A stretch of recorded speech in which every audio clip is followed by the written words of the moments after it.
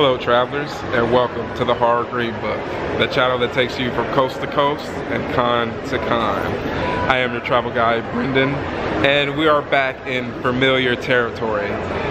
Last year I was here in Phoenix for Bad Monster Party, but this year we're back for a very familiar convention, which is the Days of the Dead convention. They are doing yet another convention here in Phoenix, so you know, they get around. They're all over the country. Last time was in Las Vegas for me, so now we're gonna do the thing in Phoenix. And they have some great people, such as the cast of Hellraiser. You're gonna get some Doug Bradley. You have the cast of Night of the Living Dead, the cast of Pet Sematary. You have so many people here, like Tyler Mane. You have Amy Still from Friday the 13th Part 2. My favorite final girl in the Friday the 13th series, and many, many more travelers. So what we're gonna do is we're gonna do the usual walk around, check out vendors, get a few cosplayers, and just get an overall vibe of the feel of all the fun that you're gonna have here at this con. So travelers, come along with me. Let's get into some spooky stuff. Travelers, check it out. Look at the amazing artwork here that is available at this vendor booth here. Oh man, so if you're someone that's addicted to sweet sugary treats and some amazing kills, some of our amazing favorites here. And man, this artwork looks fantastic, guys. Just an example of some of the unique art that you will be able to find here. And if you want something very unique to hang up on your wall, be able to check them out. And you would be able to find them right here, guys, right on Instagram, Jammin_red, and support. All right, guys, check it out. You love custom stuff that you can have, good shirts and bags and things of that nature. Check it out here, guys. Sinister Studios, and they have all their information there, what they have: tote bags, purses, candles, trucker hats, all the goodies that you can wear and represent your horror fandom with. There's some very cool stuff here, guys. Like, I love these hats, like the Haddonfield University one. Very cool. 3D layered acrylic with the black lights there. Very dope stuff, guys. If you're entertaining some guests for very nice events that's outside, there you go. Have some killer lemonade, some spiked mint juleps with some blood. All types of cool stuff. We even have some placemats there. Guys, absolutely awesome stuff here. So if you're at Days of the Dead, make sure to come check them out. But if you're not here with us, you have the QR code there where you can find them online. They're on Facebook, Instagram, TikTok. Make sure to say hello, cop some good stuff from them. Travelers, we are here at the booth of Goblin Driver, and you will remember some of their amazing items from the Days of the Dead Las Vegas video that I had earlier in the year. Very awesome. I love seeing familiar vendors from other cons because that's a great thing to see, man. They're spreading out and showing their amazing skills and artwork. So that's a very fun thing to do. I really wish I had some sort of artistic skill like this to show off, but I guess I'll just stick to vlogging, guys. I'm gonna stick to what I know. But if you want to see some of these cool items, you know, make sure to check them out again here, goblindriver.com. They have these very cool tablet and phone stands here. It's a very, very cool and decorative. It adds something unique to your desk. Like if you're someone with me that has, you know, cool, unique items, you have these cool heads here. That awesome Medusa one there. Sick, so sick. And awesome other creatures there. So if you're a fan of like Ray Harryhausen type art, you know, that cool stuff that we saw at, like, you know, Clash of the Titans and things of that nature. It's very reminds you of that very cool design. So guys, make sure to check them out. goblindriver.com. Okay, for all of my travelers that are into shoes, you know, it's kind of one of those things, you know, you notice some amazing footwear on all of the con fans here at all the conventions around the country. So it's cool to check out. Whenever I see someone with some amazing shoes or boots, I'm always like, oh, that's pretty cool. And to see that the prices aren't too bad, you know, they are really, really affordable, and they run the gambit of all types of different little things here, guys. That is so cool. Okay, travelers, so if you want to find this awesome footwear, you would contact Strange Cult, and you can find their information right here. Contact Ernie right here, and he will make sure to hook you up. Travelers, look out these very dope figures here. Man, guys. We have Michael Myers there. Of course, you got Alice Cooper. You have some of our favorites, Patrick Bateman, Hannibal, Pennywise. Gosh, look at the details. Oh, this is absolutely sick. Okay guys, if you're interested in those figures, you can make sure to check them out. Super bad action figures. They're located in California. You have all of their information there. Oh guys, super awesome, guys. I know you guys want some of this very cool stuff on your cabinets, so if you want it, go check them out right there. Gosh, check out these very cool Necronomicons here. Awesome. You could find them there and follow her on Instagram and Facebook. She also makes these very cool baby doll figures there. Awesome craftsmanship there, if you ask me. And you have some very cool leggings here as well. Of course, you know those are always going to have very cool designs, as you can see, like right here with the patterns that they have. And some of our favorite, you know, properties: Scream, Leprechaun, Nightmare on Elm Street. Hey, so if you want to make sure to check her out with Twilight leggings, and make sure to give her a nice hello and patronize her. Okay, it's not going to be a Days of the Dead if you're not going to have the opportunity to get a tattoo. And they have an artist here by the name of Carson Smith, and you can check him out right there. They have his information, which is great. And in regards to both of the artists here, and wow, guys, the prices aren't that bad in regards to what you're getting, man. Like, I've been to cons all over, and you never know how the pricing is gonna go. Like, guys, check out the thing one. 150 for that? You're kidding me. That is freaking awesome. So guys, if you're ever in the area and you want to get some dope artwork, make sure to follow them right there. There you go, guys. Disciple Tattoos right in Arizona. They're representing here at Days of the Dead, guys. They're doing some great artwork all weekend. Come check them out. But if you can't make it here, like I said, guys, Disciple Tattoos. That's right.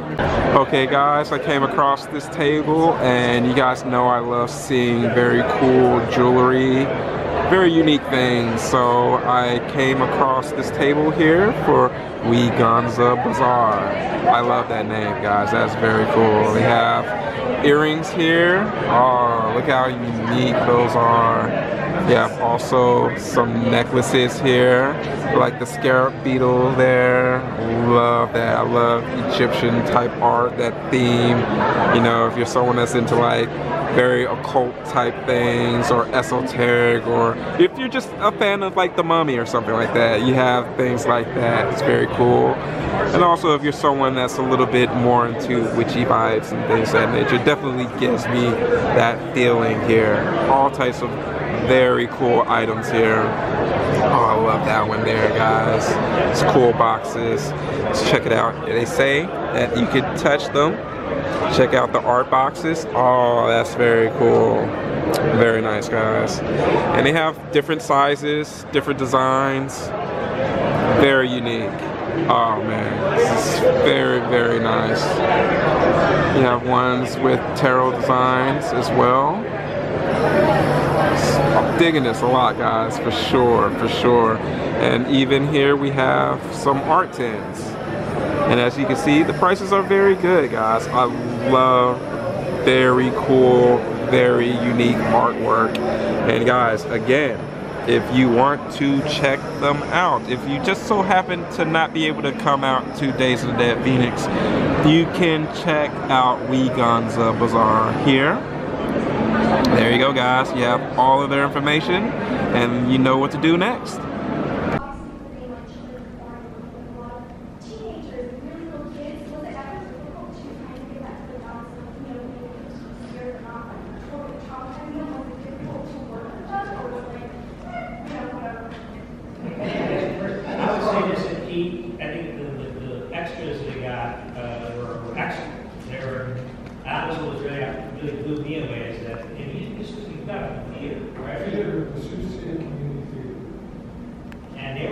They were deep in it. I mean, like, they were just all in it. And so that made it that much easier for us because it was just like we had the environment around us. They were great. They were great. So I guess, I don't know if you have to tell you, but it seemed to me that everybody was just full in. They were. I mean, you know, anecdotally, to be specific, we all remember the scene where I think it was Linda Hamilton is arrested very good on the cross, and the kids were all chatting and making noise, and then it kind of gets into a chant. It was all improvised by the whole group. I asked them to jeer and make noise and hold the weapons up and, you know, be physical and engage and be engaged over my animosity. And then they got into the program, and I thought, this is so cool. This is great for these guys to turn into. And they did. They went deep. They threw the dirt on themselves. They went into the wrestling. And even when you throw something at some kid like improv, or like that, wow, that was a great job. They just took it and ran. You know, they were really good. And I'm going to Iowa for the 40th anniversary. We do a screening in where the flagpole is for the movie. I know the guy that was my best friend from the Extras is going to be there. I've talked to him for 40 years, but I'm sure he said last time he went, several of the extras are going to be there, so that's going to be kind of wild to see all these people I haven't seen in 40 years. You know? Do you know when that's happening? Yeah, it's this month. I'm not sure which date it is. Okay. Yeah. Oh, that sounds amazing. Check it out. We just go watch the movie. Is that where? Yeah, we have a film historian. His fans follow the film. He's a huge fan of the movie. He's followed it and promotes it. And he organized this event with a man who puts on screenings of films on the sets around the country. So, we have a good work film. Yeah, he had to go to the town of the one. So a couple years ago, he did the corn thing. He's done about 3 times. Yeah. It's really cool. You're outside at the flagpole, and there's 2 people, and there are people in front, and they all dress, and it's just kind of fun. It's a whole day taking tour, seeing everything, what was there and what's there now, and the 3 or 4 towns that people will be the fun. Because it's not really one town. It's a fall, right? No, I met somebody who recently that they were involved with the putting it together. So, yeah, so the children part of the movie would be the fun. Yeah, children from the movie, and he's got all the information. We've all signed, you know, at the beginning of the film, there are the children's drawings over which are the credits. These are the cast, the director, etc., and so forth. The number 4 credit is our friend Linda Francis, the casting. So the producer still have, and I still have, a lot of the drawings. The ones we used and the ones that we just mocked up that weren't as good. So we chose the ones that we replaced. That's what we call it. We took hers, we've all signed it, and Hamilton signed it, Peter Horton signed it, it's being framed today, and it'll be auctioned off. The money will be given to the Sioux City Community Theater. Which is where you found the kids 30 years ago. So look, go to the website and you'll see it. You may have a picture up already. It's kind of cool. It's the original thing. You said you're a method actor, so are you filming, did you purposely not make lens of those people, or were you? He actually had us do that. He had me not be nice to the kids. And I don't know if Peter Horton, he told, but Peter Horton was not very nice to me, so I think he told him to. So Johnson, none of that, he had none of that going on, but I was definitely told not to be nice to the little kids, so to kind of keep them intimidated. So, but that was him. That was him doing a little method directing. Yeah. Anyone else? Yeah. You still have the party at the playground? Just wants to take a shit.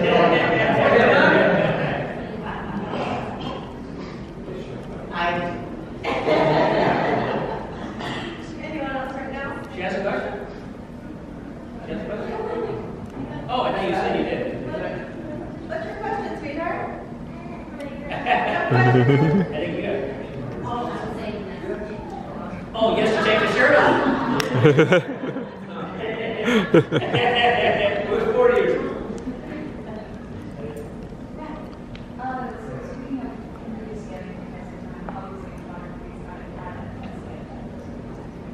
Can you speak up a little bit for me? So to bring it back to movie stand testing time. Yeah. Obviously, modern movies, haircuts haven't happened yet. Haircuts in 10, 20 years. But what do you think keeps drawing people back to these older original movies that they may not necessarily get in the modern film? That's a great question. Different scholar. Yes, exactly. No scholar, professor of Here's the deal. We are commonly interested, mutually interested in feeling those particular things. Unfamiliar. The word in the study, the critical side of films, make the familiar strength. When you can develop that, the audience will mutually accept that. And now we've bonded together. So when a film bonds people together, and that makes a community, and they talk about it, then that makes something have legs and longevity. And I think it's not just horror film. It can be any kind of rom-com, or it can be an action film, or whatnot. But to point to the other side of the scale, there's nothing in a Marvel film that bonds me to Marvel. And I don't really care about the superhero doing what they do because it's too fantastic. I don't believe it. It's my opinion. I believe walking down a dark road at night with noises that I'm not familiar with, and corn that shimmers kind of in the moonlight, and then maybe there's a voice or a weird thing. Man, my pants are wet. So you all feel that now. What's going on? How about this job? So that's I think that's what does it. When there's a mutual experience among the audience, the viewers. Yeah, I think they're just sort of relying too much on special effects and VFX and everything nowadays, and not enough story and not enough character development, right? I think that's what it is. I think it's something that I think you just, nowadays it's just, they're just making family films and tentpole films to make a lot of money, as opposed to, so it's harder. You have to search harder to find stuff that might actually move you, you know? Also, I think as so many people come up and say, I saw two, 7 years old, Very nice. and now I'm a parent, and I'm worried about my kids, and I'm locking the bedroom door. So again, it's a generational thing that as it goes on, people now and their grandkids are seeing it now. So that just reinforces it as well as being a experience. I heard many of those horror stories, I'm telling you, many. Wow. Mm. Any other questions? Yeah. So I was like, when you shot that, you lost kind of, for lack of a better word, that The mold. How did you guys do So if you didn't hear back there, the question was where the dirt goes in the movie, like how did they make that out? So, being the genius that I am. So, employees note about the cost of film. It's absolutely true. We were not given a lot of money to make the film. Being people at my business partner, making commercials, we invented creating the thing. And the film is filled with our little tricks and things. And not knowing exactly at the time I got the film what the monster was going to be and what it was going to look like, I was just worried all the time about how do I make this thing that's being spoken about and feared become physical. How do we physicalize an entity? How do we make the familiar strange? And we were literally in the cornfield or in a farmer's place during the process. And there was a tractor and there was a wheelbarrow. And I looked at the wheelbarrow and I said, that looks just like a hump if you turn it upside down. And I thought, cool. So I talked to the prop guys, the special effect guys, and I asked them to dig a ditch, like from here to that wall. That's all it was. A trench. And then build a track out of wood, like a, Ferris roller coaster track, and make it go up and down. And then let's take the wheelbarrow and turn it upside down and put it on wheels. And we'll have the tractor connected to a cable over there on pulleys, pull the wheelbarrow. And it'll go up on the track and then back down again. And we covered the ditch with tarp and put vermiculite on it. And we can just repeat that up and down all day long. Back the tractor up and wheels. And so that's the hump. That's what it is. And literally, that's it from the stage to the back of the room. Such a cool effect. It was like $25. What was the most difficult effect? Yeah. Yeah. Explosion. Tell us about that. What are the challenges in blowing that up? Hello, Dowie. This is a stupid story. You never have a stupid story. It's a big moment in the film, right? We're going to destroy the monster, right? So a lot of that goes into thinking whatnot. Talk to the people who are experts in this area, pyrotechnical people. How do we do this? Well, we finally came down to the decision we'll make a gas ball. And I said, it's got to be about a 10-story fireball. Okay, we'll make a big gas ball. Okay, how do we do this? And then we'll get 3 cameras. Let's get 4 cameras. Okay, we have different angles on the explosion. And a gas bomb primarily, in the physics of its operation, is much like the muzzle of a gun. It's a tube you dug in the ground. And you load trash bags with gasoline and then ignite them. And the tube, the cylinder, causes compression and it goes up and it mushrooms. So you're down about 10 feet, these guys love it. So, big day, freezing cold, it's awful weather. We get out there and the cameras are all set. And I had this idea that we can take the different angles. We can do it twice. 2 takes, that's why I have money for it. We can take each take from different angles and we can superimpose them on top of each other so the explosion will be bigger. Just don't move the cameras. But because it was cold, the idiots running the cameras and the drinking going on caused the cameras to shift and we got these awful shots. So we went to the animator who, for $5, made these flames. He was a big animator and he didn't want to help us in the way we came. So we got this kind of hybrid thing. Kind of didn't work, so we hope the sound will be good. And close my eyes. What could go wrong? Exactly. You're in a unit space. Yes. Forgive me if this has been asked yet, but besides Children of the Corn, do you have a favorite Stephen King story or movie? Shawshank Redemption. That's a good one. Nice, nice. No, I agree with Shawshank. Yeah. And the man made that Frank Darabont used to load crop trucks. We talked about how we got our beginnings. Frank Darabont, when I make commercials, we hire the guy, he go get the crops and drive them over to the stages. You know, that's how you do movies in Los Angeles. You start at a certain level and go around the community. The Frank is really, really well. Yeah. Awesome. And it's been more than one Stephen King. Yes. Adaptation as well. Whatever. Look at this. And I want to say there's more. I do.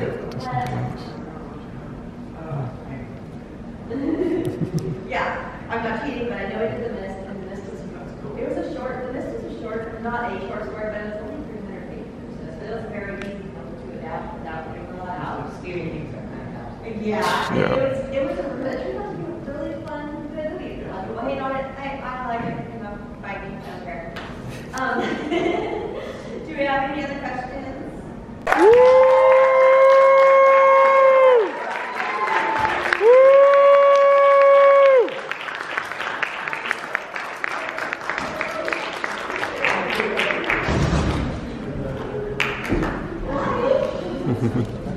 Oh my goodness. Welcome. Nice and cozy. You can hear us without these mics. Yes. Much better. I have a mic. It's inside. Yes, my mic is right here. Right? Everyone can hear me, right? Yes, yes. Loud and clear. So glad to have you back. Let's do this in Chicago. So happy you're able to be here. Thanks. Amazing. So I want to ask you guys individual questions about some other projects besides Pet Sematary. And then we'll turn it loose for the audience to ask what they want to about anything, okay? About anything? Up to them. Okay. Charge extra. Be nice, be nice. Can they pay you at the table? Sure. The IOU. All right, Miss Denise. You know that I am such a huge fan of Dolly Dearest. Do we have any Dolly Dearest fans here? A few, yeah? God, wow, it was you guys that were watching the movie. Can you talk about your experiences filming that? Oh my goodness. That was pretty cool. What a cast. Okay. Sam Bottoms. Just great. Wow, you're making me work here. Rip Torn, one of the great American, actors of theater, and probably one of the most difficult men to ever work with, ever. But he was kind to me, but he took no prisoners. I mean, you had to have your shit together to work with him. He was, he had been married. You guys know I'm giving you a little Americana theater experience. I mean, he and Geraldine Page were probably two of the great American theater actors in the 60s, if I'm not mistaken, right? I mean, the great, they had done all the New York plays. They were regarded as, the great plays, great actors of the stage, but they were crazy, They were alcoholic, crazy people, and they just burnt through a lot of stuff. But they were genius, and it was wild. I was, of course, I worked for so long, and was, such a admirer of his legacy and Geraldine's. When you start out acting, you kind of look at these women that really blazed a trail, really changed the dynamics of acting in America, and Geraldine Page definitely was one. So Dolly Dearest was just this quirky, odd little film. The director it was her first movie. She'd been a script supervisor on NYPD Blue, a great breakout television series, and she was being given a chance to direct. So it was just wonderful. And Sam Bottoms, all I did was mine his stories of Apocalypse Now. He was in one of the great American movies, Apocalypse Now, and from a storied American theater family. Joseph Bottoms, Sam Bottoms, Timothy Bottoms. We're talking, this incredible family. So it was really crazy and fun and weird, and I love that you love this movie. I hadn't seen it. I have not seen it. Now wait, I had already done Pet Sematary. Yes, of course. I'm trying to think. Well, barely. It was right after. Yeah. It was just after. So I was in full, genre horror mode. I was playing all the moms of the, nutcases out there, and so yeah, children. Yeah, with the weird, troubled children. Great mother. Great mother. Just because you died and came back. It wasn't my problem. Blame your father for that one. Or is he absent again? Absent father. Typical. Bury him and run away. Yep. Bingo. National pizza as per usual. It's my point. For those of you guys who missed it a couple years ago, and then he came on stage with a plate of pizza, and so now it's tradition. That's a good thing. It's a thing. I never had time to He's still eating it. He's always taking bites of it, but it never goes away. This is what I've seen for 10 years. It keeps growing It's back. like movie food, right? It just doesn't go anywhere. Well, there's never really time to eat at the table. Never, It's always never. so busy, so it kind of works out. Well, I'm that's just trying to be efficient. Well, honestly, that's what people need to understand. Because someone actually left a really rude comment on YouTube on that channel. Because of my eating pizza? Yes, and I'm like, yo, I said that. And it's like, they have to be at their table for sometimes 8 or 10 hours at a time with barely any breaks. And they're people too. And they're hungry. And they need the chance to go eat. And this is when you can find a chance to get a slice of pizza real quick. Haters make me famous. I appreciate that comment. I didn't delete it, I just commented on it. No, I never saw it. I gotta go look for it. Right. Curious. I don't know, maybe after that response they might have been you, but sometimes that happens Whatever. too. Anyhow, I would love to know about some of the challenges and how to be prepared for the goal of playing a non-verbal autistic preteen in Baywatch. They made one match. It was quite a role for you though. She's good with the deep cuts. She likes to throw the curveball. It's just like. Okay, yeah. So because of Mercury Rising, I studied. I played an autistic character in Mercury Rising, and worked really hard on that character, using the other preparing and learning about autism, and trying to build the character, embody it. During filming of Mercury Rising, that was just for the audition process. And then once it was booked, the production company kind of linked us up with this doctor out of Chicago where we filmed. He was world-renowned in autism, and there was a school there. And I worked with him and went to school. Kind of like worked on a character, bringing in different elements of the different kids that went to that school. And then for a month, we worked on it. And by the end, I was like going to school every day with the kids, like in the classroom, and just trying to make sure the character was out. And then I forget how long, maybe not too long after, Baywatch reached out for a lifeguard scene. Carol Anderson's lover. Yeah, she was like, I want it so bad. Sex tape. Yeah, and then we used AI.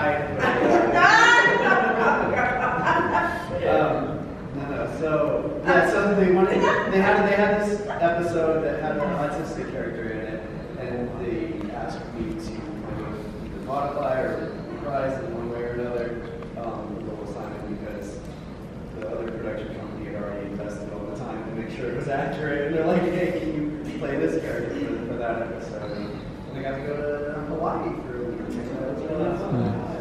Yeah, for sure. Yeah. Good question. Okay, Brad. You know, part of me says I should really ask about Annabelle situation, but my part and my little nerdy part, I've already hit Denise on this before, wants to know about diagnosis murder. Diagnosis of murder. Wow. Yeah, that was great. That was great. Do any of you remember Diagnosis Murder? I did too. 2 episodes Denise did. Oh, yeah, Dick Van Dyke. Oh my goodness. I mean, it was like working with this icon, and I like, for the first day on the shoot, I was just flabbergasted that I was, that I was working with Dick Van Dyke, and I couldn't even talk to him because I was like, blah, blah, blah, blah, right?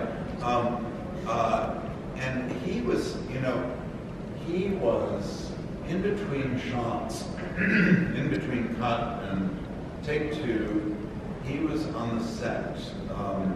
He was reciting Shakespeare, and I never realized what a beautiful voice he has, because he never shows off his voice in all of his movies and his on the Big Van Dyke Show and all of that. He never shows at all. Yeah, so he was doing Henry V on the set of Diagnosis Murder. And then we had a big conversation because I know that he had been at Stan Laurel's funeral of Laurel and Hardy, right? And we talked about Stan Laurel and Charlie Chaplin and all of those great comedians. I know this is kind of part of where I started with all this. I read, when I was a teenager, I read so many books, and I would go to see every silent movie I could. Like I would go to these big theaters where there were screenings, and I would like sit in libraries where it never even gets dark enough to watch a black and white film. I would be there and watch it. And there's one guy in the back who's going, you know. So we talked a great deal about that, you know, because this was a common interest of both of ours, and that was just priceless for me. It was absolutely priceless, you know. And I asked him if he had ever met Chaplin, and he said no. I never met Charlie Chaplin, but he said, when I was on Broadway, before I had done any films, apparently Chaplin had seen him in this Broadway show, I don't even know what it was, and had written a letter to somebody in Hollywood saying, this young man is a great comedian to hire. But I'm not sure how that whole, and then that was shortly after that, they found out Hollywood and so anyway, that's, you know, I haven't talked about what I did on the thing because it's kind of inconsequential. And somebody like Van Dyke, I mean, it's like, Yeah. I think I played an aerobics instructor. And then the first time you were a director or a producer Really? of a medical show. Oh, God. And then people just started off with it. On my medical show. You know way more about me than I know No, about I myself. know way more about Diagnosis Murder. Yeah. There's a difference. You know, but speaking of Dick Van Dyke, you know, he loves Halloween more than anything. I mean, just because we're at Days of the Dead, I just have to throw that out. He goes all out for Halloween. His home, he lives in Malibu, you know, on the beach, and he tricks out his house. Do you know that? Do you know about that? Okay, because you're nodding your head. I thought maybe you'd read. So, I mean, this is his, like, Christmas on steroids. Yeah, he just goes nuts. And I always wanted to go out there and, like, try to find it, you know. Yeah. Find like the Calvin Griswold house, right? That's the one, that's it. Yeah, that's Dick's house. Yes. But you know, I mean, we were on set and we were working, and he was very happy to talk. He was telling me stories for hours about people, mostly about Stan Laurel and Laurel and working with Stan Laurel, and that's what led to Chaplin. Stan Laurel was Charlie Chaplin's understudy in the theater before either of them had made films. And and he took this time and he was telling me all sorts of things. And he didn't have to do that. He could have, you know, cut it short because he has to prep for the next thing and whatnot, you know. But he didn't. He was so generous and so pleasant. So kind. Yes. Really absolutely. kind. Yeah. So that's my story. Nobody has ever asked me. Phew. All I can say is phew, because I've done something to the very embarrassing. Need to be asked. Need to be questioned. All right, Andy. Okay, we're gonna stump you, right? I mean, not necessarily. You don't have a very extensive film. No, I do not. Booth Steel's the only thing I found. Exactly, right, that's it. But I'm a big theater nerd. We just talked about it a little Okay. bit, right? In fact, he doesn't know this that much. One of my theater mentors is right there in the second row here. He doesn't know he was my mentor, but I used to watch him and try to learn from everything that he was doing when we were in the theater together, right? So he's here and it's so exciting. Anyway, you're a big theater guy and you've done a lot of theater. Right? Yes, I can. Can you tell us a memorable story from a favorite memorable story from a play or musical or whatever you've done? Jeez, they were all mostly plays. A memorable story. Oh my God, we gotta get more specific than that. Let me think. Andrew has told me all of his memories. Do you remember any of that? Here's my memories. When we met each other, it was in the makeup trailer, right? Yes. On Pet Cemetery up in Maine, and I come in and he's like got this thing on his body and all that, and he's in the middle of being made up, and we just started talking, and we were talking about New York theater. Yeah. Right? Yeah. Talking all about, you know. You were also comforting me because I was scared shitless. I didn't know that, but we like hit it off on talking about what was. You were in New York at that time. Yes. Have you seen this? Have you seen that? Is this any good? Is that any good? You know. That was. Yeah. And we still, when we're together, when we're not signing autographs and stuff, we're like, so because I'm always like, what about that line? That line that the audience has. How did you handle that, right? All this little minutia that nobody else is going to be interested in. That's amazing. And we're always talking about theater, constantly, right? Yeah. That's why I love talking to you. Yeah. Because actually, what Andrew did was kind of that was what I had imagined for myself. I went to New York from Virginia, and my goal was to audition for everything that I could in New York so that I could learn how to audition, and then I would go to a place, a smaller market like Minneapolis, to a theater, and I thought I would have to do it a year. That was the plan. But like 1 year and 8 months into my 2-year stay in New York, I started filming. Darn. Yeah. But so I had to go with that. Really shocking. Yeah. But we've always had this bond. And it's lasted all these years. Amazing, right? Right. I'm his ventriloquist. You mentioned that you were in the makeup trailer getting made up to New York Creek, scary Zelda. Yeah. You were scared shitless, but you were scared shitless. I was First. Yes. Can you tell us about that process of being scared in the makeup? Like, what happened? Why were you scared? Well, it was like a cumulative effect because I think it was shot in Maine, right? The movie, and it was the last 2 days of shooting where when I showed up, and I remember having to borrow money in a cab to get a cab to the airport because I had no idea how to get to the airport in New York. And I was sleeping on my brother's couch and like living that kind of life. And like so I got to Maine and they drove me around, and it was really my first experience of doing film. So I was pretty scared. I didn't know what the process was like. And so what you see on the film is my own terror kind of coming out.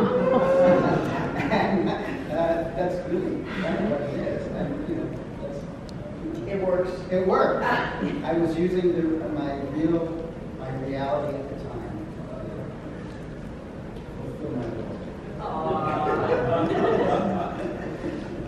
Do we have any audience questions? In the back. How does it feel being the first person to kill, what's his name on screen? Talking about Frozen Monster? Yeah.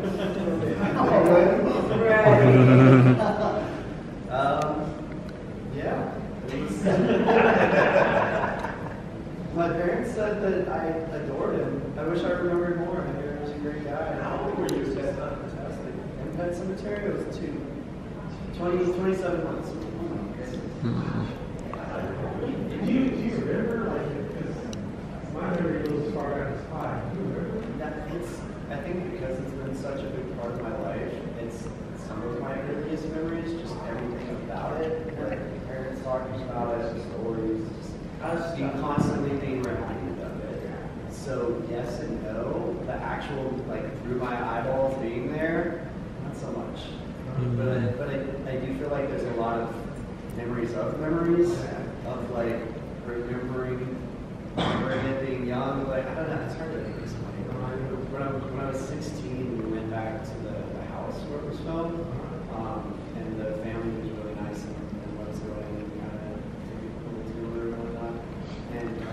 couldn't tell you where anything was, like, by memory, but I would walk through a doorway and everything would be immediately familiar. Would be like, oh, this is that room. I've been in this room. I've been in that room. I've been in all these rooms. So that was filmed in a real house, like the inside, Yeah. it was the real interiors, it wasn't a set. Greenhouse. Not at all. Yeah, was it next door? There was another house, and a facade was built so that they could burn it to be Judd's house. But Judd's house, as in the book, was across the street. Yes, They found that. Like location. that's It's not weird. even done ever. on the desolate road. Yes, on a road that, was exactly what is in the book. Which leads me to ask, what inspired all of you guys to be a part of this project? What was it about Pet Cemetery? And was it the creators behind it, or the story, obviously? They paid. They paid us. We were a job. We needed a job. Oh my God, we're so lucky. We got a job, acting job. Yeah, we had no. They didn't approach us, we approached them. But that was during the writer's strike. Yeah, nobody was working. Yeah, 1988 writer's strike. Wow, I can't, for me, I knew the director because I had done some music videos with her. And she came out of that discipline. They were, in the 80s, they were plucking a lot of music directors, music video directors, excuse me. And so she and I we were friends, but I had to test, I had to do a screen test, Paramount to get the role. It was me and Rebecca DeMornay. And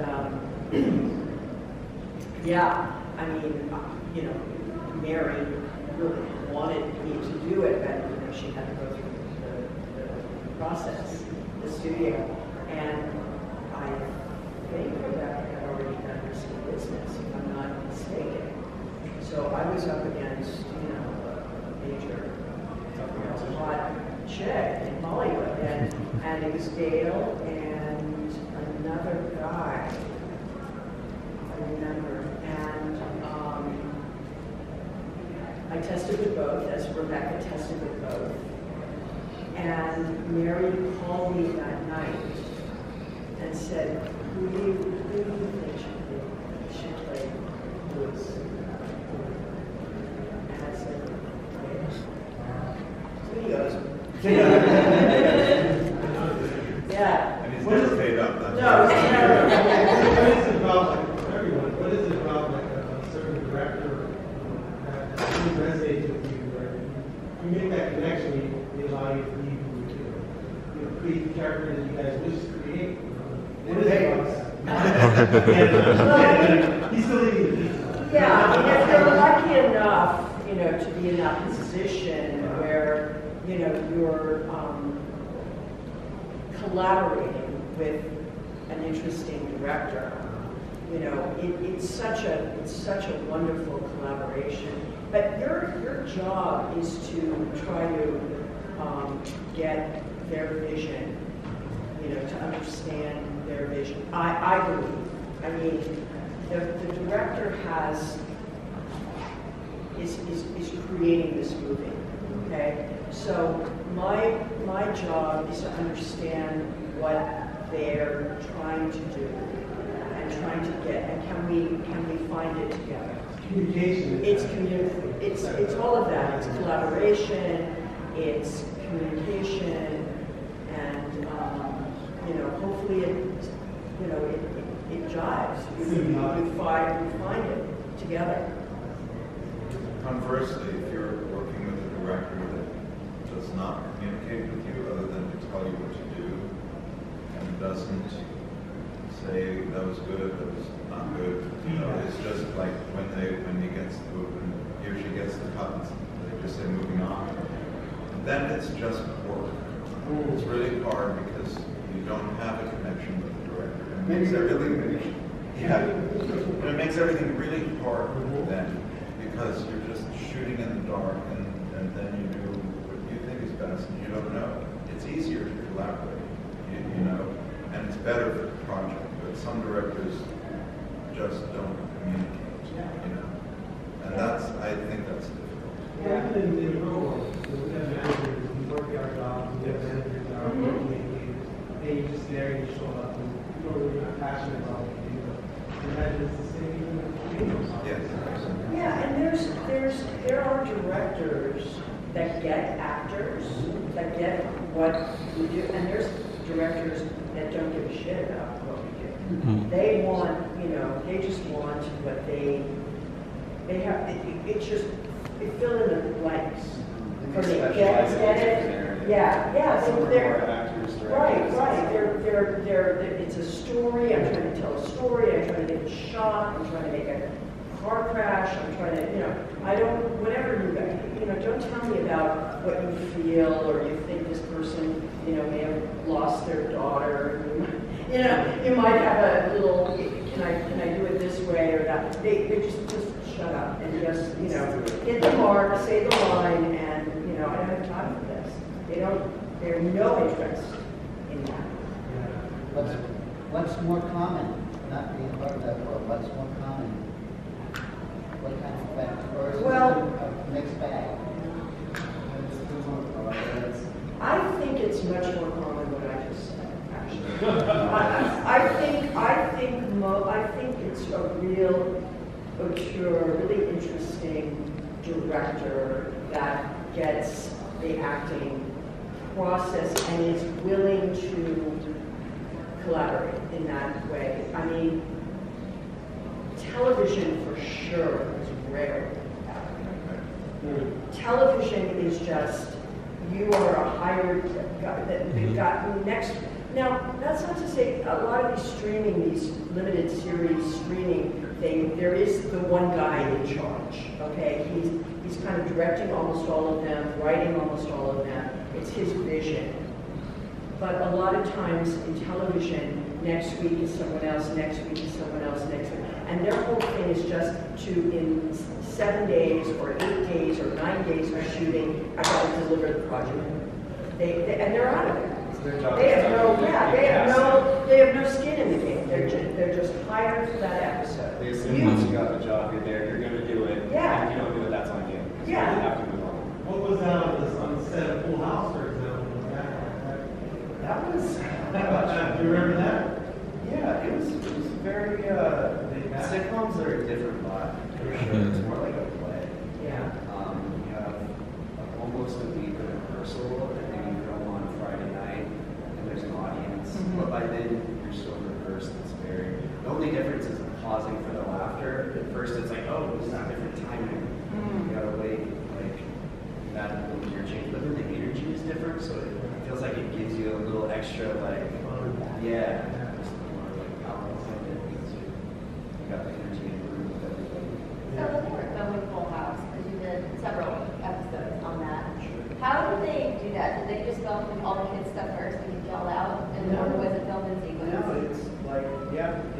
It's filmed in sequence. I'm trying to remember if there was a reason why it ever filmed. I mean, if there was like a rare shot that wasn't on the studio, or just like like sort of like a soccer field. Yeah. So there's a lot of scenes that are cut, different films, like exactly. But yeah, for the most part, it's kind of laid out like a play. Yeah. It's probably not quite as entertaining for the audience, to be honest, because they do multiple takes. It's like, okay, now we're gonna do that one scene. Yeah, so you see the same scene in the sitcom 4 or 5 times, and then there's a break, and they have a guy in the audience who's kind of like a comedian. He just kind of keeps the energy up, and like do crowd work, and kind of riff, and they'll have a little, oh, here's facts about the show, to keep the audience's energy up while they reset all the cameras, wardrobe changes, whatever else. Switch the lights. It's like a big room. The cameras can slide and move on the floor, and there's different. It's like there's one on the fourth wall isn't there. Modern sitcoms are more shot tradition there. They don't do the 3 camera stuff as mentioned for the audience. They're still called sitcoms, but back in the day, that's always how they work. 3 cameras, yeah. Because it's always that one wall that's open. And so you can just pan, and then it's like there's the New York Street, there's the bedroom, and it's just all one big strip essentially. And then usually they'll have one set that's like there's an episode that they built in like the living room. It's always there. Saves. So they'll turn the lights down and they'll turn the lights up on the other and reset. And then you go through it again 3, 4, 5 times. Sometimes if you mess up in the middle, they'll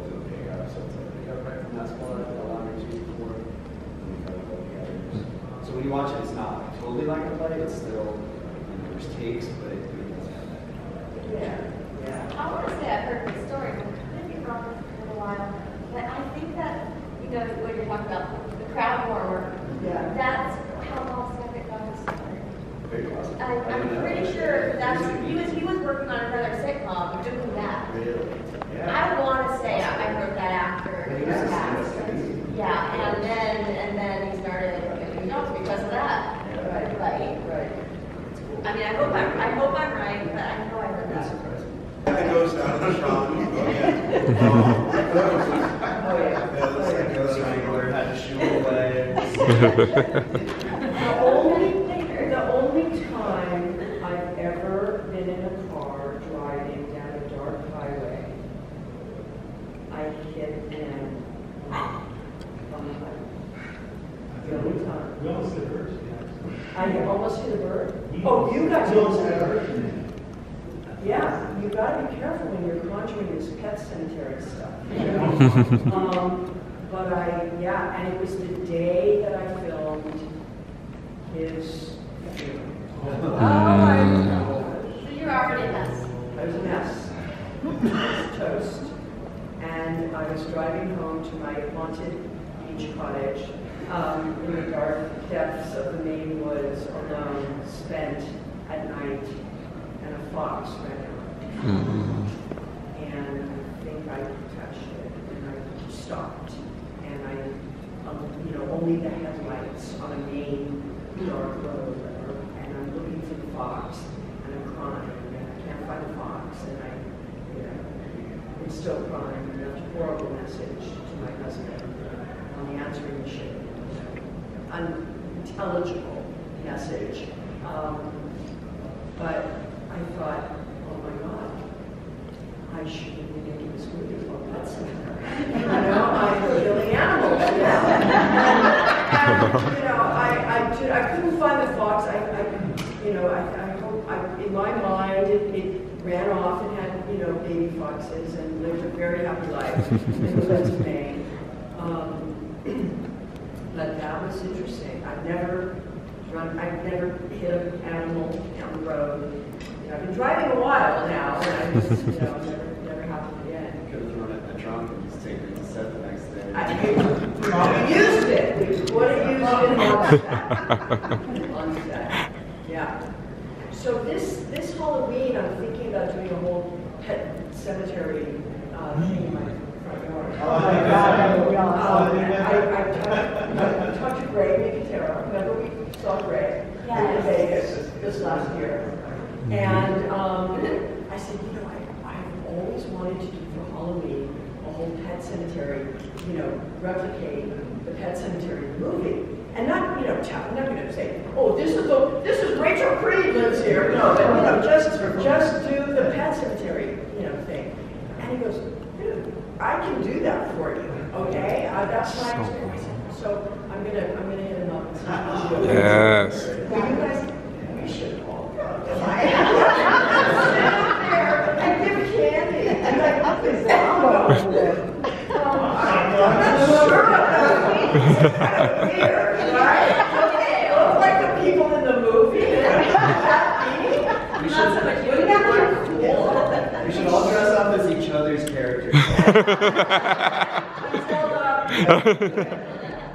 Let's go. Well, I guess that means I think that would be so cool. Just like not seeing anything, but we're all there at my house. Do you get a lot of trick-or-treaters at your house? No, I mean, it depends on the how many, different generations, different, it depends how many kids are, on the street at any given time. Like they're all grown, like my son and all his buddies are now like 26, so, no one, but that was a whole group of little kids, so we got a lot. But now I don't know what this next brood looks like, so, yeah, the next gen. Another question. Yeah. All of you guys were kind of died twice. Hit by a truck, then later set on fire. Alex, you're old enough to understand that the room you have to do the 18 set on fire. Fucked Oh, cool. No, yeah, it's super dark. I think it ends the way it needs to.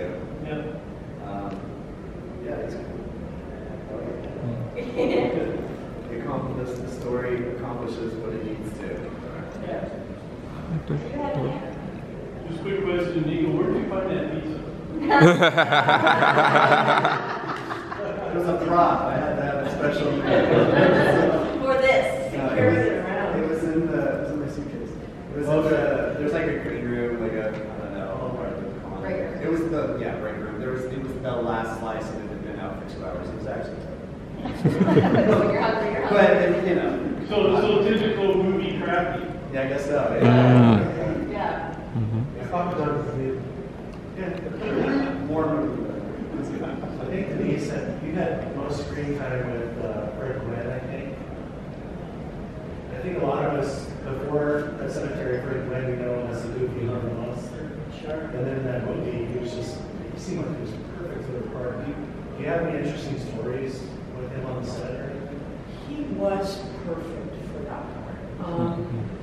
It was just a pleasure to get to be in Maine with him 2 weeks prior to shooting. Before shooting. Oh my God. I mean, that's a really difficult accent to do. Really difficult. And, he just was this gentle soul, this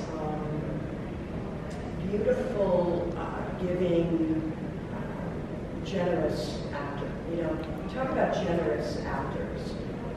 There are actors, some actors they only care about themselves. That's all they care about.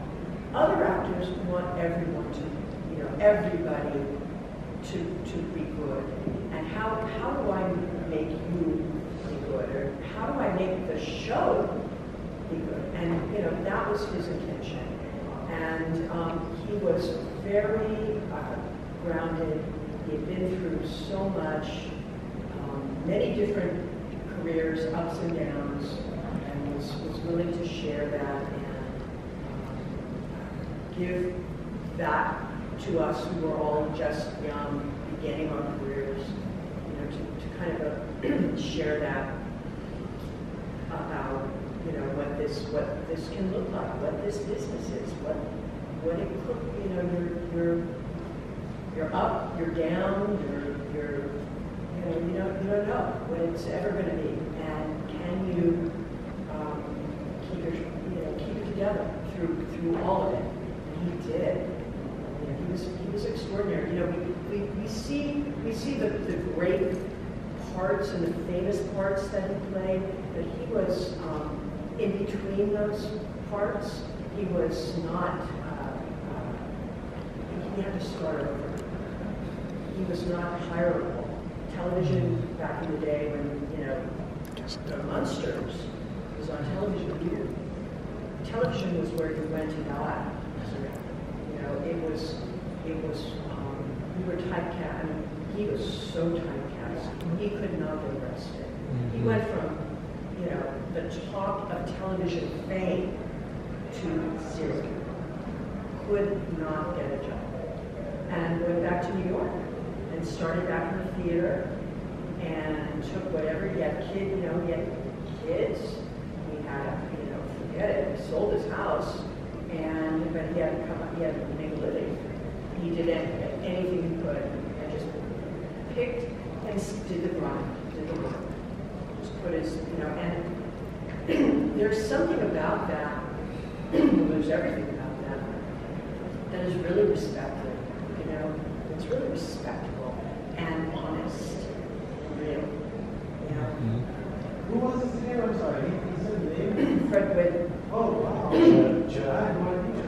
Yeah. Nor does any. I mean, but he shared that, and I think he shared that in a way to be able to let us know that was. That's what this is. That's what this life as an actor is. It's not fame, it's not money, it's not stardom, it's work. You just work. Just do the work. It reminds me of WWE, for example, the wrestling. Yeah. when you have a heel, Yeah. when you have a baby face, right? Good guy, bad guy. And these wrestlers, they wrestle for the audience, where if one wrestler is really better than another wrestler, they'll make the other guy look better. Right. Because they're selling it to the audience. Right.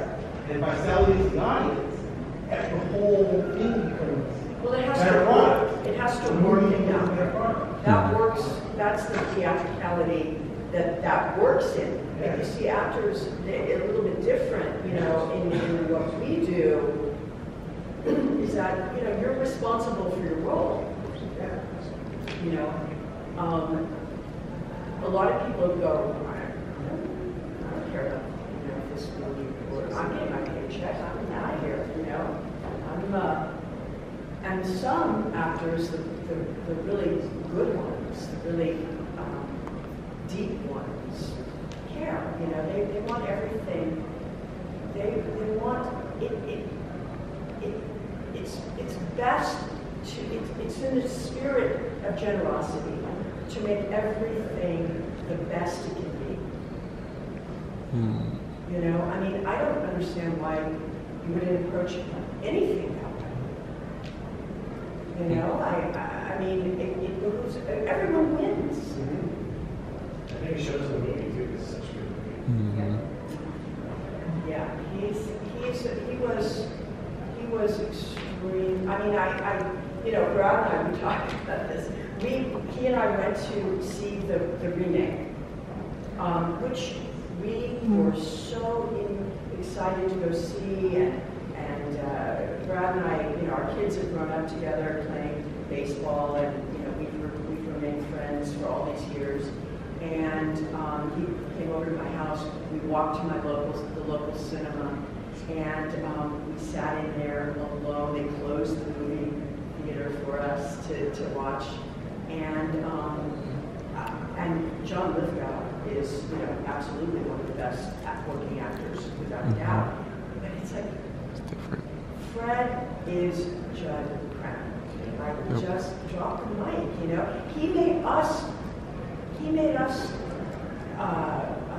elevated us. He raised the bar. When I sat in that room for 2 weeks and read that script with Stephen King and Mary, the director, and Judd walked in going, oh yeah, I can't even do the accent, oh, fine me, whatever the hell he does. I went, okay, oh God, okay. I better really know what I'm doing. Fred was Judd, to a T. Yeah. As written in the novel. And that's why it was so amazing. Yeah. It's whatever. Yeah, it's like you manifested this character. He embodied it so well. I remember, when the baby goes running, and he swoops and, oh, you better run, on the road, whatever he says. And I go, oh, thank you. And it was just, my God, there was no, I didn't feel I was acting. Yeah. I was like, we were on this one, because the house is over there, the Creed house is over there, this is no set. It was like out of the book. Crazy.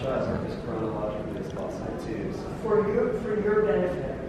So this is how brilliant she was, and how brave she was, because and I don't mean, I hope I'm not talking too much.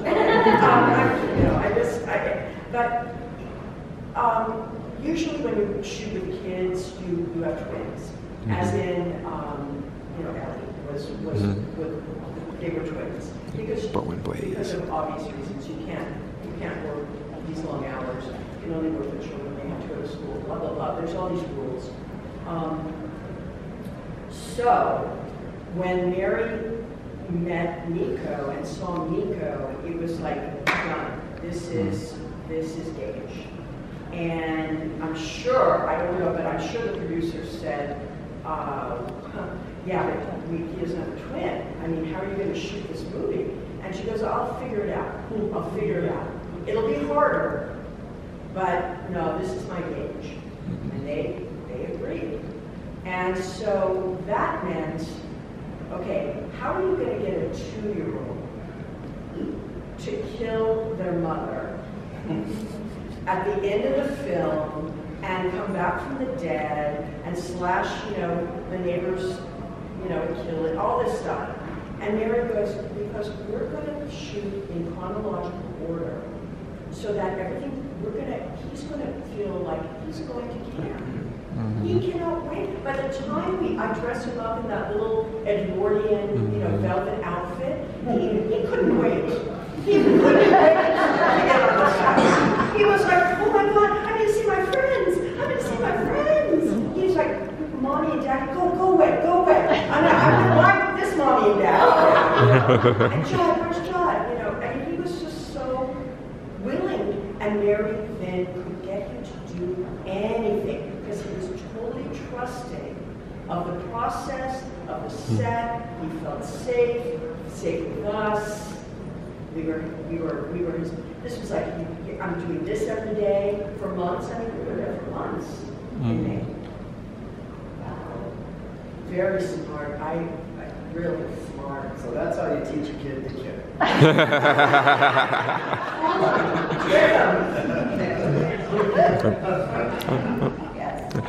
Okay, Andy talked about this earlier, but this is for everyone also. All of you were under makeup in regards to the film. Even Miko was under a little bit of makeup in regards to his role, but I doubt he really remembers anything. So Denise and Brad, how was your experience under the makeup? How long did it take for those particular effects for you both? For me, it depended on what makeup we were doing, because there were 3 different versions of me, depending on where we were chronologically in the movie. At the beginning, I'm not as veiny, and at the end, I'm very veiny. So we had 3 different looks for that, right? And those veins were all hand painted. We shot every time they made us up. So for me, it was an average of 4 hours in the makeup chair, but if it was only going to be a close-up, they could get that done in 3 hours. If it was legs and everything, it could take 5 hours. And then it was 2 hours to get it all off. And when we were shooting, see, the problem is I had this glove that had to glisten, and it was on my hands, I couldn't touch anything. Because anything that I touched would get the blood on my finger. And I couldn't, like, if I had an itch, I couldn't just do that. They gave me a chopstick. The worst part was in the scenes where we were, like, I was leading Lewis out to the pet cemetery. That was shot just after dusk, so it was dark and mosquitoes were still out. And the skull cap I had on, because, you bend your neck like this, there was a little bit of a wrinkle in the back, and those mosquitoes crawl in there, go right up to the top of my head and start biting. Go to town. All I could do was like, oh my God. That skull, that brain piece, so poke my brain with the chopsticks, itching so bad. Right? So that was difficult. But the other thing that was difficult is I had one cloudy contact lens, so I couldn't really see much out of that eye, which meant I couldn't see distance. But I had to walk down that path. That path was not smooth. It wasn't rocky. That. It was like, so knowing that this is what we were going to have to do, before we started shooting, I just walked that path over and over and over for about an hour, learning every step. So that when I was walking, I knew, okay, take 2 steps and then you're going to go down a hill, and then move to the right because there's a hole, then move to the left, and then it's smooth. I memorized it because I couldn't see it, right? I couldn't really connect my feet anyway. So there were a lot of difficulties with it, but you know, the time in the makeup chair was actually great because David Anderson and his assistant John Blake were such fun people. We had a great time. And sometimes I would sleep, you know, but wearing the makeup was hard because I couldn't take my hands and do this. Yes, not even like that because there's blood back there too. So I had to be like this, right, the whole time.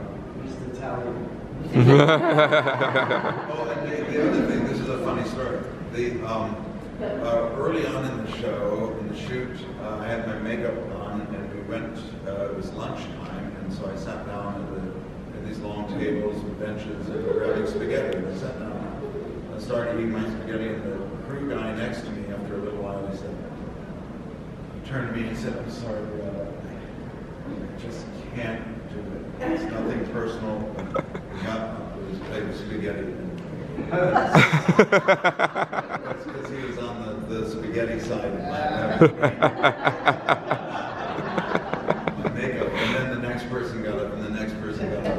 And then I realized, oh yeah, I guess it's pretty awful to look at this while you're eating spaghetti. So then I didn't eat lunch with the crew anymore. I just went to my trailer. I didn't want to be known for chasing everyone away from the lunch. Because do you know anything about your makeup process? You've been told third party about it? Yeah, they didn't want it to be too extensive because I thought women's synthesis go that long, and the ratings too were more sensitive than people advocate too much. I weirdly, I don't know if this is a false memory or what, but I remember talking about it, but not the actual memory. It was cold. I remember it being like the scar. It was very cold, and that was like jarring. But it, you know, it was fine. They didn't do that as much as they could. I think Gage would have been limping around a lot more. Chunks and Do you remember getting your hair bleached? No, well, my hair was long. When I was born, my hair was weird. The baby when I was born was jet black. And then my mom said it was like a switch, that it just started growing in blonde. And it looked like, she said it looked like she had bleached the tips black. Because it switched to blonde. And then it slowly faded to look like a brownish. Now it's kind of falling. It's been a journey. Right? So your makeup was pretty icky. Oh, Can we talk yes. about this before I let you go? So my makeup took a good 4.5 hours. You know, and I was in the trailer with the guys, and I remember being, you know, because I had one eye completely obviously covered, so they walked me to the set, and to bring me to Mary, she had never seen me, and Mary just went, "Oh my God, I'm sorry, I can't look at you. I can't look at you like that. Oh God, it's freaking me out. Mary, you gotta look at me. You're directing me immediately, okay? You gotta look, Mary, look." And she goes, "Oh my God, it's completely freaking me out." So it was amazing. And we shot the scene, and we wrapped up, and we went back to LA, and then I get this call, and we have to reshoot it. They want it even gorier, which is, I've never heard. Usually they want you to take it down a notch, but they wanted it, you know, more gory. So they wanted more ooze and pus coming out of my eyeball into Gail's mouth, and you know, it was just like, come on. So I had to do. They on a Paramount soundstage, you know, just redid the exact set of our kitchen, and went back and shot it one more time. Oh my God, no. Yeah. Months later.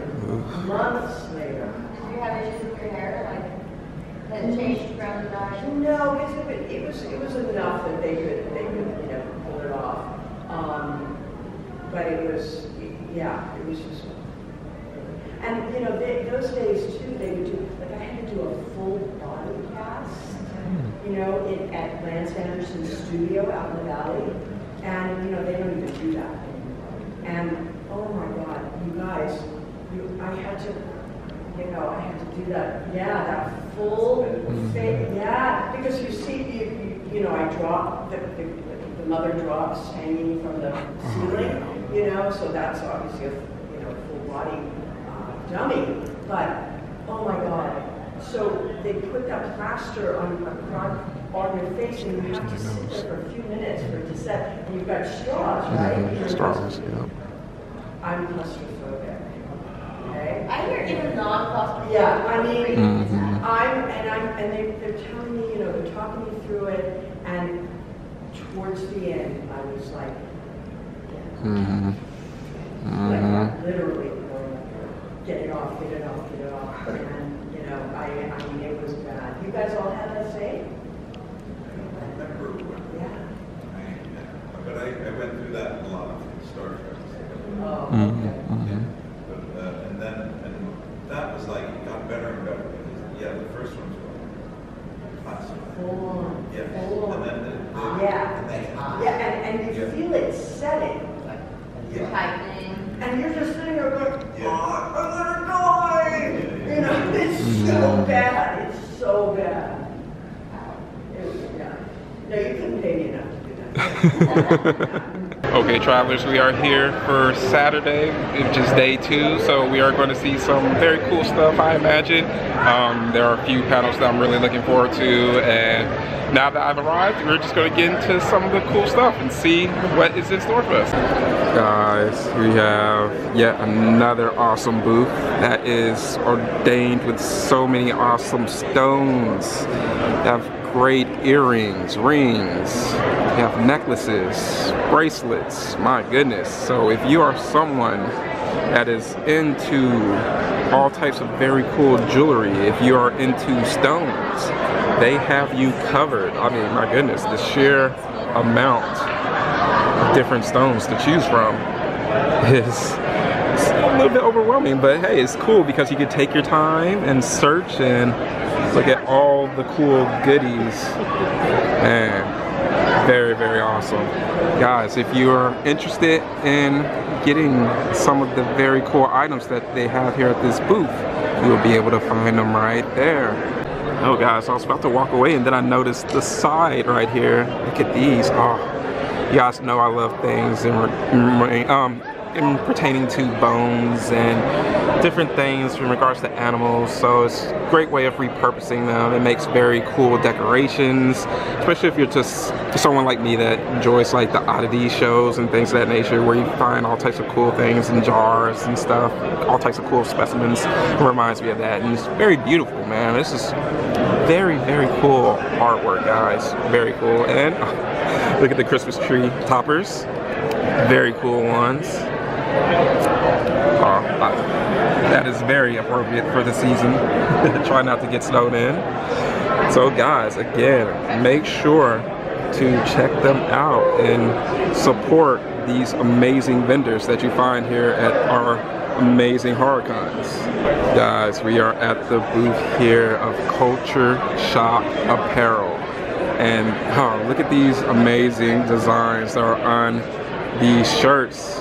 Man, very cool. I spoke with the owner of the business and he designs all of these. These designs are unique, based on his imagination. He puts these together and he screen prints them himself. This is pretty much a one-stop shop. He gets very cool things. And you guys know I'm a sucker for things that are like glow in the dark. Like, check it out. Glows here. Sick. That's very cool. As you see, like the ones here. Nice, guys. Very chill. I love all the cool other items that they have here, like this cool little key light where you cast your shadow. Those are very cool, awesome ones. Other little things they has here to check out. But guys, if you want more information in regards to Culture Shock Apparel, you know what to do. Go ahead and pause the video. You can find them there on Instagram, Facebook, and the internets. Oh gosh, like check out the size of these coffins here. I am at the booth of Blackened Art. Guys, they have all types of very cool items in store for us. Like check out that Wendy Torrance one. Guys, so sick. And check out the attention to detail. You have the dartboards. Oh, that is so sick. Like I could definitely see that in a man cave. All of our favorite characters. Very, very unique, man. I absolutely love it. So, travelers, if you're looking for some unique pieces to add to your horror cave, make sure to check them out, guys. It is Blackened Art. And let's wait for it to focus. There you go, guys. You can check them out right there. They are based in New Mexico, so make sure to support them. Blackened Art. Charlie McDowell is a very talented director. Just did a film with Very Close. What was it like working with the late Water? Well, David was a friend of mine from Stratford, way in 1963. We were good friends, although he was, playing Hammond at a very young age, 21. He was the sort of Beatles. He wasn't the traditional, Shakespearean kind of actor, glummy, loud, and imposing. He was all dead quick, you could catch it, that kind of thing. And so, he was very popular, strange guy, he was a weird kind of loner, and for some reason, he and I got on from the moment I met him. And I was playing small parts. He was Hamlet. So, I'll tell a story. He used to laugh. If he came out of the stage door, there'd be like loads of girls screaming, waiting at him. And I'd say, what's wrong with you? Excuse me, darling, that's no you. This is the water I'd like to have a drink. Look, is this your friend? Yes, both of you. Let's have a fun, or whatever it was. It was all very innocent in that day and age, of course. But, so he used to call me his wingman, which is a fairly accurate description. But, and then, he was the first person to introduce me to the Beach Boys and Pet Sounds. So I remember that, because that was a real moment in one's life. It was Pet Sounds. Very influential album. It was kind of, people didn't know the Beach Boys so much anymore. It was all Beatles, Stones, the Kings, this and that. So they were Beach Boys were doing something else. I really loved it. He's the one that said, listen to this. Yeah. And he was a dear guy. So we've known each other. And then he was cast in town at the time, and that was fantastic. But he was the last throes of his alcoholism. And he cleaned up straight afterwards. I didn't really know this, maybe just dated, and he was fantastic. But come night shoots, that's where I got it. I love the great guy. Very much a part of my history. And an incredible actor. So much better than the film parts he played. You watch him on stage, you never watched anybody else. It was that charismatic. Well, look at the guy, look at the way he looked. He was like a long drink of water. And hunched, gangly, and floppy walk. And he was absolutely mesmerized. I thought he was one of the greatest. Very underestimated, actually. know his memory went towards, you know, the last few years and stuff. Hey, who's that? But, which was stopping him from doing more. But he was just looking at it. I think I've covered that fairly comprehensively. All right, this is a horror convention. Can we talk about action film? Yeah.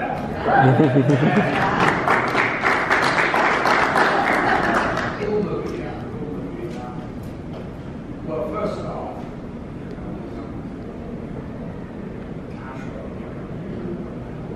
she was considered, I think, the most beautiful woman on the planet. How ridiculous is that? But, you know, it sells magazines. There was a picture of her with a python, which was like the Farrah Fawcett shot. And when I heard that they were working with her, I was delighted because she's so beautiful. She's also a very good actress. I've seen her in tests. And what she did with Roman Blacks, that wasn't the only thing she did with Roman she was a very beautiful girl. Now, she started having this thing with the director, big mistake, and halfway through, came into my restaurant and said, I can't stand it. I went, what? Because I'm looking to you to help me. I went, don't even bother. I'm not getting involved. You make your bed, your life. You started this thing with him, and of course, it's never a good idea. You know, now, and so she hated the film from here on in, which was a shame because she was wonderful. Now, you know, it's kind of sort of weird time. I think it was on that film, John Belushi. That character sent a tremor through Hollywood. So weird things like that. But, you know, Schrader's really, I liked it. I liked it a lot. He did a really good job. And it's kind of I'll tell you a funny story. I was doing a movie in Rome. We were all staying at the Sheraton. It was about, I was playing the person the water or something. And we had all this cast of, you know, big, broody guys, like these guys. Big, Tex, what's that Tex, you know the guy, what's his name? He was the boxer. Tex Cobb? Thank you. Tex Cobb, who I think went the full distance with the world champion, who was Larry Holmes at the time, which was pretty much something. And I went, you went all the way with Larry Holmes. So, yeah. What's so great about you, Tex? Is that jab? I go, just how big is that jab? He goes, hold the phone. So I was holding the phone from Rome. It was like this. And he went, oh! And I went,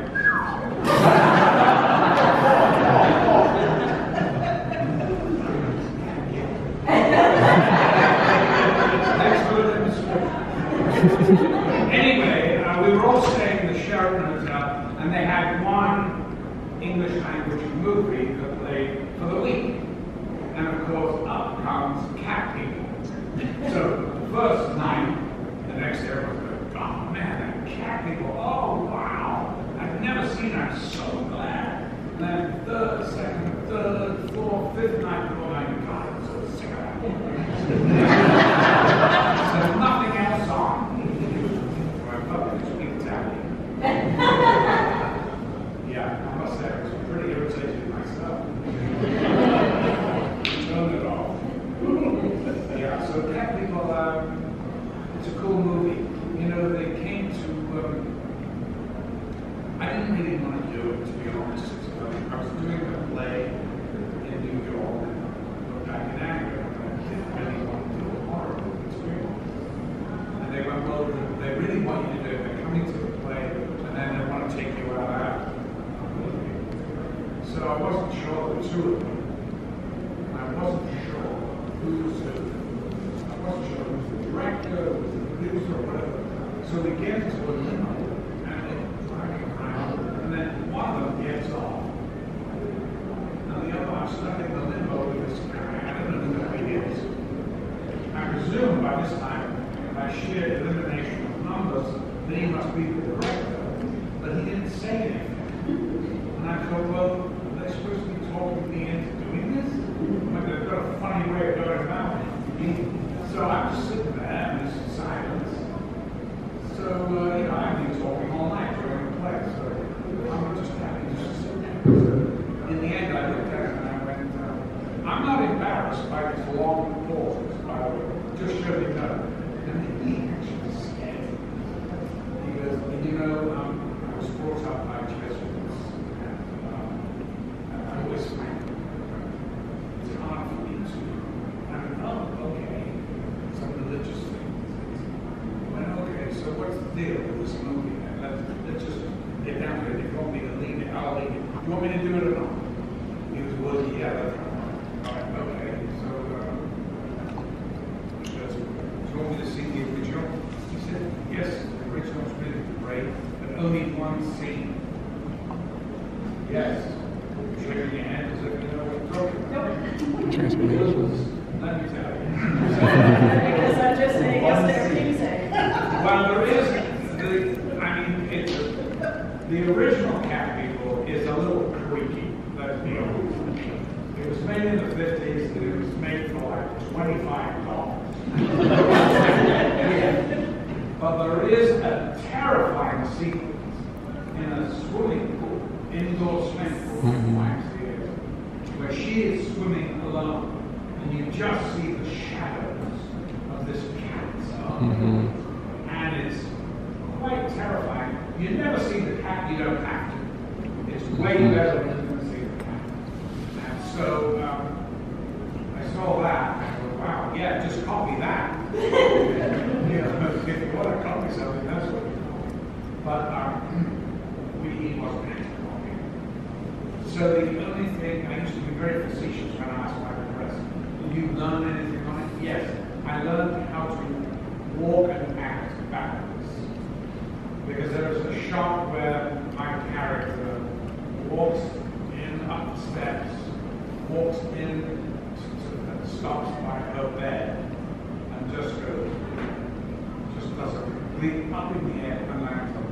So I start off on the thing, jump back down, and walk backwards through the door, down the hallway, backward, down the steps, and then they reverse it. So it looks kind of stealthy and a little weird. Because I'm walking backwards, so it's not my usual gait. And then suddenly, hands up, magic of the music, and it didn't cost a no green screen, there are no computers, no. Just very simple, which is what they used to do in the old days, and it worked. Yeah. Okay, it's time for the intelligent questions. You guys better make it good. Yes. So, you're very known for your face. But, I would even say more so you're known for your voice. Between Metalocalypse, Castlevania, Bolt, what's one of your favorite things you've lent your voice to? You know, people want to hear what favorite. I have my favorites.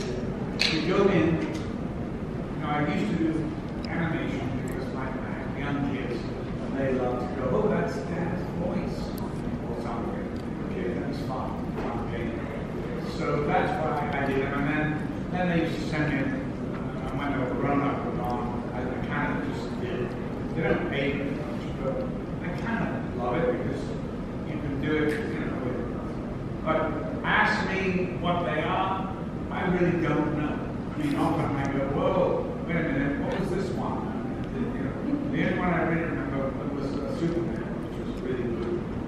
We had a very good director on that. And I did Phineas and Ferb. And I did that because my kids loved that show. So when they wanted to know Grandpa, yeah. I think they even made it from Liverpool. I'm not even sure. It was kind of cute. So. But I do love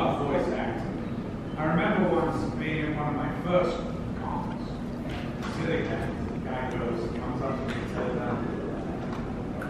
do you have any Fallout 3? And I went, what? Fallout 3. I went, Fallout 3? What are you talking about? I've never been in a movie Fallout 3. He goes, yeah, you have. I mean, absolutely not. If I was in 3, I'd be in 1 and 2. I don't remember Fallout. He goes, I went, absolutely, you're getting me mixed up with somebody else. Probably John Miller. He goes off. Exactly the thing. Now he comes back with the box. And I looked at him and went, oh, that's what I mean.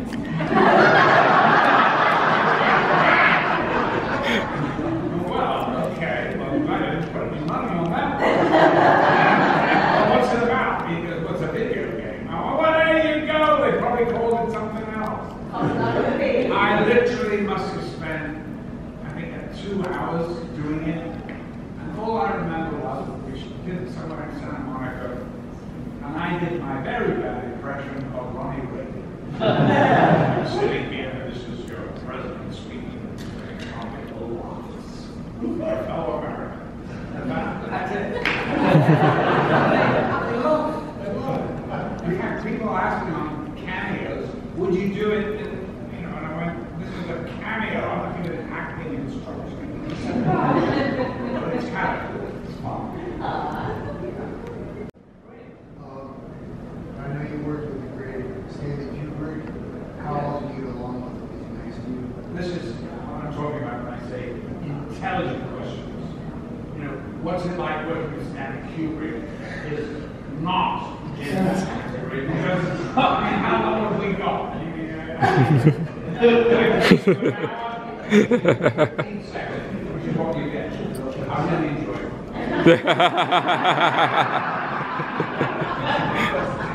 The guy is, look at the work.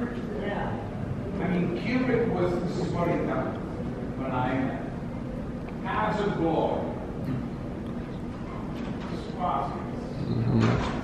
Lolita. Strange. 2001. So I'm like, wow, this guy's not only directing movies that people want to see. These are intelligent movies. I mean, you really have to be smart to figure out. And what makes him so incredible, in my view, is that he directed masterpieces in every genre. So when he did 2001, which I think, honestly, I'd like to say it's the movie I made. I think 2001 is one of the most important movies ever made. Per se. It took science fiction on a huge leap. And what Kubrick did is brilliance, knowledge of camera, and what could be made possible, and the models they used. I mean, it makes Star Wars look like, which is what they are, user-generated stuff. But Kubrick, they were all amazing models. And, it's just absolutely staggering to look like. So, I'd have to say, is it my favorite Kubrick movie? No. Because I think it's a little bit of nonsense. I mean, but the balls start talking. 45 minutes when nobody speaks. Take back Hollywood. Can you imagine them freaking out? What's it doing? And the truth was, he got the worst reviews of any Kubrick movie. They went for him, so it was a pile of crap. Yes, you check. Where he was absolutely saved was because the counterculture. I'm looking around this room and I'm thinking, we have a few here. Counterculture saved his ass. They said, this is one of the greatest movies ever made, and let's have another chance.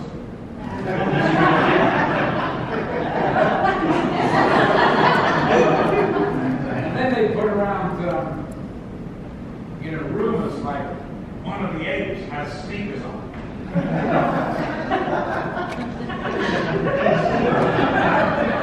Bullshit.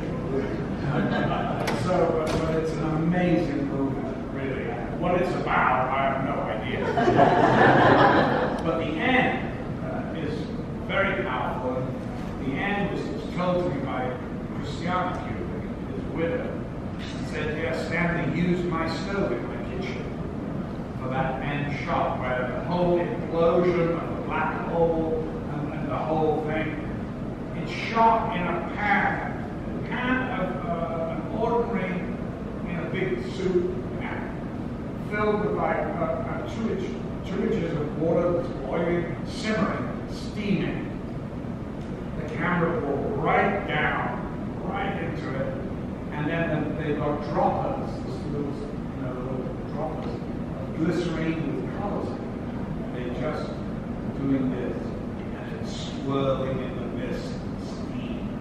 And that became the whole ending of that movie is that simple little shot, and it takes a genius like you to figure that out.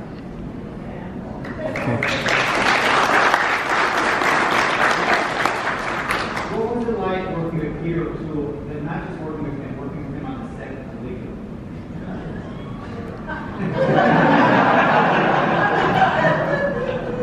Peter O'Toole is a giant. His generation had me. And he's the artist. Yeah. Are you kidding me? So I remember being, when I was a young actor, 20 years old, and I was working for the Royal Shakespeare Company in London. Somebody said, hey, there's a party in Hampstead. You just got to bring a ball. So you go and find the cheapest ball of Van Ordinaire you could find, take it, and get it to the party. So they're all in the party at like midnight or something. Suddenly there's like a hush. And suddenly the door is standing Lawrence. There he was with his fake bleached hair, cigarette holders, thin as that, with boots, with his jeans tucked into high boots, and him looking around with that, flashing that great smile. I go, Jesus, that's a movie star. And so that was the first time I ever met him, was there. And then I see him on stage occasionally. Loves work. He's a brilliant comedian, actually. And of course, Lawrence is one of the great performances. It's one of the great movies, epic movies. Still is. And so when we did Caligula, Peter was addicted to something. At any one time, I don't know. He ended up with cocaine when he played Macbeth. Swords were flying out of his hands. You want blood? I'll give you blood!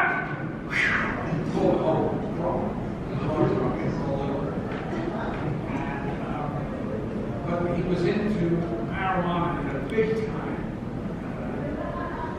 So, he's pretty stoned. But he used to say that Tiberius wasn't a stoner. It gives it a whole different edge. And it was just fun. He's a fun guy.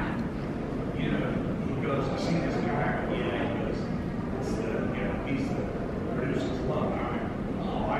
He goes, yeah, he's a football. He plays for Juventus. And now he's with the producer of love guy. He goes, watch this. The guy who's supposed to kill him, as the guy gets O'Toole is supposed to be like comatose, went boom, shot up on his breastplate, whanged him and kind of knocked him out. And he looked at me and said,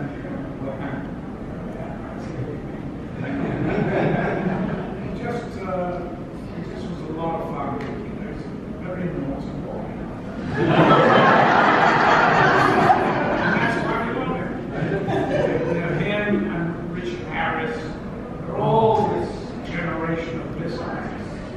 They love love to go on the piss. In England, that means get really drunk.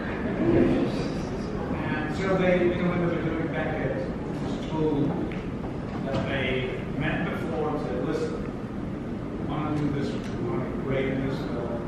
We're going to absolutely on the wagon, no drinking at all. And they did everything, and all they had was one shot left. The next day, I think one of them had to walk up the nave of Canterbury and then down, touch up, or praise by the show. That's right. And they were up all night, actually telling a story on the piss. They bleary-eyed get there, in makeup, coffee, and whatever. Just walked, took forever walking down the nave, Canterbury Cathedral, things like that. Just keep going, just keep going. He knelt down and just went, look. And they never got it. So I think they used the standing to shot from the back.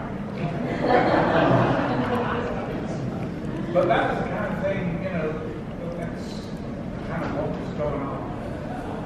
And these are the stories as a young man. I was hearing that and it's like, wow, why would you want to destroy yourself like that? And then when I got there, I realized, wow, are these some real drugs?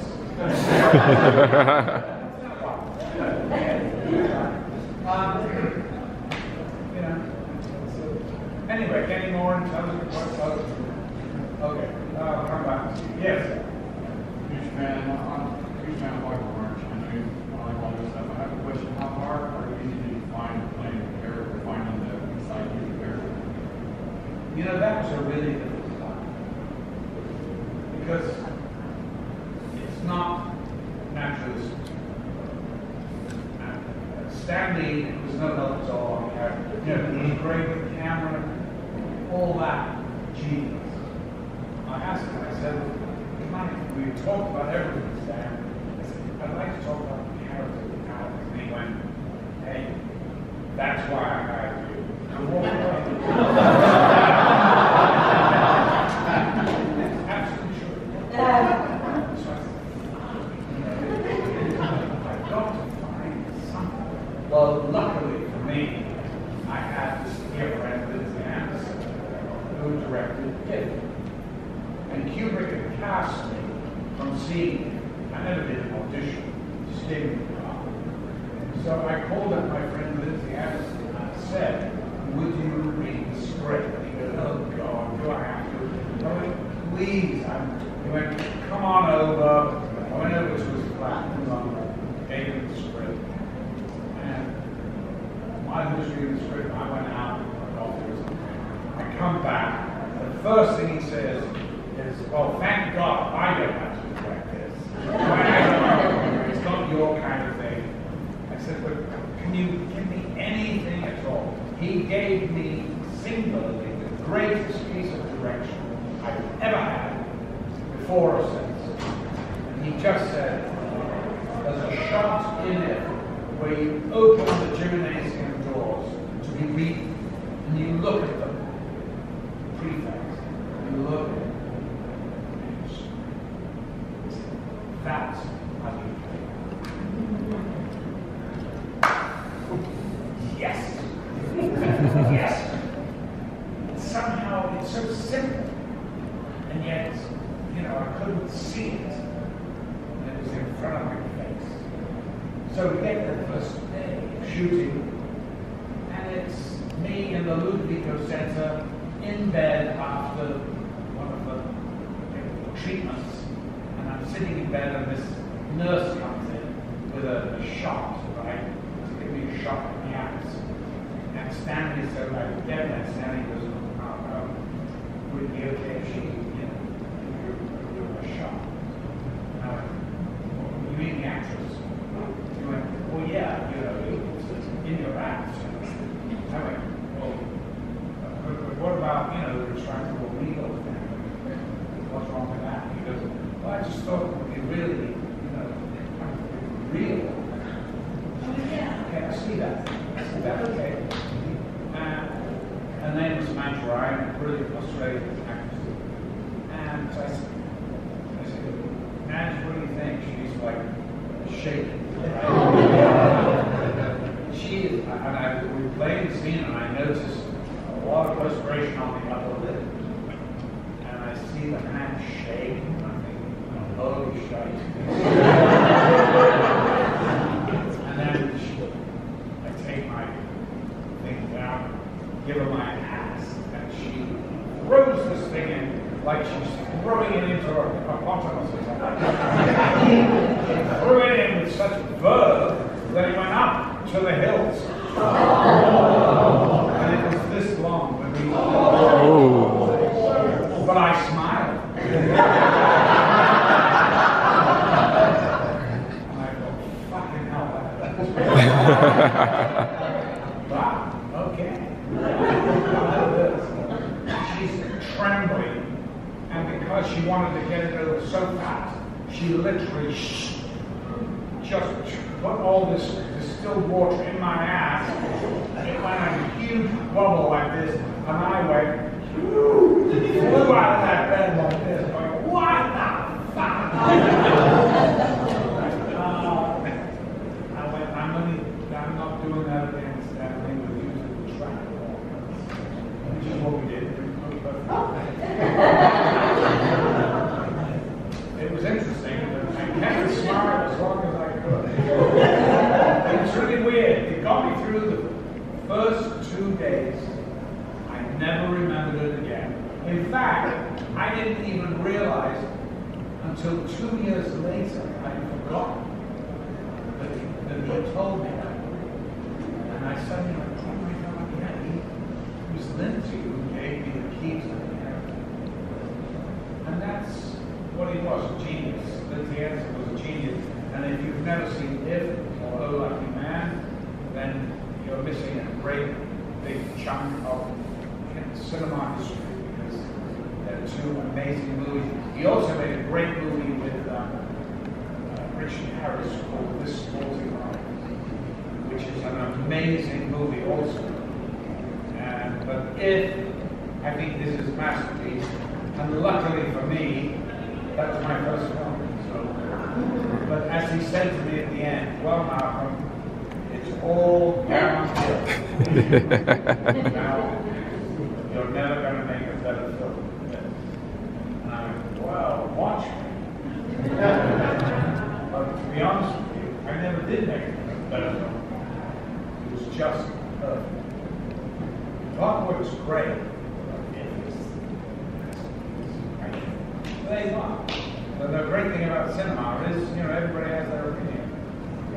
Yes. Collaborative experience, whether that's in person or voice acting. And what I just wanted to know is if you had any trouble with the transition between being on set or on stage where you have a bunch of people around you at all times to the sometimes rather lonely experience of voice acting where it may be just you and a producer or you and a director. And has that also presented any challenge in the modern era where sometimes they're just having people in for a day to shoot a single scene or zoom into a movie or something? Acting's acting. It's just a different delivery system.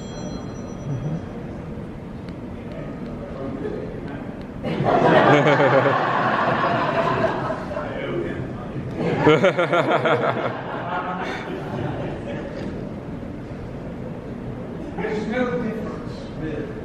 Okay, so I'm sitting in a booth, I have to recreate in my mind something that maybe I'd walk into on a set or on a stage. On a stage, it's subtle differences, but at the heart of it, the emotion is the same. So but if I want people to look at my face closer when I'm on stage, how do I do that? By being totally still. If I move my arm, it goes immediately into a medium shot. If I stand, it becomes a long shot. So you can regulate what the audience movement. And really, a lot of actors have clues about it, but I figured it out. But not that it really means much, except that when you want them to, when there's something really stillness. But that stillness should also be when you're acting in anything. In front of a camera, you don't, if you're in a close-up like this, if you move like that, it goes whoo, right out of frame, you're gone. So young actors, they're kind of a bit nervous, they're jigging around, it's all over the place.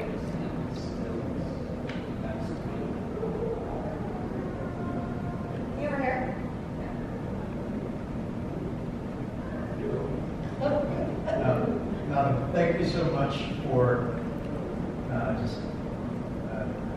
your body of work and how it's so inspirational. But I have a question. Do you have any hard and fast rules for how you've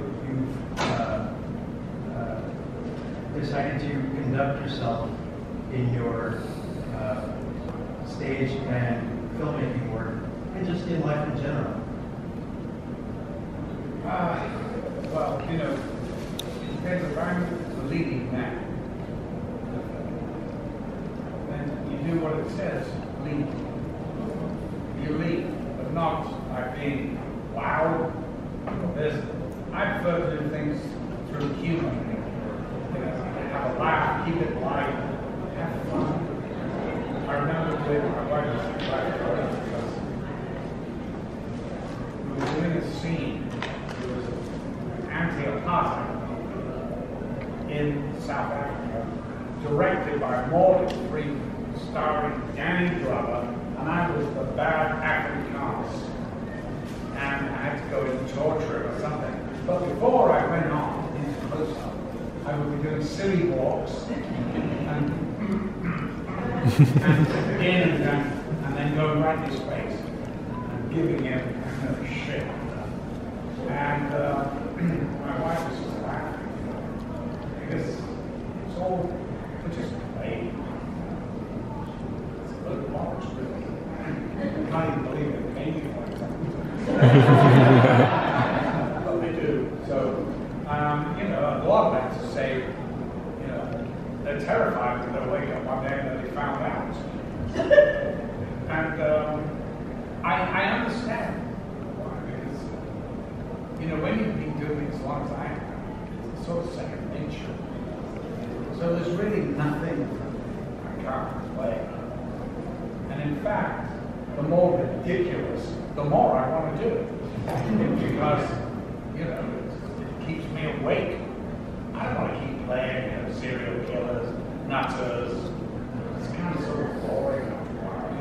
How many times, can you make a nutter interesting? Well, I've tried everything. The next time I'll be wearing a dress. I've even done that. It's interesting. I've just played this in a really cool movie, well-written movie. It takes place in 1970. And it's about this relationship between this kid and this guy who's like the patriarch of this East Coast family. They're pretty wealthy, but he's a raging alcoholic. And the family hired this Jewish kid to watch him for the summer. And it's like, he measured out the exact amount of alcohol, and he's a tyrant, but in a fun way. And I had so much fun doing it. It's great fun. So, those are the counterparts of like now. The worst thing ever, I said to a friend of mine I would do this movie, and he was Italian. And so he'd written this book, and he gave me the book, and actually the truth is I didn't really read it because it was in Italian. He told me what it was about. Yeah, okay. And just to encourage him, not that I wanted to play it, I said, look, write it, get it in English, and you direct it. don't let somebody else ruin it. You may as well ruin it yourself. So he did just that. And I go out, I have a house in Tuscany. Every summer I go there with the kids. We go out, we come over, we read the script. And it was the most diabolical character who took place in Russia. So he was a serial killer, he was a cannibal, a pedophile. I mean, it doesn't get any more than that. And I'm going to be out right there. Like they'll be rushing to make that. There's no way to get the money for that. So I'm sitting at home, I get a call, Mom, hey, we got the money! What? You are kidding me! When? Oh, no, I'm going to be busy. I'm doing a Robert Altman movie then. I'll call you back, what?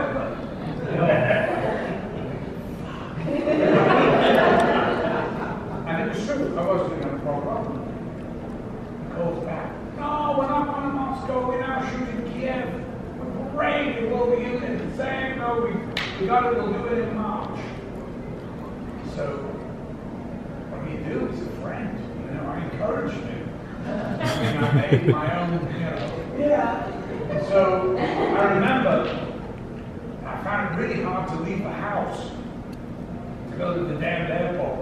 And I got a flight to Kiev, but there's no good food. And besides that, I'm playing a pedophile who eats kids. I mean, how much fun is that? Where am I going to find the humor in that?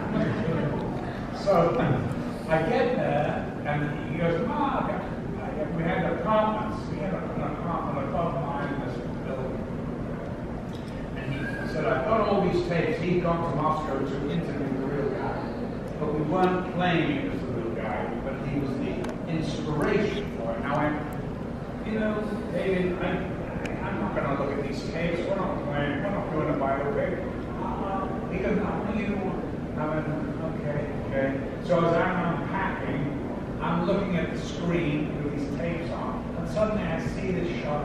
The camera goes into this guy he's in a cage in a corner. It's holding on to the bar like this, and he looked like this when the camera comes in.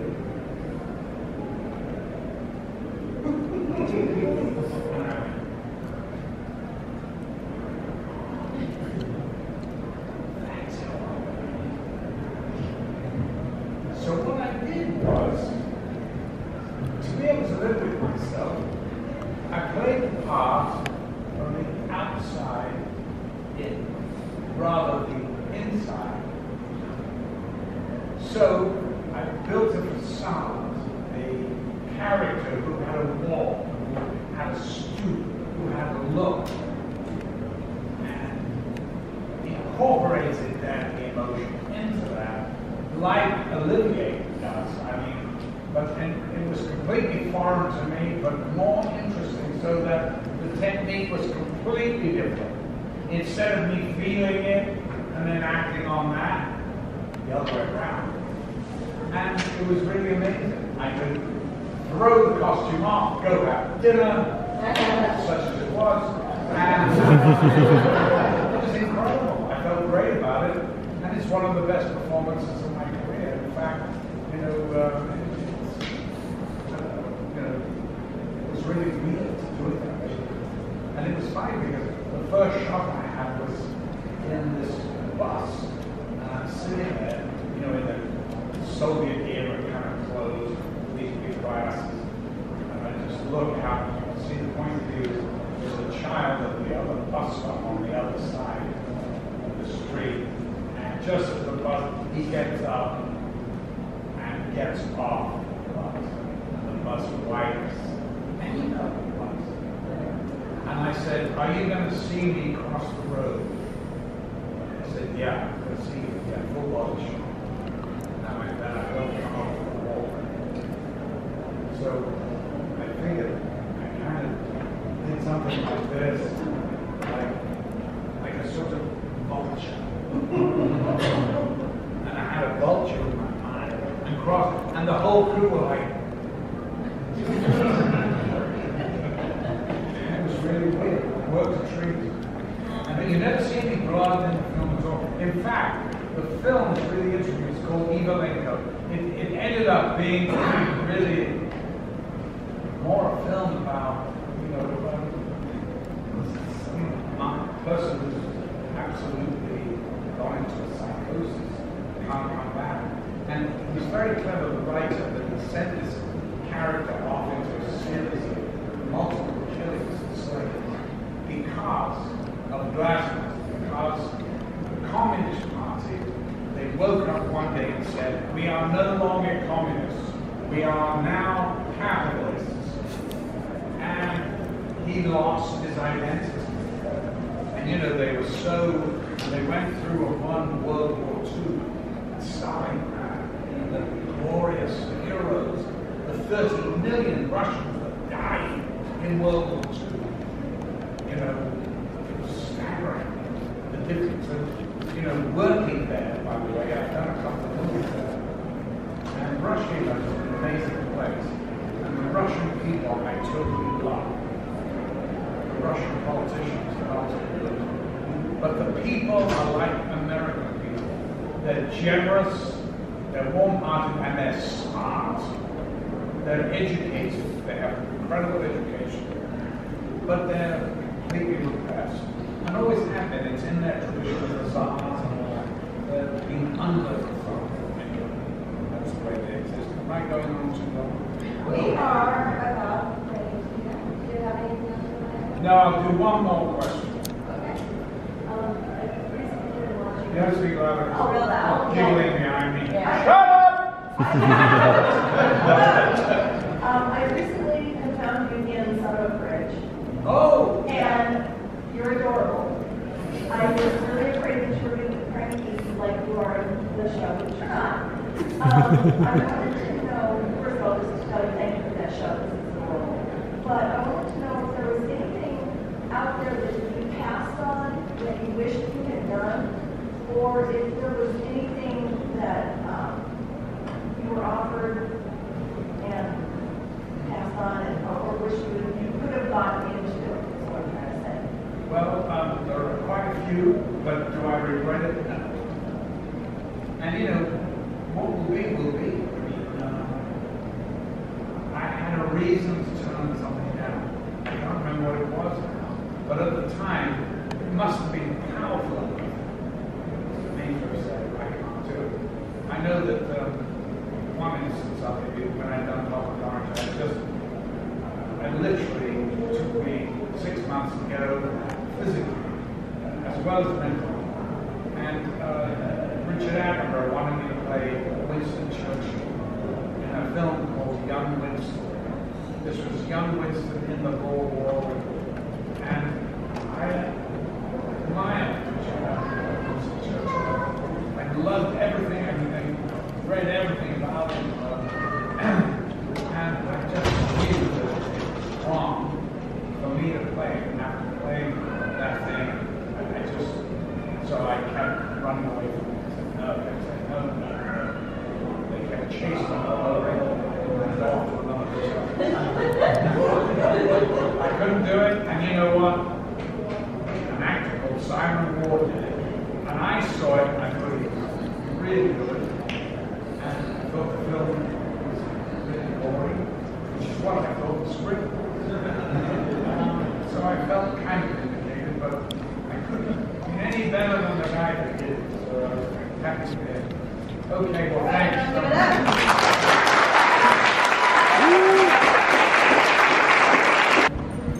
Just like we talked about, everyone, Hellraiser, come on. All right.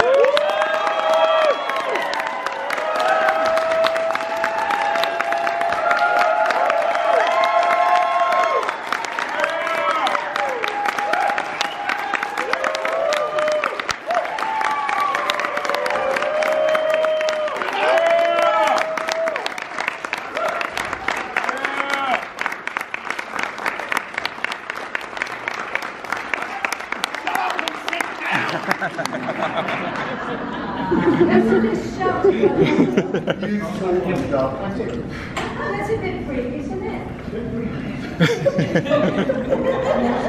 Come in here, you fancy way.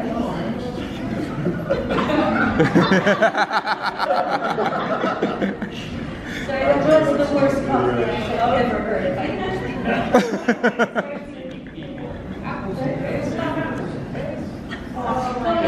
Some control over it. And good luck. I just let you guys run with it, guys. Okay, I'm gonna start. Yeah, Barbie, okay. So I'm gonna start by asking some of you guys some individual questions about things that are not Hellraiser related, all right? And okay, are you ready? Denial. I was thinking the same thing. And then we will move on to audience questions because I know they got some. Okay. Okay, let's start with you, sir. You. The legend yourself. The legend in his own mind. So, sir, we are at a horror convention, and Hellraiser is not the only beloved franchise. You were a part of the Child's Play franchise. Yes, I was. Child's Play 3, everyone. Yeah.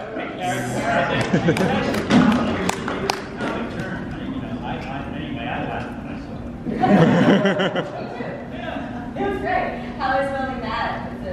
It's fun as it looks. Except one thing, it was creepy working with that fucking little, and then all the guys on the edge of the set on their computer consoles and so forth, moving an arm, a leg, whatever, and then everything darkened, and then this thing coming towards me.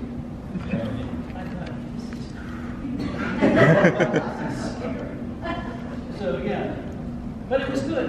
It was good. I did a Presto Your Ball. Presto Your Ball. Sergeant Botnick. He's a Jew. Simon, can we talk about Night Freak?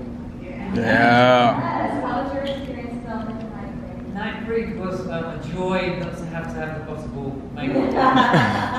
Not to have to get up at 3 in the morning to get into the makeup chair, to kind of sworn in at 8 o'clock. And to have prosthetic nipples. Do you still have them? I do. I don't go anywhere without them. I have those box, and I do a special one-to-one. If anybody would like prosthetic nipples, fine. Just see me afterwards. I charge very little money. In fact, I pay you. If you haven't seen my movie, my character had prosthetic nipples because he had a scene where he had metal pinned through his nipple and it's ripped off. So I had to do the whole film with prosthetic nipples. So, You should sell photos just of my nipples. Would you buy them? in a New York. Yes. You are not only an accomplished actress, you are an amazing author. Thank you. Tell us about your books. Okay, well, I've got several. I've got several. I've got one is called The Venus Complex. It's the diary of a serial killer from a male perspective, detailing his sexual fantasies. And I interviewed a homicide detective in Manhattan North, aka Harlem, and I interviewed forensic psychologists.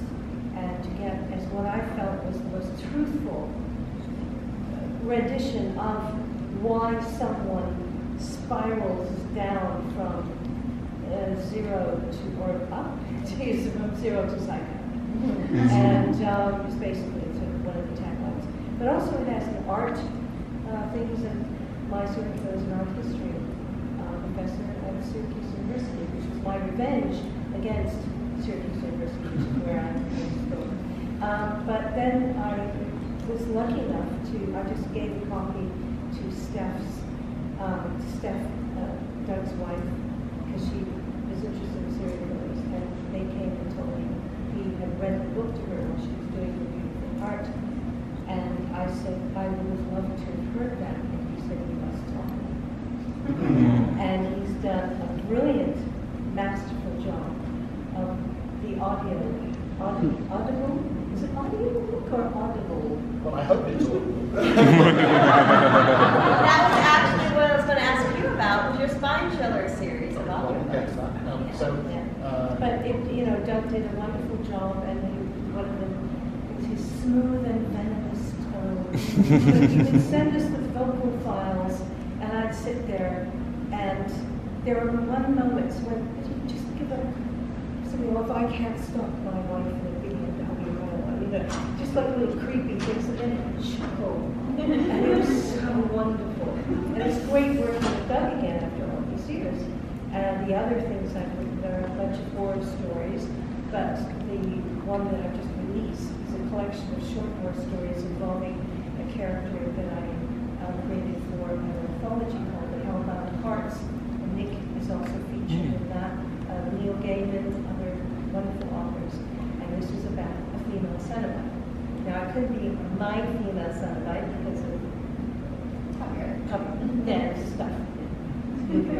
So I created a different one called Sister Celise. And they're currently, with Clive's blessing, making a graphic novel out of that. But I have a collection of all 4 short horror stories involving her beginnings from a nun to a Cenobite, getting her own box together, and then because she's tired of playing the second banana she starts are we done with yeah, so there's that. Those are the things that we're And where can you find this? On Netflix. Or on Amazon. There's a Kindle. But on her desk, because you get it signed now. Yeah. Exactly. And she doesn't have to take them home. Please buy that one.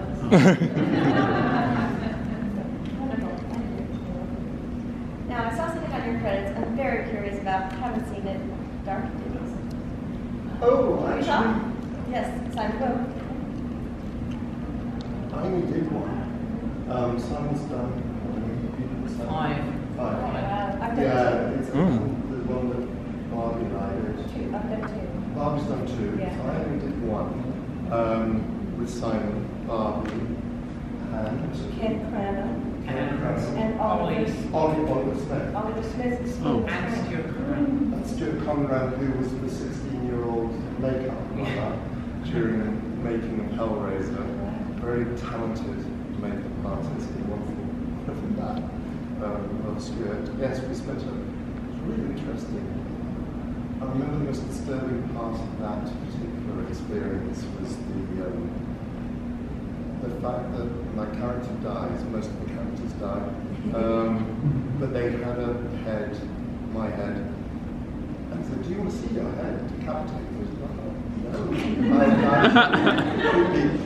And they said, "Oh, and I happened to stumble across it. I happened to be right in the corner." It's like, yeah, I'm really glad I didn't ask to see that. So yeah, that was me. And are you still doing your podcast? I'm not. The moment the podcast is on hiatus. Chris and I, this is the chattering hour. It's on hiatus at the moment. So the thing I'm concentrating on, most concentrating on, is I Am Justice, the drama documentary, which if you've been to my table, you have been asked to sign up to the newsletter. There'll be news soon. There will definitely be news. Yeah. Okay. You heard it. Go. It's on it. Yeah. Already. Hi. So you found out this morning that I am a diehard 90210 fan, and I would love to know. Yeah, no, shut up. I would love to know about your experience working on my favorite show. That's so cool. Yeah. Things I never knew Well, yes. So the precursor to that, there was an episode of something called Monsters, something, and I worked with Tori, and she was still a teenager, and we were around a campfire. Yes, telling terrible stories that come to fruition. So a couple of years later, I go in and Luke Perry was directing, and then Tori saw me, and she's like, "I want you in this because we bonded." So I played a girl who had gone to school and terrible things had happened to her. She'd been molested by the drama teacher, who then gave us all fobs with the happy, sad masks, because that's what we do, because it's not noticeable at all. Give a fob to every victim. And And so no one believed me except for Tori. And I showed back up drunk, kind of outing him. But then they were like, oh no, she can't drink because that meant then she deserved what happened. And you can't wear a dress. I was like, dude, really? So then they kept going back and forth about what was appropriate because morally they were still somehow blaming the character on that too. And I was very interested in that far along to still. When was this? When was it? It was like season 9, I think. It was towards the end. So what year was that? Late 90s? 99, 2000. Yeah, so I remember them having me wear a little cardigan because otherwise somehow she was culpable, which is really crazy. But like it was very, but they, you can't cry with realness there as well. Like pretty bad. So it was Pretty people with problems. Yeah. Problems. So you are also a very accomplished artist. Can you tell us about a bit about it? Yes, I have drawn and painted since I was very small, and I was the odd kid in school, and I'm shy. So if you can draw, you can do, and then you can draw through family events or anything uncomfortable. It became so deep about it. And mostly during the pandemic, and then I was on Joe Bob and The Last Drive-In. He's a friend, and right before he shot, he's like, I have pictures of your art, and then he showed everybody, like, have it on stick, things like that. So, yeah. On the Geico lizard, yeah. There was a love affair with you guys know the little animated lizard? Yeah, so we had a full-on love affair in this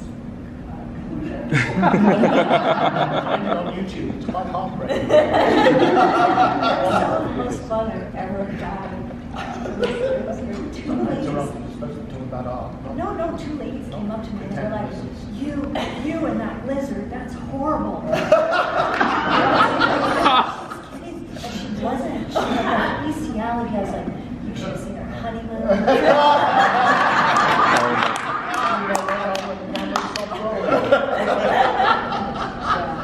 Actually, I don't know if you have it here, but in Chicago you have your art on your table. Do you have that with you? No, I was just showing on my phone. Oh, that's right. That's right. Because Clive's publishers want to do a copy of my art.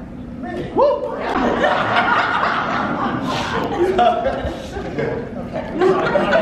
we go. That's what I was wanting. You have an audiobook series, and listening to you read beautiful classics is kind of, a dream. How did everyone tells me before sleeps. I like it. That's a good thing. thing. I'm sure this is a compliment. It is. No. I used to drive to work listening to falling asleep. Falling asleep. I'm still here, so I answered in. Yeah, that was great. Yeah. Can't wait for listening. Yeah. So how did that happen? Like, how did that start for you? I was working with a guy called Tony Luke down at Brighton, initially on a full-length animated film, which was finished, called Dominator. So I was working as a kind of executive producer, doing voiceover on Danny Filth, Upgraded Filth, did the voiceover on the main character, Dominator, on that. Tony he's not with us anymore, unfortunately, died far too young, but he was very talented. He was very into Japanese culture, manga. He was the first English writer to sell a manga to Japanese. And we were working on a sequel, and another guy we vaguely knew called Alexander Fingo came in to help us work on that. Alex was also bringing some investment into became Renegade, produced the Slideshow series.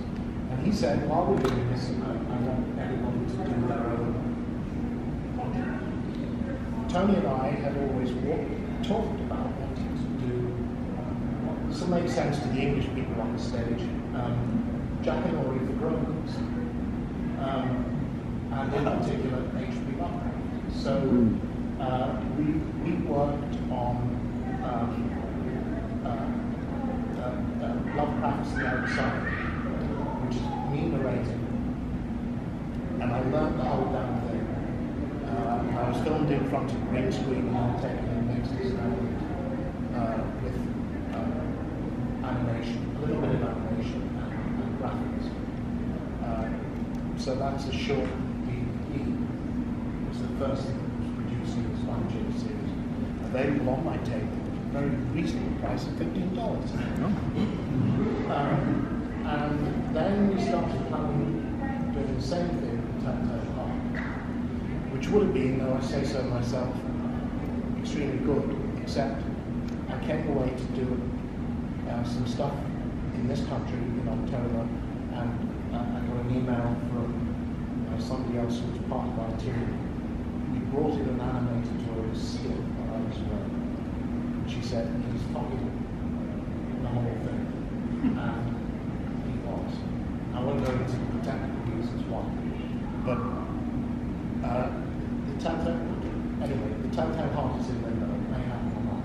Alex then said, it seems to me there's a cheaper way to do this, which is just to do audio books. So I was in and out of the studio. We were doing classic horror stories, basically everything that was in public domain.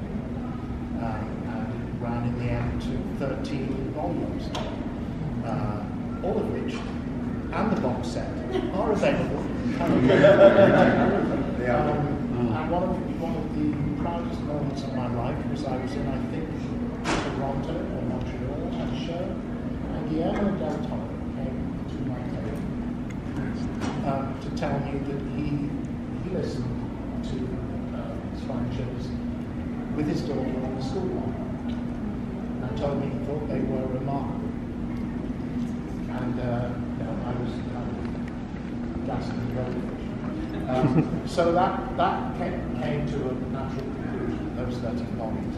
I sort of carried it forward onto my YouTube channel, where I've continued to do that. That was kind of born in lockdown, inspired by Sir Pat Stew, who started reading Shakespeare's sonnets during lockdown, sonnet a day.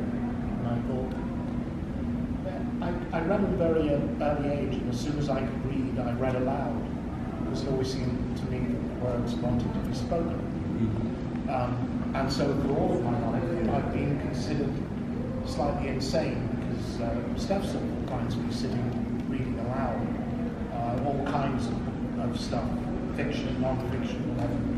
So I thought, well, this finally gives me a reason to sit in a chair and read aloud and get away with it. Nobody will think I'm crazy. So I started with Mary Shelley's Frankenstein as a serialization, and I've done lots more stories. If I wasn't such a lazy bastard, I would have done a lot more, and I still intend to.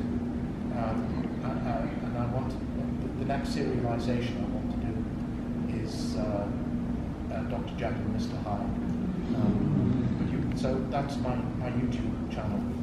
Lots there to fall asleep to. It's a bedtime story. All right, do we have audience questions? Hey everybody. I just want to talk about sex for a minute. No, you. Good. So, when Hellraiser first came out, I was a very young, coming out gay man. When I was a teenager, I got like the kind of artwork I was attracted to. The first time I saw any Tom of Finland greeting cards or stuff like that and things like that, I just honed in on that. And then when I saw Hellraiser, it just lit up a lot of my sexual awakening. Pinhead is in my opinion, and I think I'm right, is the sexiest monster that has ever been created.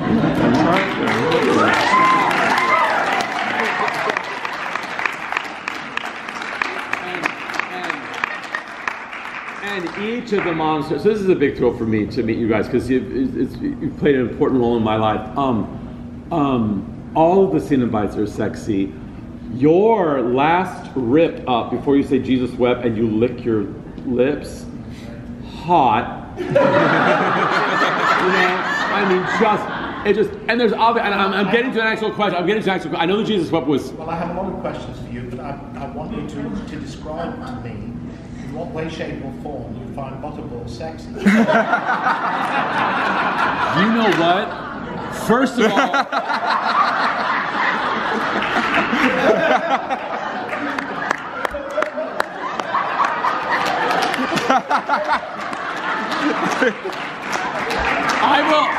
I will answer that question honestly because it's what I told Summer when we walked by his table. No, let me finish. I told Summer yesterday we were walking by a table and I saw a picture of him. I put out a picture of him. You asked me a question, sir, and I'm going to try to answer it. I said, never mind. I walked by the table and I looked at his picture and I said, oh, I never knew why Butterball was also sexy until I saw the picture. It was who was underneath and who was playing it. So the point that I'm getting to is there's obvious moments that are sexual in the movie throughout the whole thing, right? But there's this whole layer of sensuality and sexuality. It's pervasive through some of the most horrible moments. You know what I mean? So I just want to know, as an actor, I understand what you're thinking about, what you're doing, how that generated through your makeup and your costume. Some of you more severe than others. I told you last night, I said, she is gorgeous. I mean, Pinhead turns me on, but she is stunning, you know, just everything about it. But it wasn't just the makeup, it was how you guys carried yourself and how you moved and your determination and your focus and your relentlessness. All of those things, I'm just kind of spewing what I've been feeling for decades now, you know, and how much I appreciate it, you know, and so I guess in that, you know, if there were discussions, if there were thoughts, if there was, you know, things that you did as actors personally to get you there, you know, sharing some of those experiences I think would be interesting. Was that a lot? I'm sorry. I've been holding on to this for a couple of days. Decades. One of the things that alarms me about having so many children come to the table, or people now, probably most of you, tell me, I saw your movie when I was 5, when I was 7. And I think to myself, what the fuck sense do you Right? Yeah, true. Right. There's a guy, I don't know whether he's here, yesterday. He said to me, my dad took me to see Hellraiser 3. That was the first time. And I said, okay, cool. What age were you? 3. What? So Hellraiser is transgressive from start to finish, but a lot of it is under the radar, I think. A lot of it is strange. Even Kirsty has a very peculiar relationship with her father. Oh, absolutely. Is always under. Pinhead wears a skirt. And it was actually, you know, it was just part of the costume to me. We were actually a little bit of the way into filming before I thought, this is weird, isn't it? I've got this kind of auto-crucifixion head and all this leather and muscle and butch and then skirt. And it softens the image down. I don't know why he turns you on. I can't. That's for a discussion for later. I know. I have told this story, which is when we were filming Hellraiser 3, and we just finished. I think it was a night shoot when Pinhead wipes out the whole of the night club. Yeah. Lots and lots of extras. And when we finished shooting, Larry Mortov, who's one of the producers, came to me and said, look, an awful lot of these extras have not been paid today. They're here principally because they've got a chance of being in a Hellraiser movie. being in a scene with you, do you think you could just go and say hello to people? So I took off my costume and my skirt, put jeans on, and a jacket, and I was making my way to go and say hello to beautiful North Carolinian ladies appeared, one on each shoulder. And I said hello, and one of them said, "We were just wondering what it'd be like to have your babies." I said, "Oh, well, the first thing you should know is that the pins go all the way down." And I paused for breath. The voice on my other shoulder said, "We were kind of hoping." So to each their own. They're my people. I totally get that. Just like to say, you are not alone. I have met other people. Yeah, who, I know. Yeah. Fantasies based around the same lines. I'm sure I've told the story, if I told the story in the show, that one of the magazines, I think, mentioned as well. PFIQ. Piercing Fans International Quarter. And I did my research on this so that in I Am Monsters, I managed to reach out to the editor, who is still with us. I described the image that has haunted me for the last 30-odd years. Yes, exactly that one. He said, "Oh yeah, I've researched the guy's past." Exactly what you mean. So I've got the front cover to that particular edition of the movie. Yes, it's so. I think that's absolutely right. It is understated. It's there. I remember through this. I can't quite how I got often say Skin 2 magazine and the whole fetish scene. I can't remember who actually produced me. I think it was balls. Maybe Chatterley's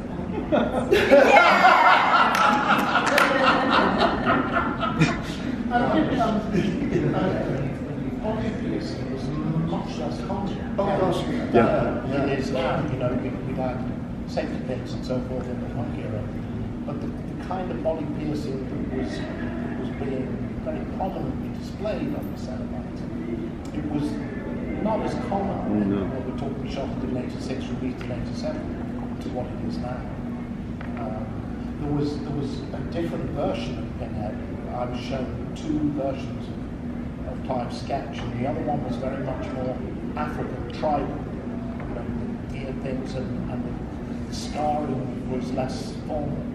But I looked at the two, and I always knew which one Clive was going to come back to, and that was going to be formal.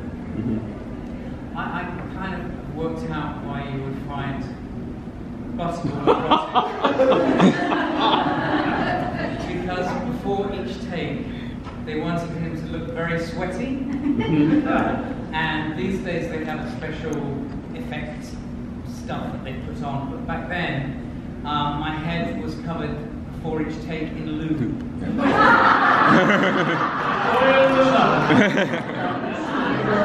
I was KY jelly. See, Our costumes all day long were lovingly slathered with glycerin and KY jelly.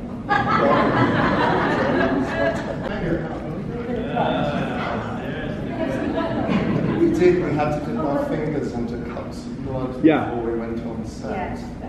That's one of the sensations I remember, was the cold blood just before you went on set. What was the consistency of it? Quite thick. Corn syrupy. Yeah. It's called Kensington Door. Yes. Well, it was probably Image Animation's own secret recipe. I remember, I can't remember which one of the various members of the Image Animation team I worked with who said if somebody cuts themselves in the workshop, you hear nobody say, call an ambulance, get a plaster. The response is always, I've cut myself, quick, get a colour match. Do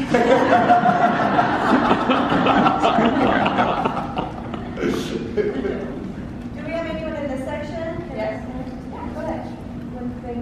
Okay, I have a photograph of a female Cenobite that I sell on my desk. And for many years I sold it, and it was very popular.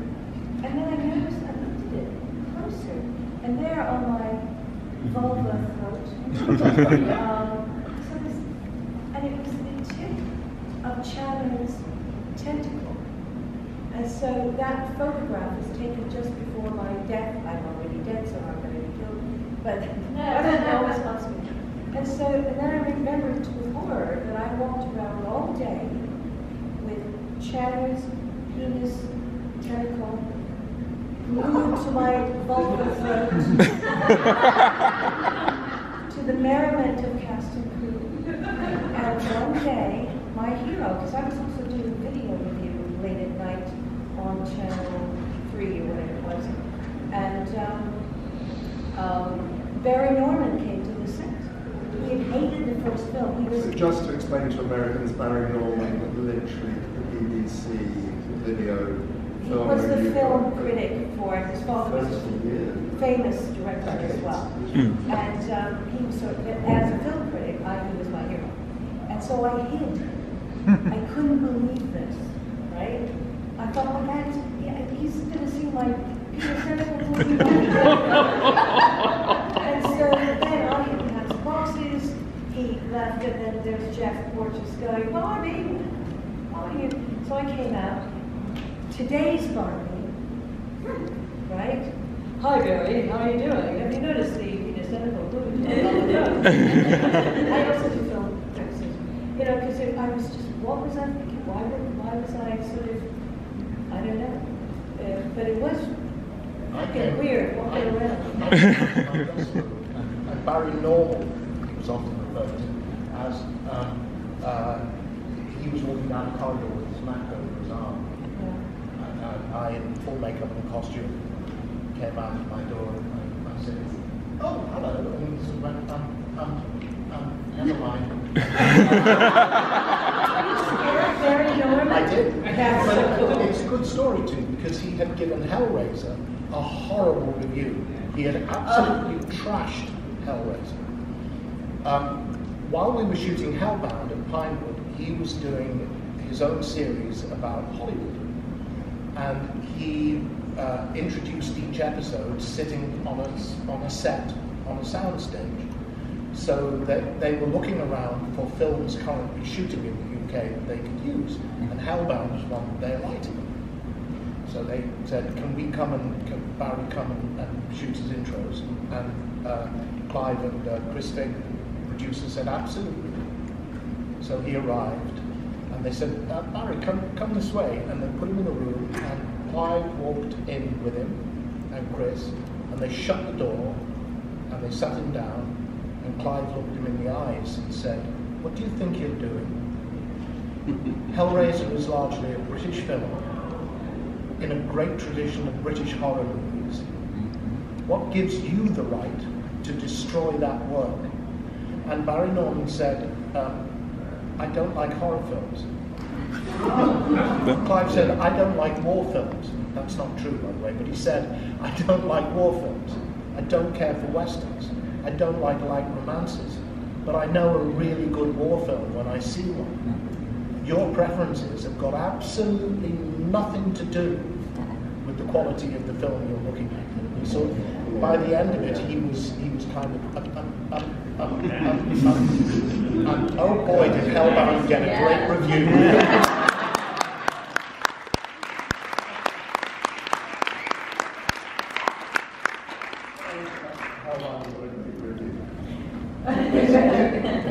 And so it should. I didn't know any of that. And his review of Hellraiser 3 was the acting around the accepted is largely good. Wow. Which was insulting to the other actors. But not to you. You got one right there? Yep, I kind of wanted to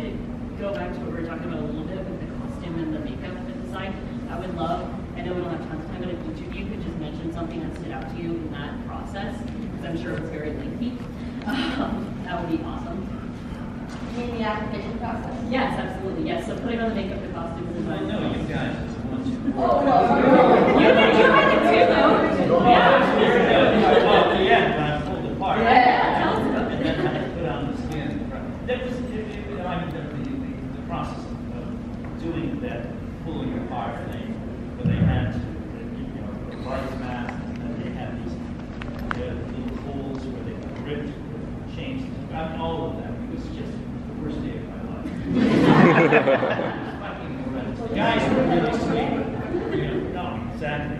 But it was like one of the great moments ever. And one of the happiest moments I've had of acting was coming down the stairs and putting on poor Larry's skin and making clear every single time. Yeah, that was fun. I love it. You know what I love? I always think of this. I knew exactly when you were a friend, even though it was you, because your eyes changed. And I don't know how that helped you. Well, that may have been because they put brown contact lenses. I'd like to say it's a great acting. You like to bend my eyes turned brown. I'm sorry, it was the acting in your eyes. It was the way you looked at her so hungrily. Oh, yeah. Like, that's not what's That's the happening. way I always looked at it. You know, these stories came about Kirsty and her dad. What's going on between them, huh? It's only your friend, Dad. That's With, right. with Dad speaking. Well, I just wanted to say I was a TV presenter at the time. I had enormous 80s red hair. I mean, but Claire, you know, she was sure. It's like having a box of hair on your head. And then the first time I looked in the mirror, and I was bald, corpse fleshed, vulva throat thing with the neck, you know. And I went, "Where's me? Where's me?" I felt a bit freaked out. Where are my big shoulder pads? Claire's got them. And then I saw a breakthrough came, and I thought, actually, this is really powerful. What a powerful image. And it was, I guess, some people think it was beautiful in its own way. Who designed these advice? And it's called image animation. The costumes were who designed they weren't in the car. responsible for each individual. But who did the makeup design? For your car? But did Clyde give you any visual clue and graphic clues? So Clyde worked with, each of us had an individual artist, I think, who created. Jeff Clyde worked worked with them. I know Jeff worked with Clyde on the design. And then Jeff made the makeup and then got approval from Clyde for Exactly. Yeah. Especially for the first. Who's your principal? Is it Mark? Mark Collier, who's got 2 Oscars. 3. 3? Wow. Poor things. Oh, poor things. Iron Lady. Hi, lady. And the third is... That's Darren Dolly. Yes. That's Darren Dolly, yes. But he was this young, fair-haired boy who was worked so intensely. Also, Little John did my makeup on Yes. So Mark would design female like working with Clyde. Yeah. It was the same thing with the whole getting a doodah on your head, and then they designed a doodah on your head. What does that even mean? Well, we You follow you. You know, we just get on the wavelength, you know. Sort of succinct. We're riding the Barbie train. But you know, they cover you up with this gelatinous mask, and then wrap bandages around, and the bandages warm up, and the only input you have is the air through your nostrils, which warms up, and so you think you're going to be suffocated, and so you've got someone who's just clearing the, I thought you had straws in your nose, but then, and then you just have to wait there patiently, and then they brush it in and pour the, and they make you've got this little head of yourself, and then they design sort of exactly fit still fits. I still have a Polaroid, which they took when they were doing my life cast. At that point, when you were sitting there in Oh, I've got that too, complete darkness. Yeah. Stripped to the winds. They keep me up, and they keep talking to you the whole time. They put a flag in the top of my head and a pair of giant sunglasses on me, and they're all standing around me going. Saying, not much longer now, Doug, just so when they freed me from the cast, they presented me with the Polaroid of that which I still have. One thing you probably haven't thought about is how a Cenobite goes to the laboratory. And it is something quite serious, actually, because Nick and I were both completely blind, and once we were glued into all our makeups, we couldn't see anything at all. So our experience of going to the laboratory was being led into the gents, and then sensory, feeling where the porcelain was. But we could find the rest of it, right? We did.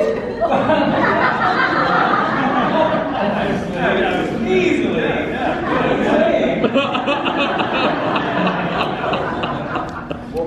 You now learn how to do it in the dark. So to clarify, the only time I actually had to, these guys wore skirts. We all wore leotards, which obviously made them leotard. They had skirts. I had trousers with braces on, and I had a jacket on top that was zipped on the back.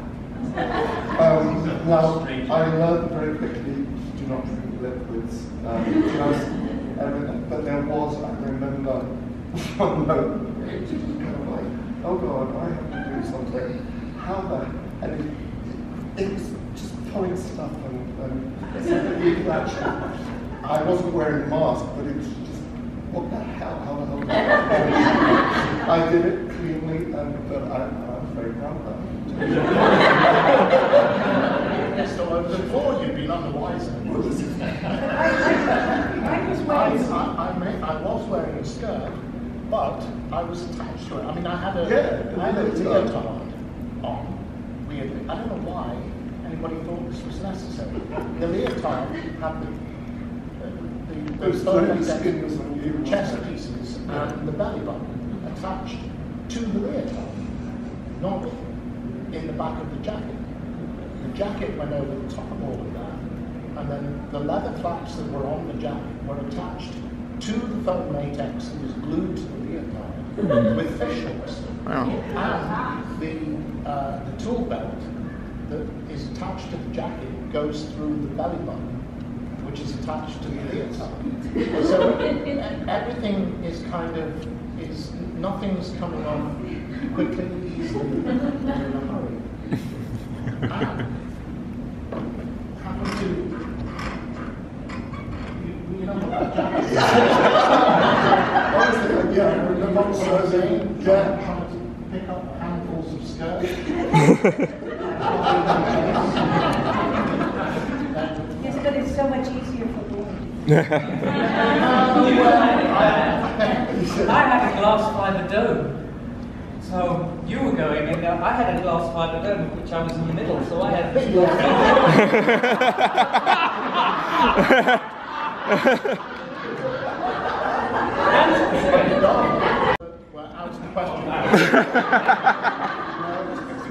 It's interesting because I thought I would be cold on set. I didn't know. So I was wearing very heavy, shiny lycra black leggings and my own leather boots. And I always thought that it was more like cassocks, that, like what a priest would wear, than a skirt, or a nun's. But then I thought, halfway through, halfway through the first day, I was starting to feel a bit funny, because everything was covered, right? Remember, I don't know, maybe you're all too young, but there was this lovely film called Goldfinger, thank you. And they didn't leave the little bare patch at the base of the spine, so this didn't breathe, and that's why the poor Shirley died covered in paint. And I was thinking, I was thinking about Shirley and thinking, there's no part, except for my eyeballs, that's getting any oxygen, unless I was reading on the ducky. So the next time I just jettisoned the heavy leather lycra leggings, and so at least my thighs could be. So does that make any sense? Should I be telling this story? Oh, you went commando. Your thighs don't breathe, you're not alive.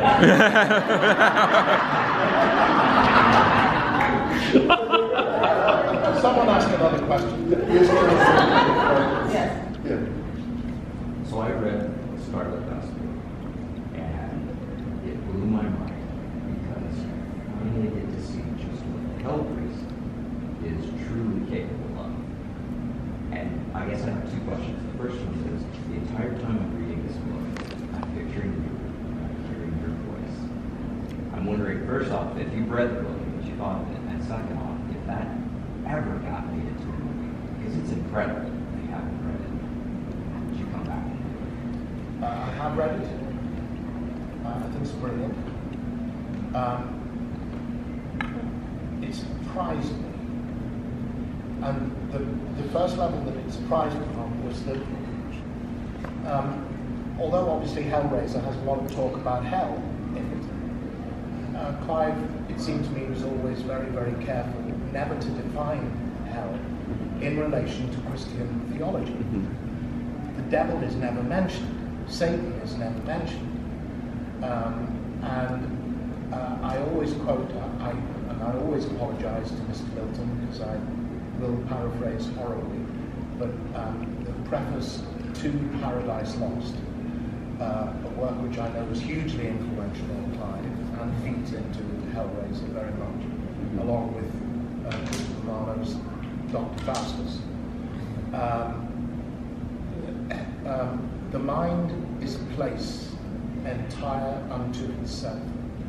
And here's where I paraphrase, and capable of making a heaven of hell and a hell of heaven, to that effect. And I always thought that was where we were in Hellraiser, in Hellbound. When we go looking down here, we're told he is in his own hell, child, just as you are in yours. That always seemed to me to be, and I was very, I liked that. We were playing in dark spaces in people's heads, but not worrying about Christian theology. And then Clive rocks up in the Scarlet Gospels and blows that to fuck. You know, it's Lucifer is in it, and it's theological on a cosmic scale. It's like we were here, now we're there. I mapped all that on me. Pinhead wearing Lucifer's armor. I don't know. And then he dies in a very throwaway kind of way. Yeah. I'd never allow that. Sure. I'd want similar. But the answer to the last part of your question is in a heartbeat. It'd probably be $100 million movie. That fight. It would have to be. I had a conversation with Clive. One of the conversations with Clive during the like 20 years or whatever that the talk about remakes went round and round and round, and it looked as though it was going to be kicking up again. Clive said, I said to Bob Weinstein, I'm up for this, we'll do it. And in my opinion, you would be insane not to use Doug. But he was in his early 30s when he wore the makeup for the first time, and he's not anymore.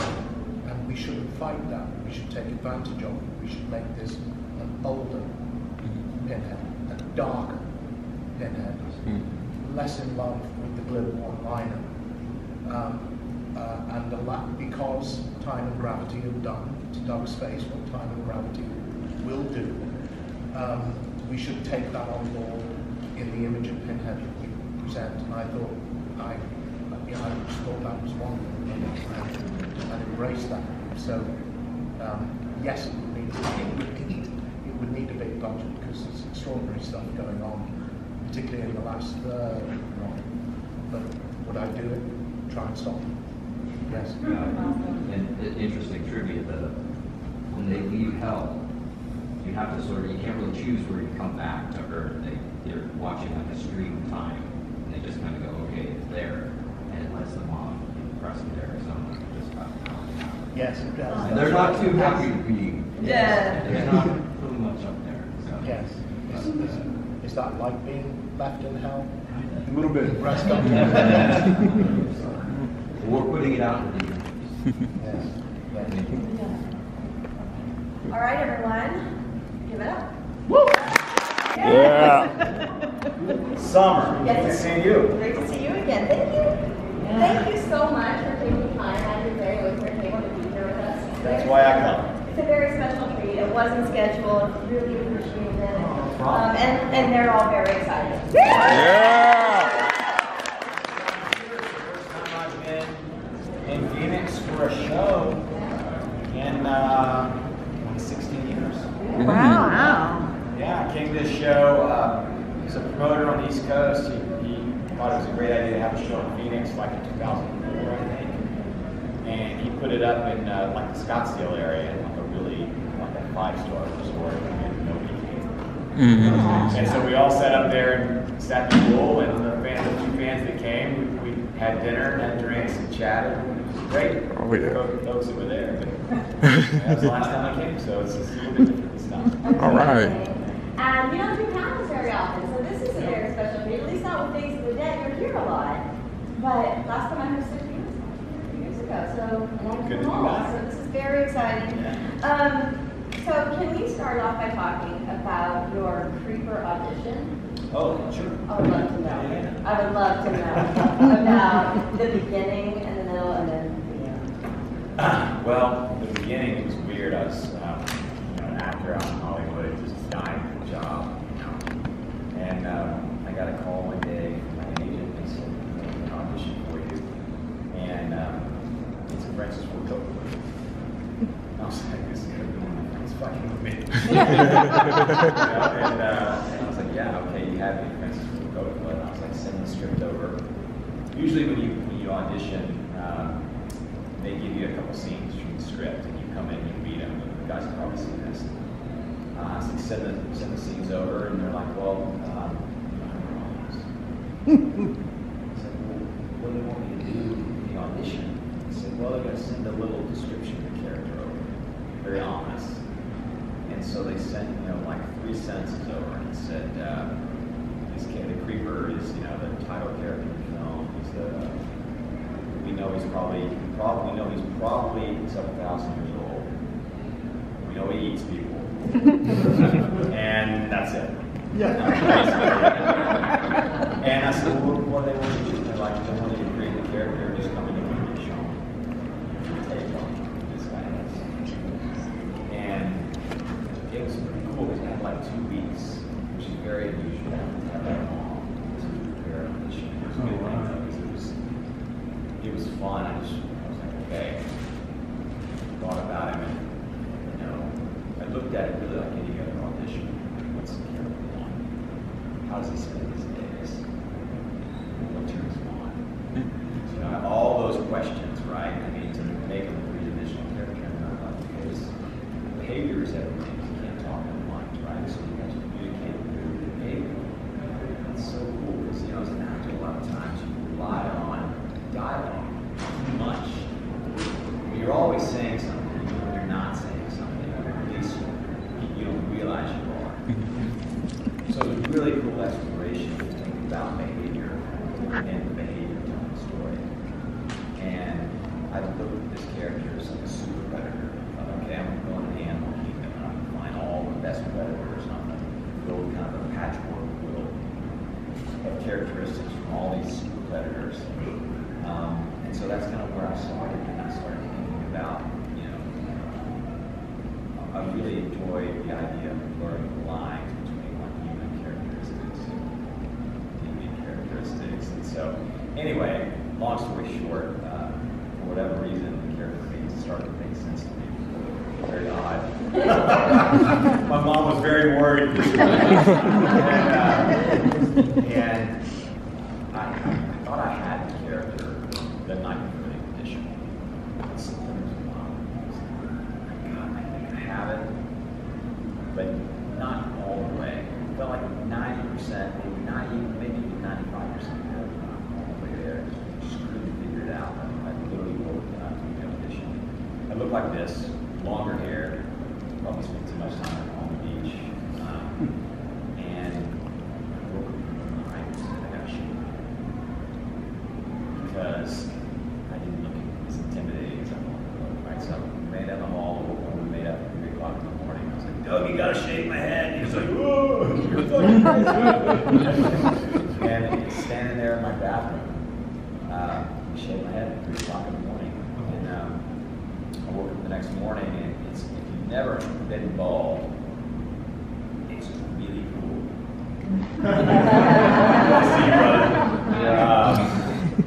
It's really cool to watch your hair fall off. It's like a really kind of naked, intense feeling. And so the first time I looked at myself in the mirror, I was like, just felt like the last tumbler was kind of clicked into place. And the next morning I woke up and called my agent and said, I'm thinking about shaving my head. She's like, don't do it, are you crazy? I'm going to roll, you know. I'm going to be a bald guy for the next 3 months. You know? I was like, well, some things you just gotta follow your gut. You know?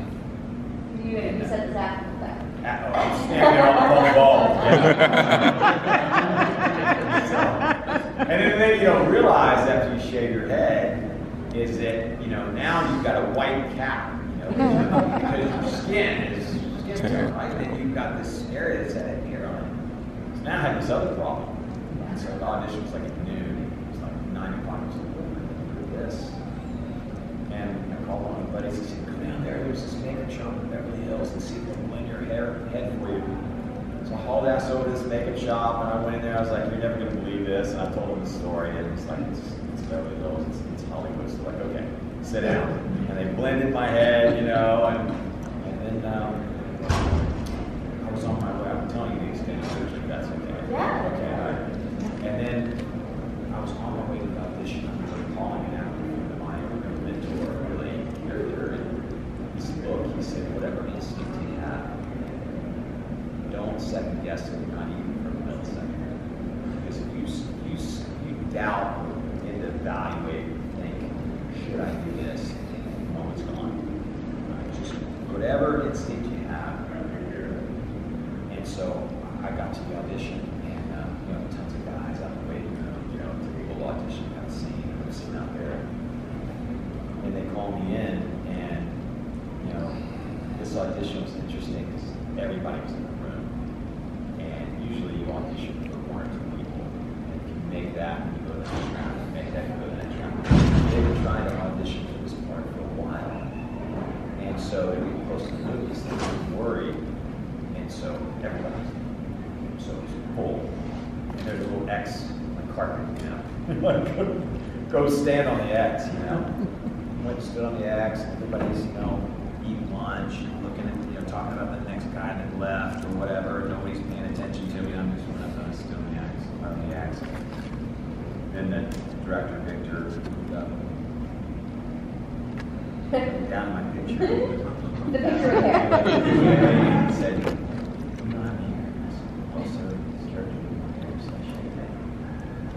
and again, I just kind of felt the energy in the room. And everybody just went. Oh, you know, now it's just, I just had to squeeze at that point. You know? And they said, okay, can you turn the camera on? I said, wait a minute, because I'm the lead room. So I left the room, I wanted to come in the room as the character. Now that I have your attention. Yeah, and so I started sniffing in the hall.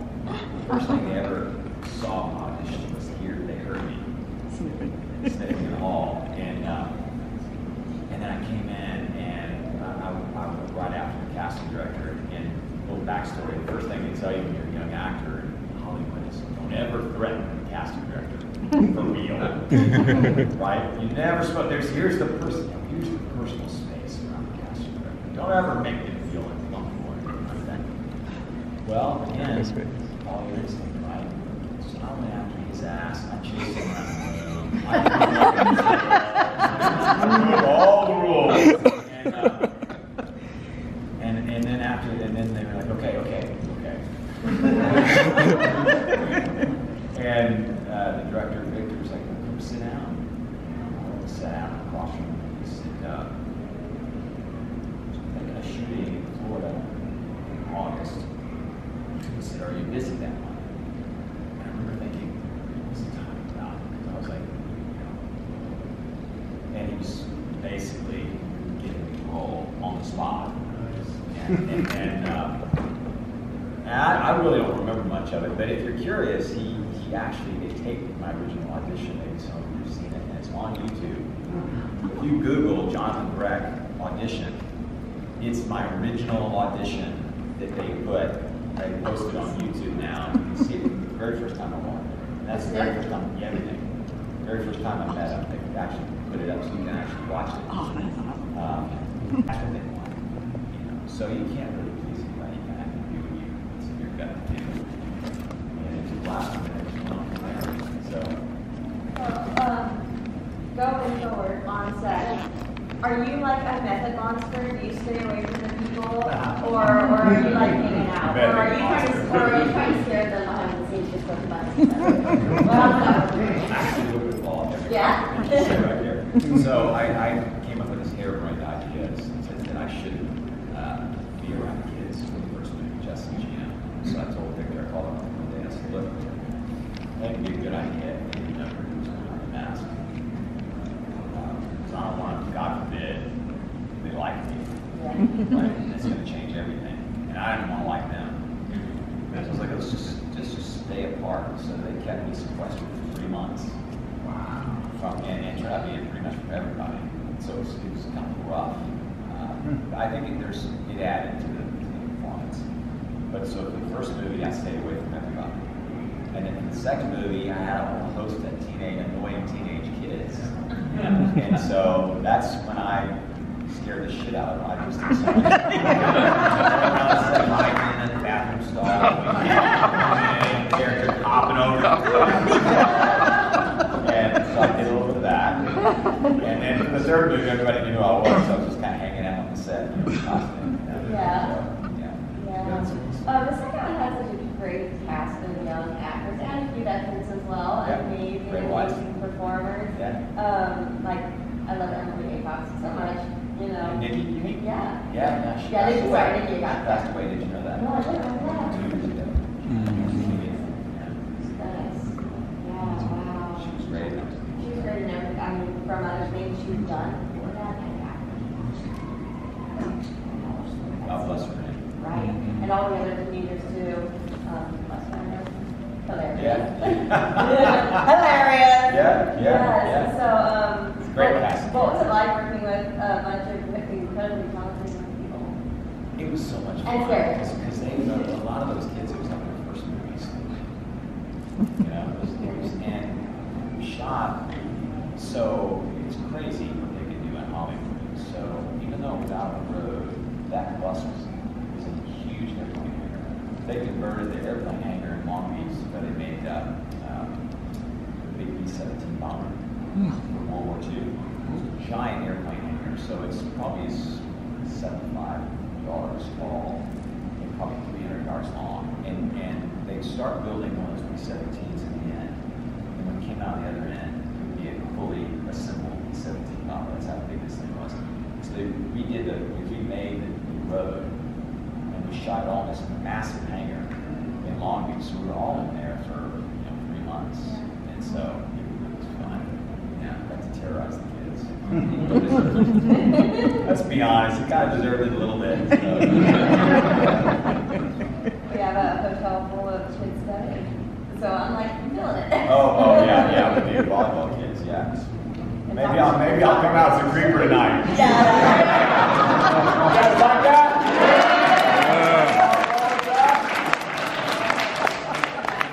Some of them look like they smell too good, though, so I don't know. Well, we presented some funky stuff, so.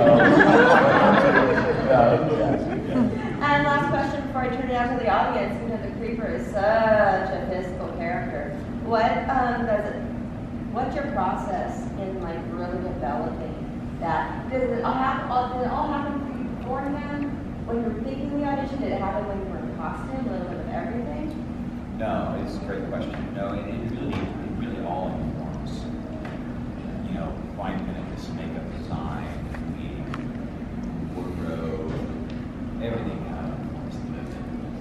And I really thought movement obviously was so important to this character. I thought since he's probably several thousand years old, he's been around for generations, and so I really want to incorporate some movement of different eras into the characters too. So it's like I don't know if you notice, pay attention next time if you don't, but the cape that the Creeper wears in the first film. So he's been around for forever, back in the 1600s, and wearing capes, and even earlier than that.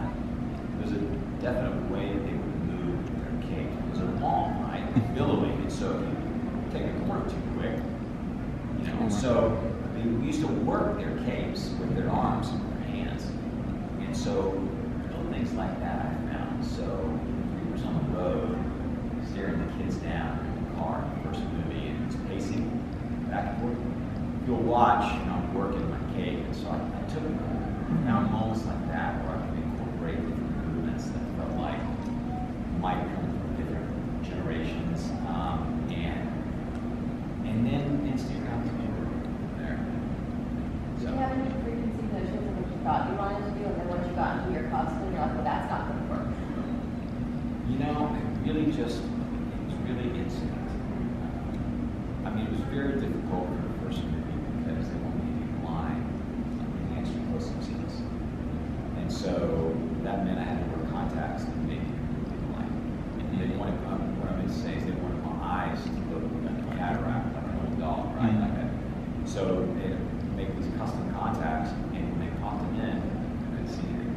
So they put a white shopping bag, plastic shopping bag over your head. You could see a hand when it got this close to you. Other than that, you couldn't see anything. So I had to memorize everything.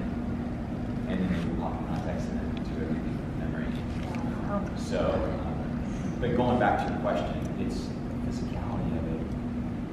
You get to go back and do a character again. It's such a gift because you prepared for the character the first time. So now you have that foundation, and you just get to explore, you get to go deeper. But after a while, I just knew what to do. It was really bizarre. It's like Victor would be like, what would Victor ask me? And I just knew. Just the character just made sense to me. It's fun when it gets like that, you know, because then you're just having fun. You're not thinking, you're just Sounds like you are acting as the character.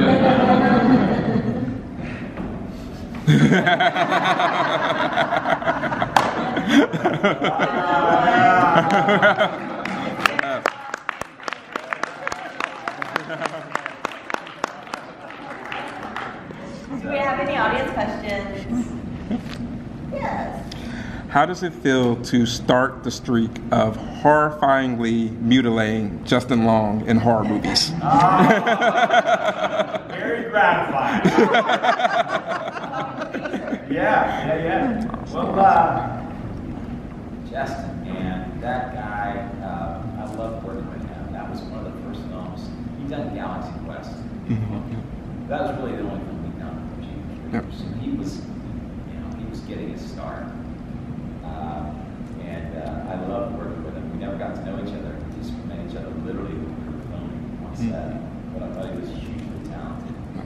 And I watched him work, so there was no question that he could have a career, have a big career. I'm glad I took him out.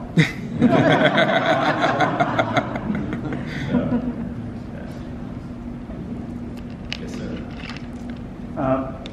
For this role, did you have any inspiration from some of the early film era greats like Lon Chaney? And can you tell us a little bit about some of those classic greats and what about them inspired you? Well, it's a great question. And my answer will probably surprise you a little bit. I was never the biggest horror fan growing up. And I remember being a little self-conscious about that after I made the first movie, because I knew that people would ask me this question. Reporters would ask me this question. What were your, inspirations and all? And then I realized it would probably serve me because I didn't have any preconceived ideas about what anybody had done before. Or if I did, I didn't realize I did. And so I really it helped me approach the character fresh. And now I've since become a huge fan. Right? Oh, well, yeah. Of all those breaks. But at the time, I wasn't thinking of anybody else's performance when I did it. So I think it ended up serving me at the end. Okay. So you were really trusting your gut, and the inspiration that you did got sounds like it was apex predators in nature. Well, exactly, and then just the movement of the character, just how he communicated. It's like I said, it's just. Well, you think about this character. Okay, he's underground somewhere, 23 years, and he gets to come out only 23 days. And just think about that. Really think about that for a minute. And all you've got are the bodies of your victims around you for 23 years. Then what do you do? Where's your sex? Where's your art? Where's everything? It just informs everything. It's informed everything about the character, about his behavior. Like when he smells, there's something sensual about the way he smells, because he's getting a lot from that. He's not just getting something to eat. I mean, he's really getting a lot of his needs.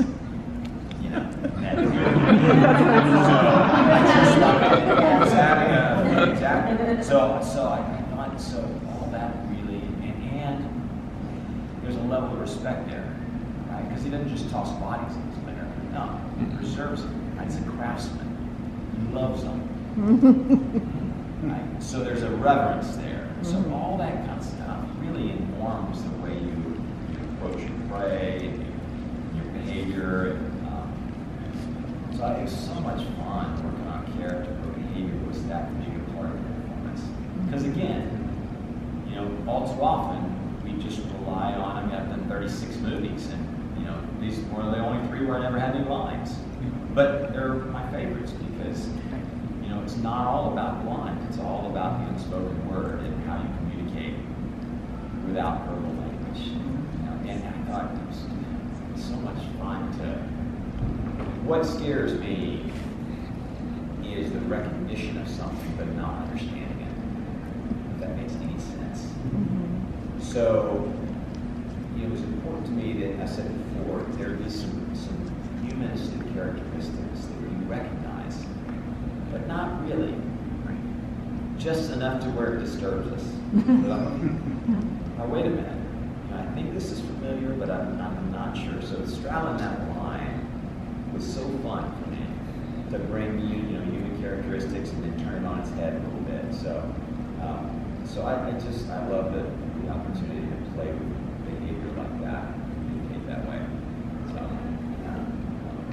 thank you. That was one of the most unsettling performances, monster creations that I ever saw in film, and I'm glad that you made it the way you did, because that was pure genius. Thank you. It just happened on that. You're talking about stuff that you find. It really wasn't written in the script, in the first script, but just happy accidents happen. Like you guys remember the first movie where I throw the bodies in the back of the truck. And I forget the head. Yeah. And I forget the head, and one door opens up. That was just frustration. I was pissed, and it was late at night. Victor was setting up the scene. He goes, "Okay." He said, "So you're throwing bodies in the back of the truck. You open the doors up. Boom. Throwing bodies in the back of the truck. Then you throw your axe in. And you take your hat from behind your back. You put it on your head. And then you close the doors, and I'm counting all these moves up. So I got 8 hands to do that. You really think about it. So I was game, though. I was going to give it a shot. So after about the 4th take, you know, I had the axe under my arm, I had the hat behind me, I was jumping all this shit, I was throwing bodies in there. After about the 4th take, I got it all in there. So I thought, I looked down, the head was at my feet. And like I said, we've been shooting for hours, and I was so pissed. I just picked up that head, I opened one door, and I just flung it in there, and I slammed it over. That's it. And everybody started cracking up. That's it. All the crew started cracking up. Victor started cracking up. And so we found stuff that way. And then we just, when it worked, we just kept leaning into it more. And so then, you know, the Creeper in the second movie, now you're seeing his kind of wicked sense of humor come out. He just kept playing that card. But that's when it really gets fun. You know, you get a bunch of folks together and you start creating something and you find things and you just pull a thread and keep going. Well, it goes. Anyway, an addendum to your question. Anyone in this section have questions? Not yet? Y'all shy on me? No questions? No. Okay. And I saw someone back over here. I did it. There we go. Anyone for another one? God, I wish. I really do. But, you know, I'm not really, who knows, right? Never say never. But originally the idea around these movies, well, the idea around the first movie was it was a small little indie film. We didn't think, you know, much was going to amount to it. We just did it because we loved doing it. And then it became a huge success. And then we made a second movie. And MGM got involved in the second movie. And we made a bundle of money in the second movie. And I never forget, the president of MGM called me. And they said, I hope you're not doing anything for the next 10 years.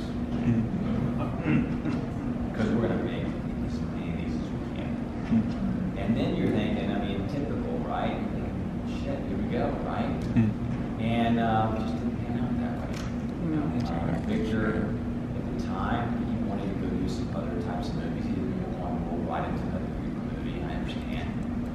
Of course, we know now, you know, when you have something hot in Hollywood, you better put your foot on the gas. Famous fleeting. But he wanted to go away and do some other pictures, and he did that for 4 years. And then he said, I want to make another Creeper movie. And he came back around and approached MGM. They were going into bankruptcy at the time. And they had bought the third script. He'd written the third script. They bought it, they got frozen with everything else in bankruptcy for 2 years. And so now, we pushed us out to like 2009, 2010, and it's a different story. And so we just kind of missed our window. But the plan was always, you know, Victor wrote the second film and then subsequent films, he's written several, with the idea of piecing out a little bit more about who the character was, about where he came from, about what he could do. Each subsequent movie, you learn a little bit more about it. And that way we would stay ahead of the audience and we would tease that out. And so we've got storylines, we could have made 10 of these things. But it didn't happen. And you know, now when Victor's very public trials, basically, after the third movie, I think it's going to be hard to move forward without him. And he's the creative engine. He's the writer, director, and he's the force behind this. So, and as you saw in the fourth movie, you know, somebody else just can't pick up the mantle and go. So I would love it if we could do another one.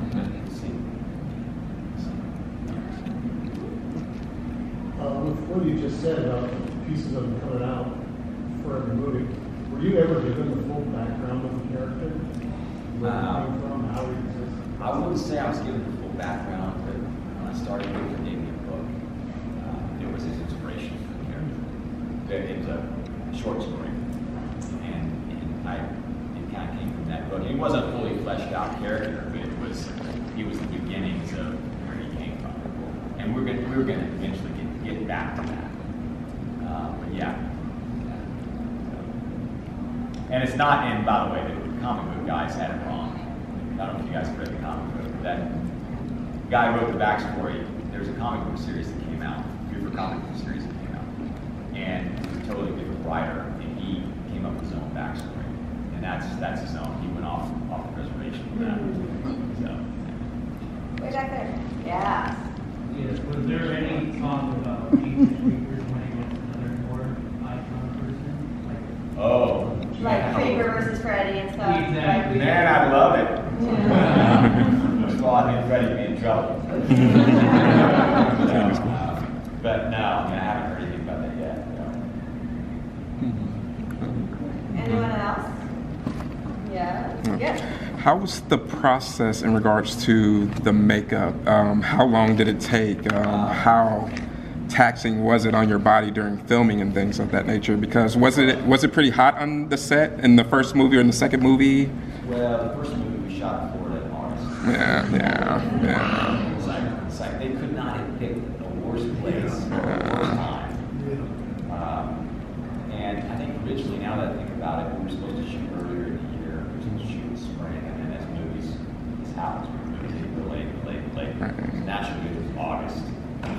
We got there. I said, "Don't worry, we're going to get you a cool suit." I never saw it.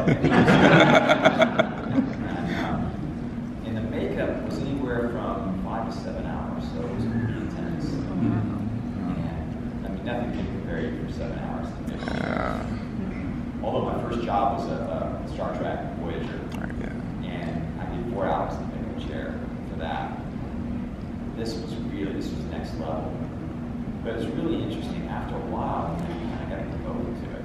You're going to be here anyway. And the makeup for Jeepers Creepers is so detailed, right? And this is that good. Every eye was like 5 individual pieces. Oh, like literally razor thin. And they molded them off my skin because they wanted, Creeper's skin, like real skin. They wanted every movement I made, every twitch in my cheek to register. Not like wearing a mask, right? We wanted to do it the old school way, so it was a build. So they molded everything. So when you look down at the Creeper's hands, you'll see Jonathan Breck's veins in the Creeper's hands. I mean, it's that detailed. And so each eye was 5 different pieces, like I started to tell you, and they would put one piece on, they would glue it down, they would layer it, they blend it with the other one, they go around, and so they build all this up, and they paint it, and they airbrush it, and you watch yourself in the mirror, and it was interactive makeup, so I couldn't sleep or anything like that. I had to help them put it on. So I'm sitting there watching myself. It's interesting to watch yourself disappear layer by layer. And so I started using it just as a meditation. As I saw myself disappear and the Creeper appeared, by the time they finished with me, I was ready to shoot. I was pissed. It's perfect, 7 hours you stand up and like, get the fuck out of my way.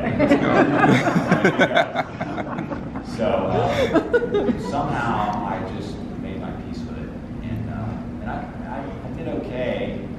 I had a couple days where the world kind of closed in on me. That one scene in the first movie where I'm in the jail cell eating that inmate. I don't know if you guys remember that scene. Oh yeah. Well, they had all the lights on me, all the big spotlights on me, and they're hot. And I was in there for hours, and the actor they got was an amputee. It was missing his arm because they wanted him to look like I ate his arm. And I think grab some homeless guy off the street. I don't know, man, because it was the smell was so intense. And it was hot. It was hot. And I went out. I passed out. And that's the. But that was really the only time it really got me. The rest of the time I was over. It's that kind of makeup though. It's so uncomfortable. You can't watch TV. There's nothing you can do. Just wait around, get ready to go, which in the end kind of affect my character. But and then after you work for 12 hours, after 7 hours in the chair, then you got to get it off. It's like an hour and a half, 2 hours to get it off. And that's the worst part. Because everybody's going home. And you're sitting there after 20 hours, saying, get this shit off me. How long did it take to remove it all? An hour and a half, 2 hours. There's a few days where I was just like, rip it off. I'm done. it off. Awesome, thank you. Anyone else in this section? Anyone else in this section? All right, I can continue on. That was a question I always wondered about this, like Okay, how then. uncomfortable. Yeah, it looks. So, on my podcast, it's also hard, we have a segment, Rock would like to from each movie, but was there any props you wanted to own from any of your Jeepers movies, or did you take anything? Were you given anything? No, Did you want I'm anything? taking it. No, yeah, I got some throwing stars. I got on the axes. I didn't get to see any wardrobe stuff. Like that. And I really didn't. I don't think I really knew. And after the first movie, I was really young and dumb, and I didn't know to take anything. And I didn't know honestly, didn't know it would come. How could you even know it? You know. So I didn't know any better. So you're not a memorabilia type person in any way? Not typically. I mean, but I've got 3 of the throwing stars, which they gave me, and my wife had a big shout out box to me with 3 throwing stars, and it was really cool. So that means a lot to me. And I've got a dagger, as I mentioned, I've got an axe. Maybe a wardrobe.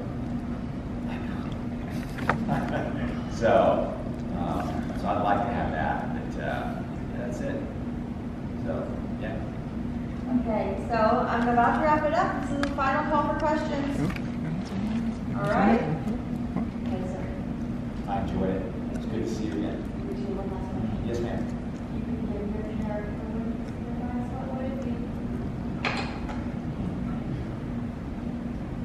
If I could give my character one piece of advice, it would be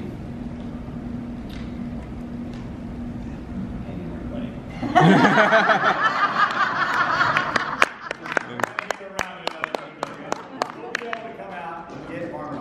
Eventually.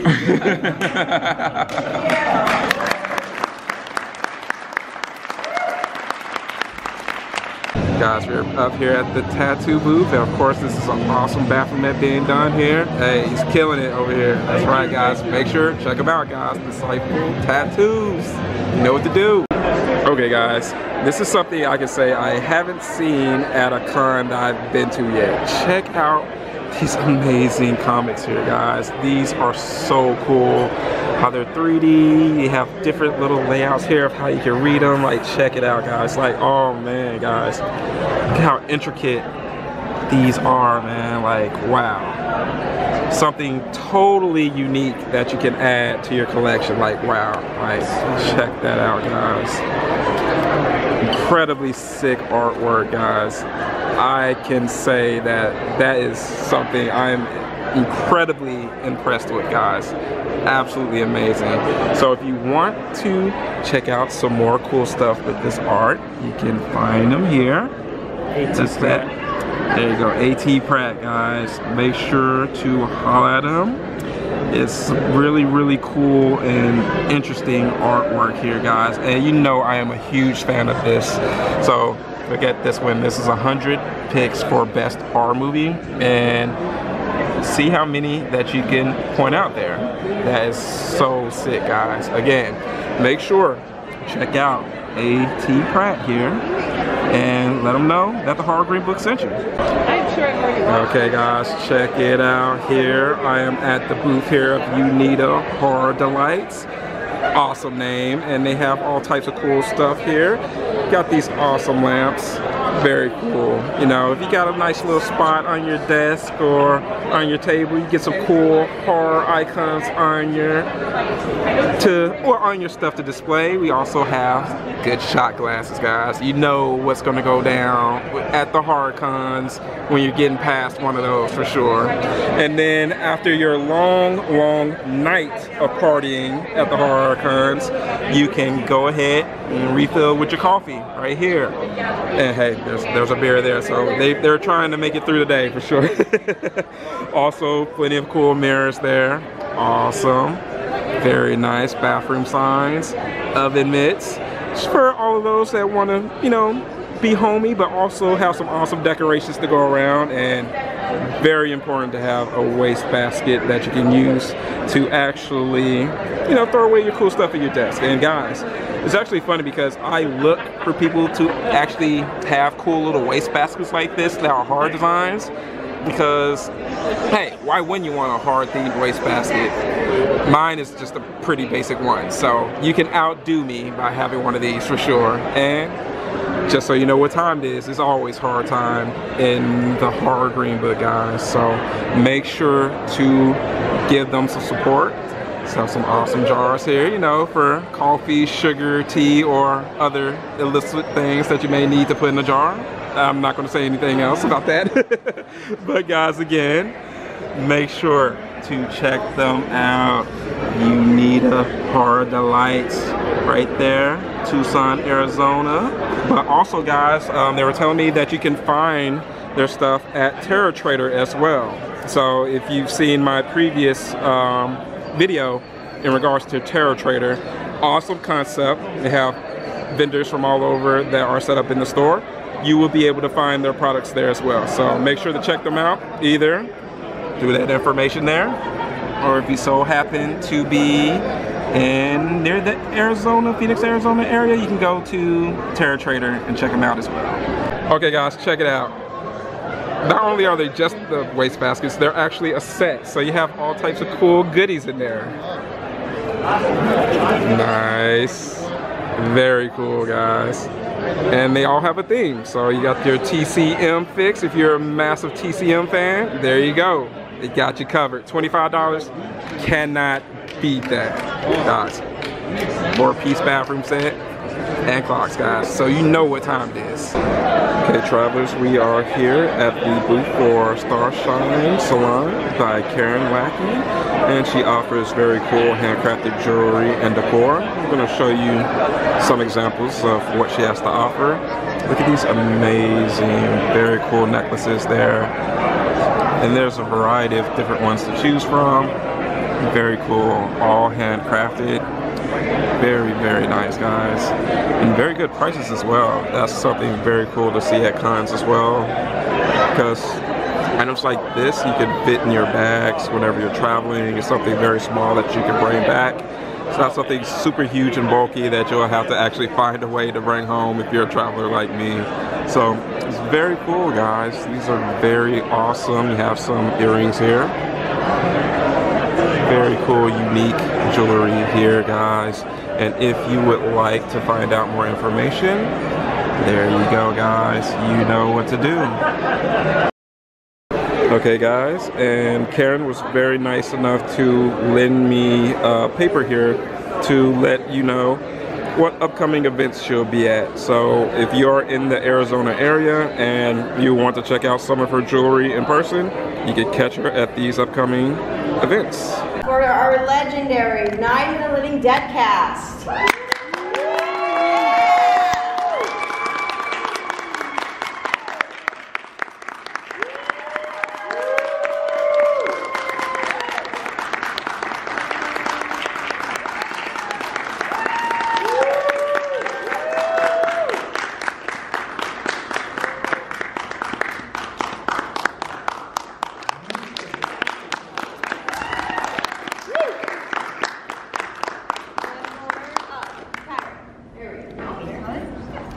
Awesome. Welcome, everyone. Oh, hello.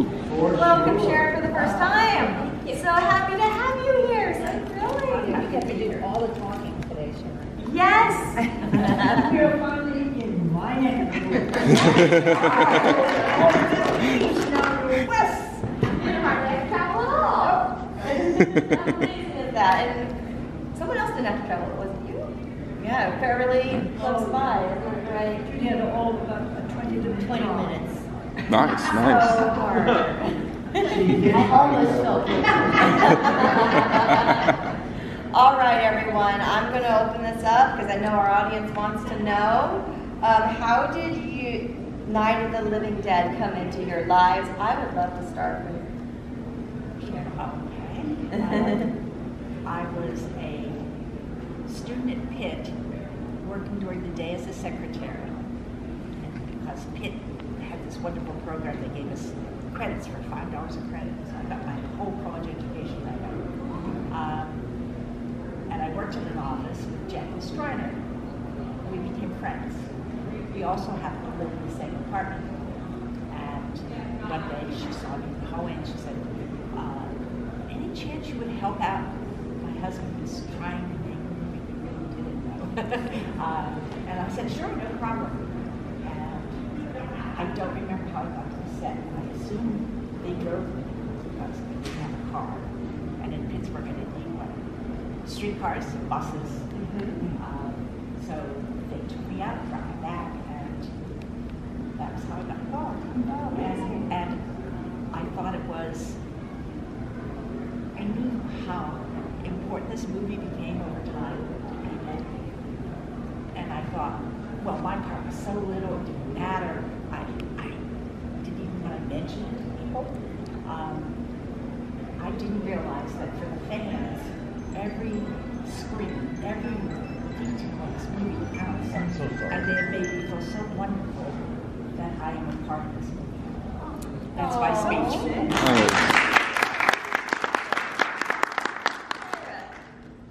Oh, okay. Well, how I became involved, my dad was Carl Hardman. He was one of the producers, and he was also Harry Cooper in the movie. So he played my father in the movie as well. So that's how I got involved. You know? Nepotism reared its ugly head.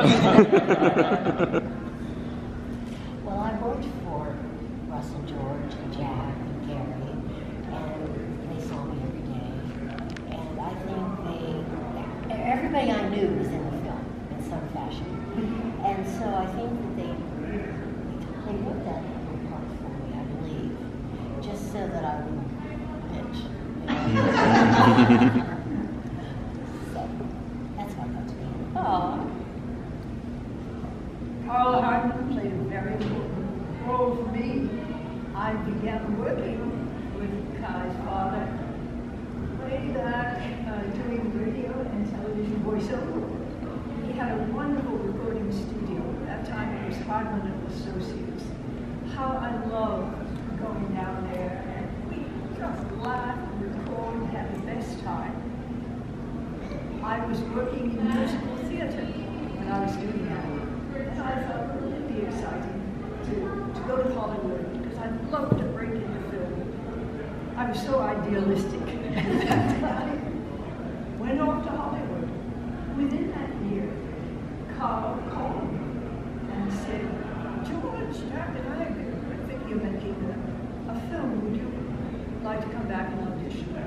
Well, I jumped on the plane, came back home, auditioned. Came away with Barbara, and I cannot tell you how thrilled I am to this day that George allowed me to play Barbara. That's how I got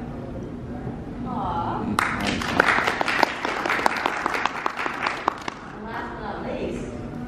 Well, about 8 years before Night of the Living Dead, George and I was an actor trying to find work. I met George, who was doing a small film at the time called Expostulations, and he asked me if I would be in his film as an actor, which I agreed to do. And the very first day of filming for me, I got hooked on the film process. I had never been involved in a film before. I did a stage performance, and this was kind of cool. So George and I started to hang out after that first day of me working his Expostulations, and we became very good friends. And I must say that if any inspiration can be taken from Night of the Living Dead, I mean this partially facetiously, but partially not facetiously. The two of us together, if you can imagine Beavis and Butthead, it was the two of us. If we could eventually pull it off, anybody could probably pull it off. So So if you have ambitions for painting, writing, whatever, stick with it because if two clowns like we are,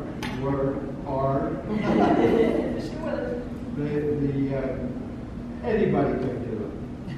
So we made our livings by doing everything, literally everything, from showing. We opened a small business called Late Dinner. One of our very, very early jobs, this is no exaggeration, was to take photographs of flower arrangements for Jewish holidays.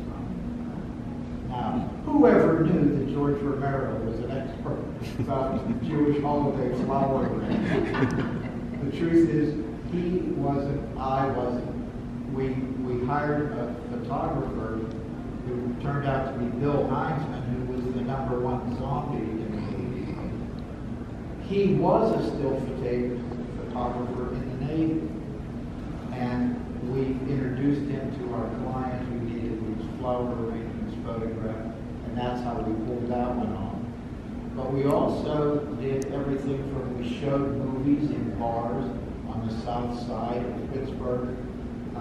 We persuaded the bar owner that showing movies on Thursday nights was a good way to attract business and blah, blah, blah.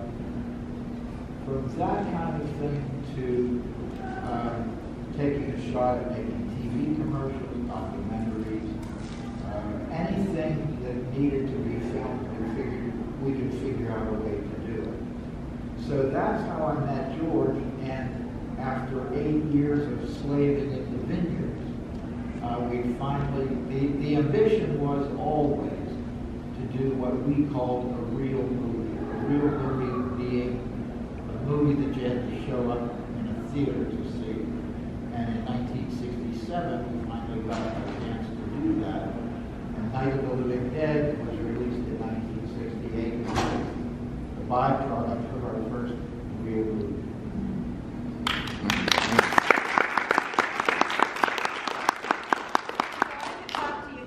Forever about everything, but I won't. I'll be nice and I'll throw it out to the audience. Do we have any audience questions right now? Any at all? Yes. So what was it like?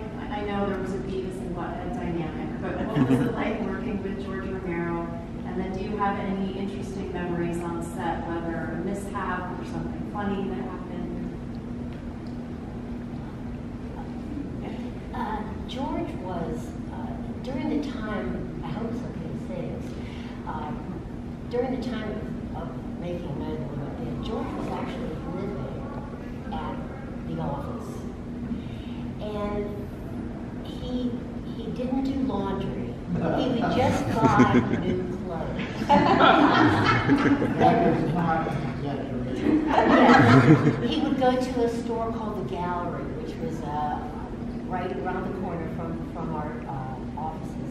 And he would just buy, I don't know how many shirts and pants and things. But he was, they also had a separate language that they used. The guys, they did these funny voices and funny words, but they knew what they meant. Nobody else did. So working with him was sort of like working with in a nursery school. Or with Beavis and Butthead. Yeah. There was one very serious person there, and that was Vince Servinski. And he was the guy who wrote the checks and everything. And he just kept things kind of on the straight and narrow. The guys were all just kids, and loving what they were doing. They just loved what they were doing, and it was exciting to be around them. They were kids. What did he do with the clothes that he was no longer? Did he donate them or throw them away? Probably threw them away. This is not an exaggeration. When I first went to the filming of my piece of expostulations, the very early film, I first went to his apartment in a section of Pittsburgh called Oakland. And there were three guys who lived in the apartment. George, a fellow by the name of Raymond Lane, and John Zilla. Raymond Lane's room was off limits to everyone. He kept, his room was as neat as a pin. Zulik was somewhere in the middle, and George's room, you could literally not see the floor. It was littered with everything from comic books and magazines and clothing, and George was specifically forbidden to ever go. He was lucky he was allowed to walk past Raymond to get to the kitchen. So after some time passed and we're working on expostulations and whatever, we volunteered to help George take his clothing for the Queen. I remember by exact count he had 52 shirts. We took to the cleaner, among other various and sundry things. How in the hell he paid for it, I have absolutely no idea. But it was a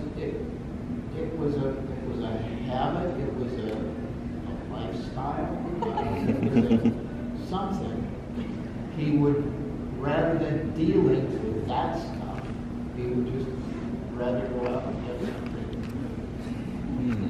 And remember, this is in the days when getting something new, it costs some money, and where he constantly came up with the money, I don't know, because there were days we didn't have enough money for food. That's why you didn't have enough money for food.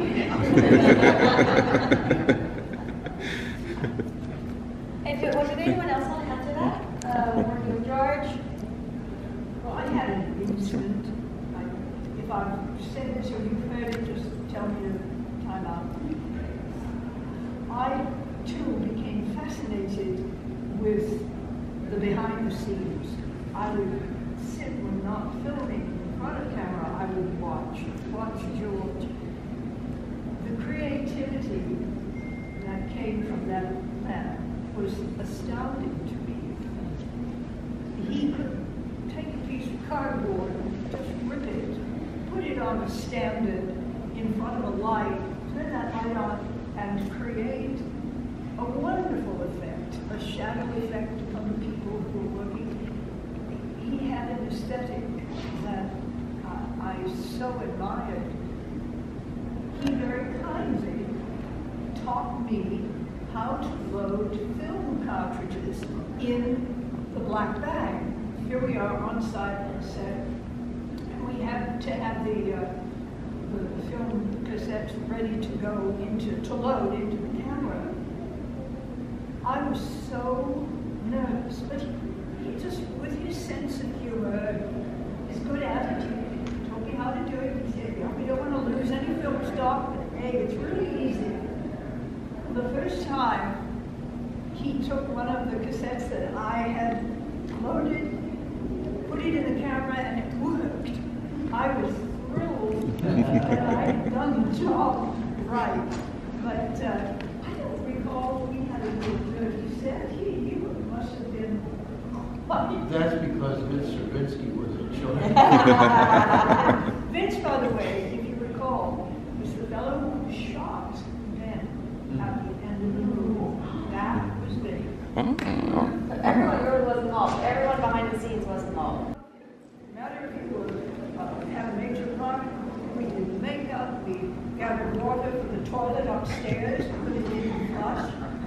So it was a kick doing the film. As Sharon mentioned earlier, that my wife at the time, we lived in the same apartment building as Sharon. And we knew there were certain days that we were going to need more ghouls. We didn't call them zombies, we called them ghouls. And call went out, we needed people for those days. And I said, one of our neighbors has offered, he said, "Can she walk?" I said, "Yes, she can walk." I said, "Put her on down." We had gourmet chefs, we had owners of Ford dealerships, we had fathers, wives, in the Popsy sequence. We had my English teacher's father in that Popsy sequence as well. Daddy's golf buddies. We just corralled to help us out. Is this person breathing? Yeah. Do either of you, Kyra or Sharon, have memories of George you want to share? Well, you know, George didn't really direct me in, you know, the 2 scenes that I had. I think he felt more comfortable, or he thought I would feel more comfortable with my dad directing me, which was exactly wrong. Right. Because I was, you know, like, oh my God, my dad, if I screw up, like I'm dead. And I was not afraid of George. So, but, you know, what I do remember is George taught me how to curse like a sailor. So that was at age 9. I didn't, like, really put it into use until several years later, but now I'm quite adept. Thank you, George. His legacy. That's it. No, but from what everyone says, I wish I did. Yeah. Wonderful. Very nice. Or Rico. My question is, I've always wanted to get your perspectives on this particular question. With the copyright mishap of the film, of course, there was a monetary penalty which, you know, George and the producers of the film suffered, but on the other hand, do you feel that it was a bit of a blessing that the film was able to reach the households that it did, the fact that millions upon millions of people were able to see this independent film that may not have been able to see? I wonder, you know, how do you all feel about that particular aspect of the lore of the film with it not being copyrighted? I can tell you from a first-hand perspective is, first of all, the blunder was not ours. However, it was a devastating blunder that lived with Night of the Living Dead for most of its existence. The original title on the film, it had no title at first, and Vince Cervinsky decided, he heard us talking about maybe making this movie, and he opened a job jacket in our business labeled Monster Flick, and that was the very original title, Monster Flick. Then we decided, as we started to get more serious and get more organized, we called it Night of the Flesh Eaters. And Night of the Flesh Eaters, as the word started to trickle out, these brilliant people in Pittsburgh were making a movie called Night of the Flesh Eaters. I got a letter, Carl and I got a letter from an attorney, a cease and desist letter, saying that Vulcan Productions, his client, had a movie called Flesh Eaters and stopped using Flesh Eaters because it would confuse the public. We didn't want to get started with a lawsuit before we even get our picture into the hands of the distributor. So George came up with the idea, let's put a working title on the film called Night of Anubis. Anubis being one of the ancient Egyptian gods of the dead. That had a copyright on it. So here we go, taking our film off to New York to try to find a distributor with Night of Anubis. And the distributors that we showed to, what the hell is an Anubis? When we finally got together with the Walter Reed organization, it was agreed to change the title to Night of the Living Dead, which I believe was John Russo's idea. Jerry Pickman, who was the president of the distribution company at the time, he claims that he retitled it, but whatever.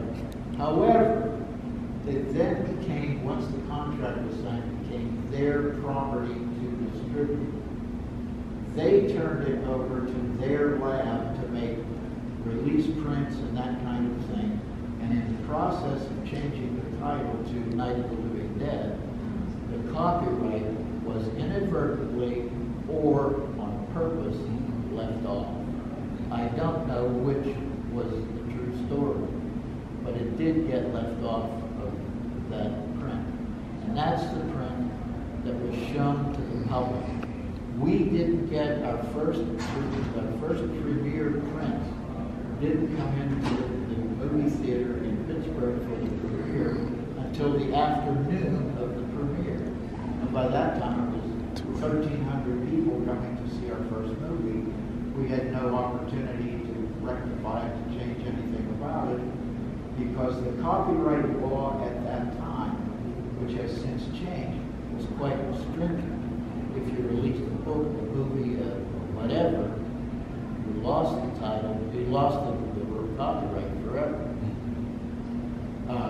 In answer to your long-winded answer to your question, I think that probably had something to do with the success of it, because everybody was making copies of, you know, it was like open season on Night of the Living Dead, and therefore a whole lot of people who might not otherwise have had an opportunity to get exposed to the film. And that may explain why we're here still, you know, 50-some years later talking about it. You know, all due respects to all the great classic films that have been made, you know, but when was the last time you saw a Citizen Kane t-shirt? So it has something to do with it. Okay, we have time for one more question. Does anyone else? All right, you. So for a lot of people, Night of the Living Dead is kind of where they started for horror, but more and more now you're seeing people get into horror and then they'll have somebody tell them, oh, you have to see Night of the Living Dead.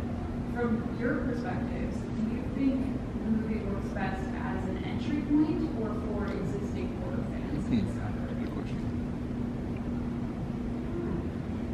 I think that historically, horror has been an entry-level genre. Why that is, whether it's a bias or a prejudice or whatever, I don't know, but I believe since early on, I think that horror has been kind of the weak sibling of all entertainment. Why that is, I have absolutely no idea. But when Night of the Living Dead became popular, I think it inspired a lot of people to say, I think I could do something like that.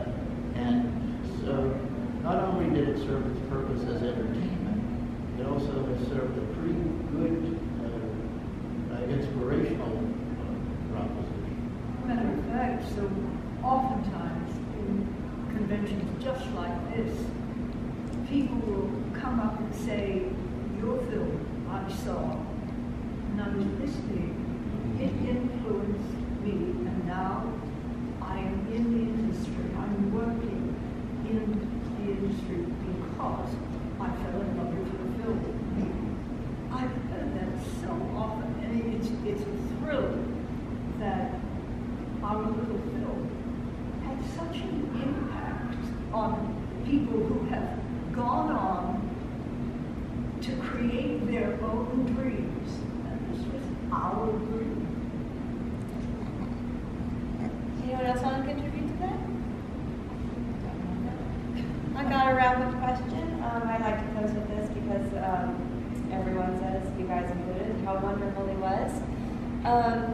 Memories or stories you want to share about Dwayne?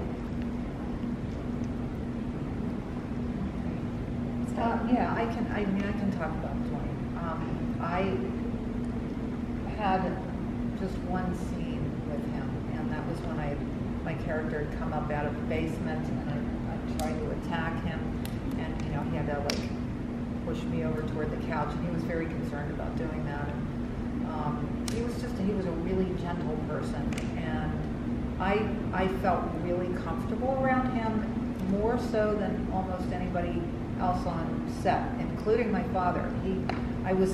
For whatever reason, I was very drawn to Dwayne. He had this sort of calm, like this Zen thing about him. And I guess I must have developed some sort of crush or love or something for him because, and I don't even think I was aware of that, but I cared for him a lot, and I really hadn't been around him much. And when we had the day of the premiere, all of the female cast were sent roses, turns out by Image 10. But when they arrived at my house the afternoon of the premiere, my mother answered the door, and she said, "Oh, Kyra, these flowers have come for you." You know, like a dozen roses. Like I was 10 years old then, you know, at that time. Like who gives a 10-year-old a dozen roses? and I said to my mother, I guess she hadn't read the card yet or whatever, but I said, "Are they from Dwayne?" And she said, "Oh, maybe they are." You know, I don't know. And she never let on, once she read the card, that they were from Image 10. She never told me that. So she let me believe that they were from Dwayne, which was all these years. So, you know, it was, I mean, obviously, like I felt something for Dwayne. So he never knew that, of course, because I never ever saw him again. My dad was good friends with him. My dad saw him several times afterwards when he would go to New York, but I never saw him again. And I'm disappointed. Oh. Did you have any experiences on or off? No. You were just there looking pretty as a zombie? Right. And by the way, not a house dress. Not a house dress. She was wearing a shirtwaist dress. A shirtwaist dress? Yeah, there was a big difference. What's the difference between a shirtwaist dress and a house dress? Because I'm ignorant. A shirtwaist is more fitted. A house dress is just like this loose Yeah. kind of Got it. Yeah. Well, you Slight. My most vivid recollection of Dwayne was just him sitting in a director's chair, reading us outside, sitting under a tree. He was very studious. He was very elegant. He was a delightful man to be around. He didn't have to be talking all the time. He was perhaps very reserved, a very reserved gentleman. Gentleman is one of the thing.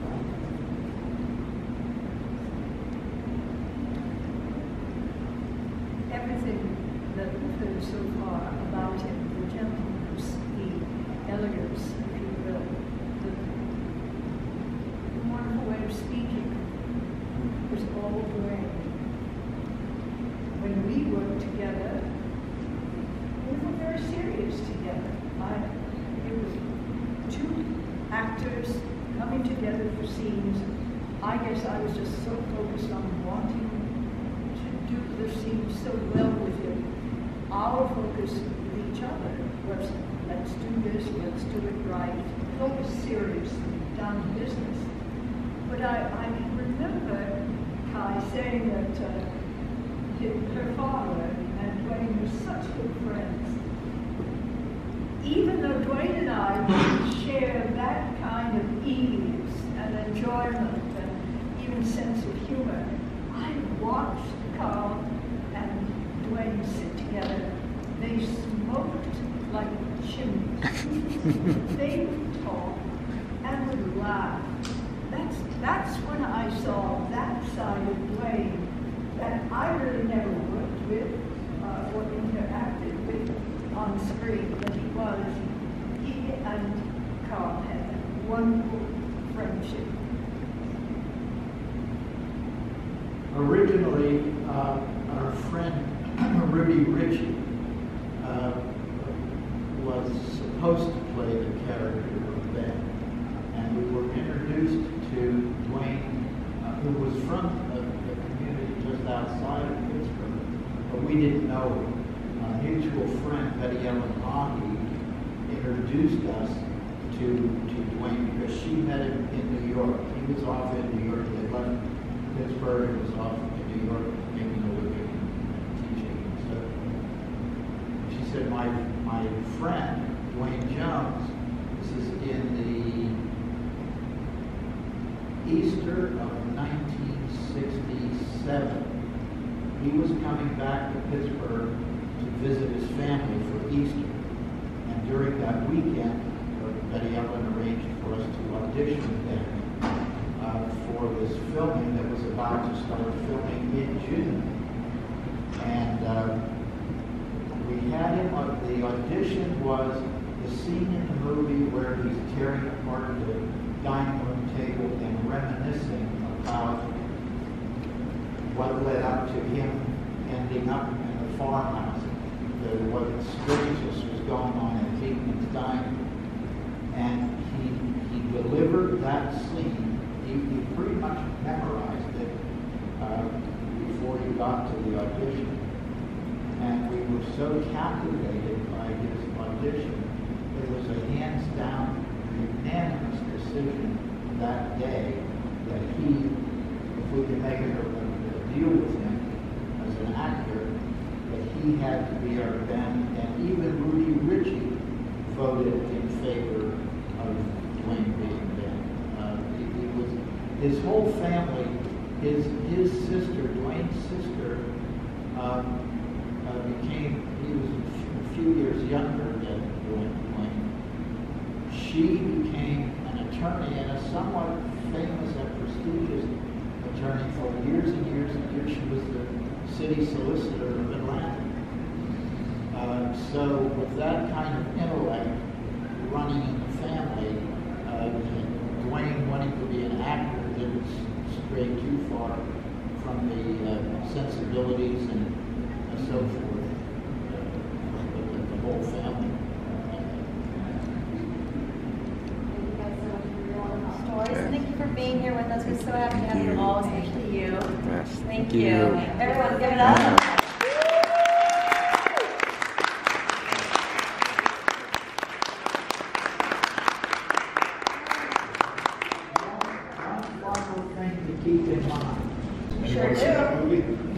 Yes. I watched it recently and I was going, I went, fuck. I mean, pretty heavy and ahead of its time, you know? So I thought I'd just honor the man whoever happened. For sure, absolutely. So I'll start with you. I would love to know, sir, about your acting journey. How did you get involved in this path? I used to be an athlete and I hurt myself and I couldn't run for a year. I ended up going to visit a friend in LA, never been there before because I grew up in Australia, and thinking about being an actor in 1988 or 9 was like an impossibility. How do you do it? You know, because I used to watch everybody on the screen, all the great old movies, you're all movie buffs, I'm sure.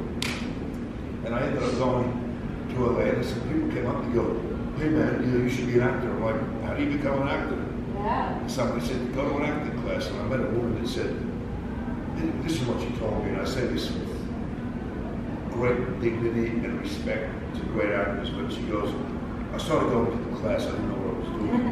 And that's why you're going to the class, though. Yeah, but not knowing what I'm doing, how I study, but I learned how to study. And there were some people in the class, that were pretty famous people in the movies. And one day she stops me and she pulls me aside and she goes, you know, you could be another Marlon Brando. Now what she meant by that was that I had the masculinity and the femininity of the Brando-esque person. Because he was strong, but he had a little feline too, right? Anyway, that's what she meant. And I said, well, I got a shot to try this business. And I fell in love with the studying. And I found it intriguing to be in a room. Like, who was bad at school? I was horrible at school. Oh, God. But acting school made me interested. So I figured, for anybody that's listening, especially the younger kids, if you like something, you become better at it, you know. So I kind of stumbled into it. And I went to meet a very famous director one day, not knowing shit about acting, but learning acting craft in class. That person's name was Elia Kazan. Elia Kazan was an unbelievable director who directed James Dean, Marlon Brando and On the Waterfront, and Streetcar Named Desire. And he was about 80-something years old. He was making his final film. And I went to meet him. And I used to be shit scared of reading in front of people, you know, because I'm not a great reader, but I have to learn it and try to perform it. But back in those days, he didn't really read anybody. He just met you and he said, I think you could be in my movie. And he would make you a great actor, you know. Brando, James Dean, and many others. Anyway, at the end of the meeting, he goes, nice to meet you, and I left the room. It was like 45 minutes of talking Greek, because it was an old Greek Armenian. And this is a legendary director, right? I get out of the office, I go to my manager's office, and she goes, there's only one guy that's going to play Nicolas Cage's brother, and it's you. And I just about fainted. But it didn't happen because he was too old to get insured by the bond companies. And I missed out on that opportunity of really learning from one of the greats. So that's how it began. And slowly, I got a show called Picket Fences. And then there was a few other things that happened. And Mobsters, which is a movie that I got in '91, and the career kicked off. So one of my favorite things, my favorite thing for anyone that's ever done one is Cosplay Montage. That was one episode, you remember? Yes, so Clancy Brown. Anybody know Clancy Brown? Yeah. How bad is that? Yeah. He was unbelievably eerie and wonderful in the famous movie with the sword. What was it called? Everybody remember with Highlander. That's Highlander. Do you remember him, the bad guy? Great, anyway, great actor. And some other guys there, John Tierney, and a few others. We had fun. Chaos always was known for having, getting like the big stars, like the all-star cast for all the others. Everyone wanted to do one. Sure. How did you feel? I felt silly because we were playing zombies. I wasn't into zombie movies or anything, but I was with people that had been around. And, you know, everybody wanted to do a Roger Corman movie or Tales of the Crypt. So I guess I joined the club. You did. It was so good. And it was so good. In fact, I see you in Indy, because who's going to Indianapolis? Anyone? I know it's like a quick turnaround. No one here? Well, when I see you in Indy, I bring my house for Christmas. He's like, finally, and I told your manager, now I know I made it, you know.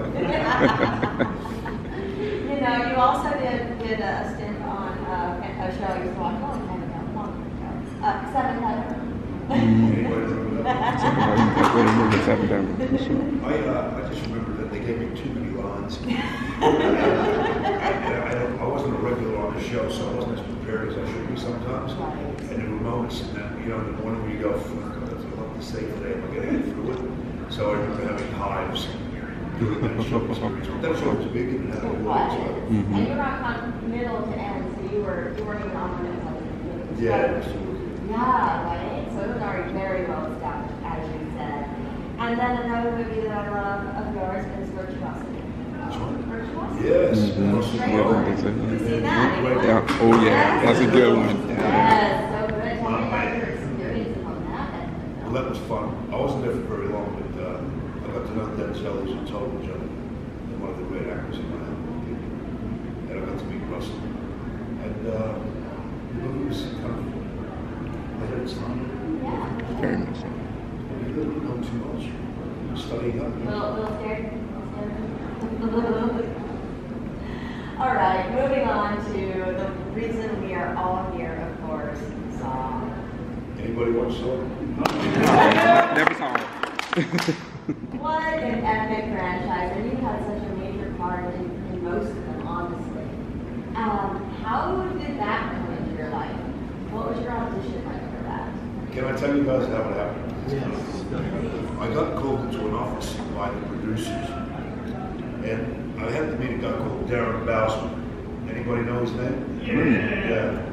He was important to the franchise at the beginning. So I get there, and he's staring at me like they do. Sometimes these people stare at me, and they're like, what the fuck do I have to do now? Like, staring at me, you know? So I've learned to just be authentic and be honest and stuff. But I'll never forget it. He goes, so, have you seen the first two? And I'm like, no, I haven't. I wanted to be honest. Anyway, we talk a little bit more, and he leaves. And the producer looks at me, he's trying to set me up to be number 3. And he goes, why the fuck did you tell me you didn't see the movies? I said, because I didn't want to lie. He goes, you live in Hollywood, we all lie. I'm like, okay, all right, next time. But I've been going to kill walk past it. You know, it's like, yeah, I saw your movie, man. You were great. What was your favorite part? You don't know what to say. Anyway, I ended up getting invited in there to be introduced in Saw 3. If anybody remembers that, it was a short thing. And I behaved myself and they brought me back for 4. And do you remember 4? Yeah. What do I do at the end of the movie? I get up the gag and get up. And Donnie Wahlberg gets it, the ice. And a new character was born. Yeah. Do you suppose that was planned, or were they making it up on the fly? Well, I think that when 4 was written, they knew they were going to bring me back. They're not going to wait, maybe? 3 was just, nobody knew. But they, you know, they do have their little plans. And I just try not to think ahead because you don't want to get cocky and they get disappointed. But then 4 came and then 5. Do you remember 5? Yeah. Isn't that the pendulum trap? Yeah. And then so, you know what? I'm not supposed to say this, so I'm not going to say it. But last year we saw X. Anybody see Saw X? Yep. And apparently we're very happy with it. Were you happy with it? Absolutely. They got their best reviews ever. So I guess Saw is alive. All right. And I wonder who's going to be in it next year. Well, I just had a memory just now. I think they did plan on having you around for a while, so you must have done something right that first audition because my ex and I, we didn't watch past 2 for quite a while, and then we had 4 and we didn't. Right, the last minute 4, right? We just watched it. He saw right away that you were going to be somebody because he's like, right in your first scene, he's like, he's doing something. They're setting him up for something. How you looked at me or something, whatever you did in that scene. Oh, he was like, oh, yeah, he's coming back. So he knew. I didn't. I was along for the ride. I didn't want to know, but he knew. So I think they knew. A lot of the Saw fans. Oh yeah. Very, they pay attention to detail. They, I find the questions super clever. I remember when I was doing some panels, really big ones, and sometimes the Saw fans, like some of you, they would ask some fucking deep questions. I went to panel with Tobin Bell, and every time I went, I'm not going to answer that. This person's way too smart. I go, Tobin, look at that. And Tobin's super clever, so that's not the master. How much do we love Tobin Bell? Woo! I'll share a story about it, can I? Well, do you guys remember the scene where I wake up after my sister's death, when I take revenge upon the guy, and I wake up with a shotgun on my neck and I'm sitting in a chair tied up, and he gets me a good scolding. Well, the night before that scene, I get a phone call at 11 o'clock at night, and I go, hello? Hey, Costas, it's Tobin. Jigsaw's on the other line. Oh, mighty hell. And he goes, I really want to talk about the scene tomorrow. I go, because come to my room, I'm like, okay, click. And what I wanted to tell you about is that he talked to me at length. And the reason the franchise is very successful is because he cares so much. And that's why that scene is pretty powerful, in my opinion. Did you like that scene? Oh, yeah. And it's because of Tobin's hard work ethic, you know. Okay, let's turn it out to the audience. Anything special to get into character for Saw, and do you have a favorite kill in the franchise? Do you do anything special to get into character for Saw? And do you have a favorite kill? Boy, I'd love to give you a complicated answer, but I can't. I'll just tell you the one thing that I've even told the producers. In Saw 4, because I had to manipulate the audience to think that I'm not the bad guy, I didn't even read the script, but I did read the scenes. So because I wanted to be as naive as the audience, and that was one trick that actually worked for me. Because there's an old joke with actors where they get a job and they read the script and they go, my part, bullshit, my part, right? And on that occasion, that wasn't what I did. But I wanted to just be normal until the shit goes down, so the audience doesn't think that I fuck with them. Other than that, I try to be present. I crack a lot of jokes on the set because it's a pretty dark set, and I try to make people laugh.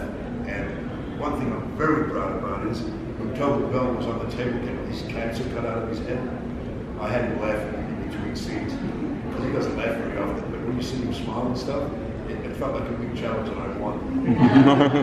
Oh, and what was your favorite kill?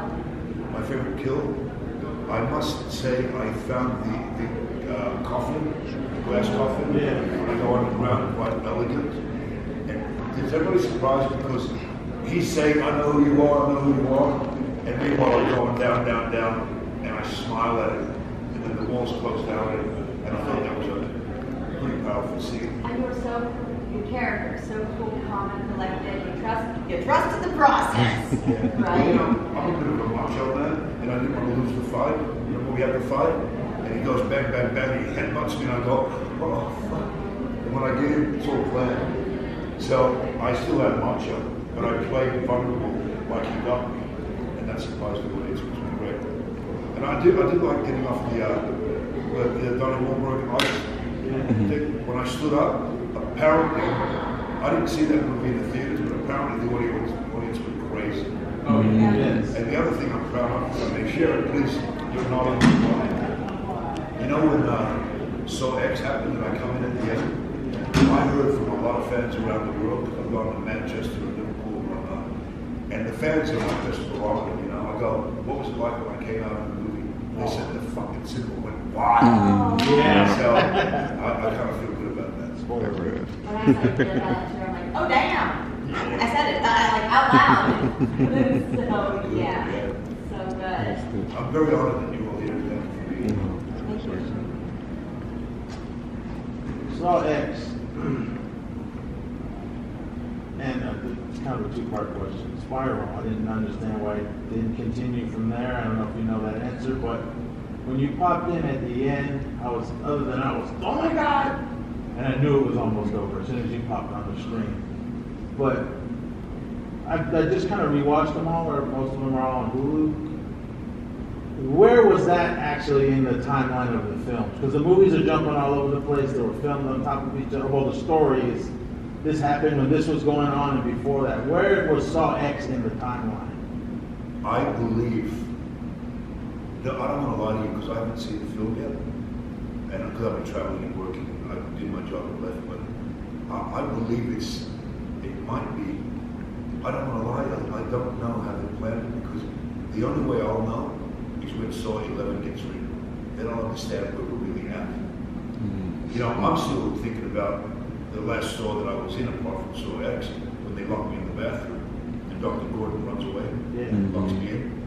I'm still trying to get out of there in my mind, and I know how I want to do it. And I'm going to express it to the big guys, because there's such a great scene in that, if I can escape without cutting my leg off, without doing smashing shit, you know.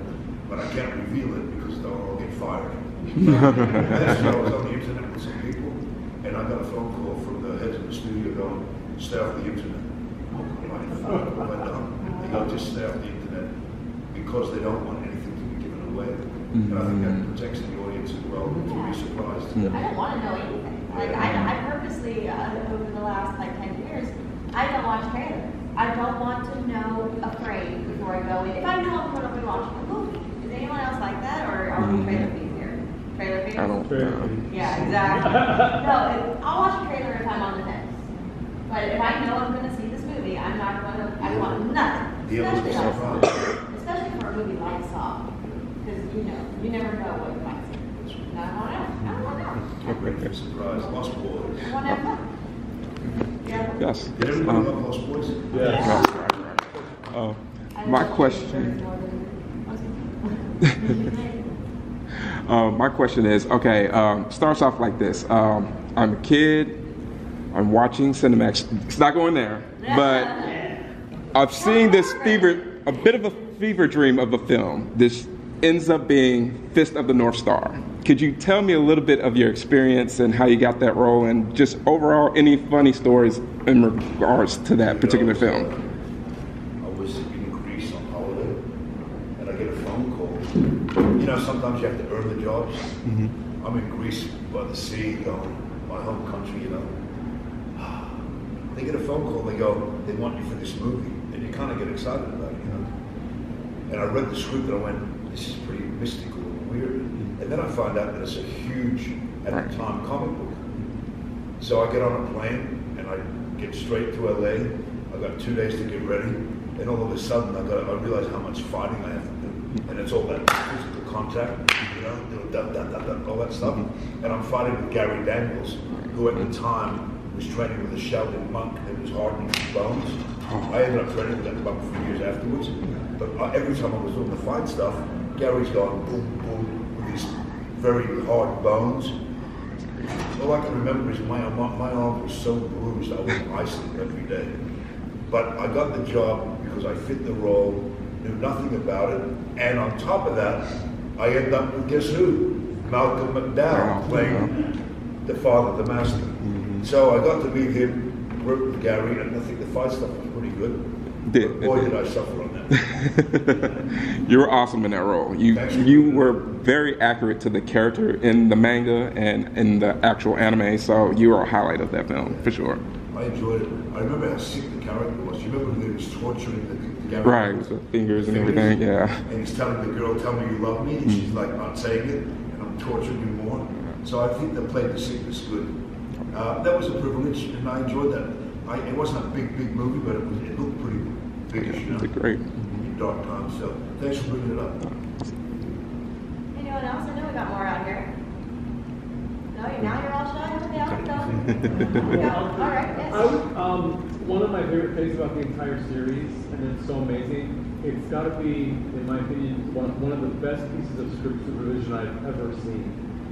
Just the way that the continuity of the story, and how you'll be in 4 and see a scene from 1 from a completely different angle and get all new kinds of information.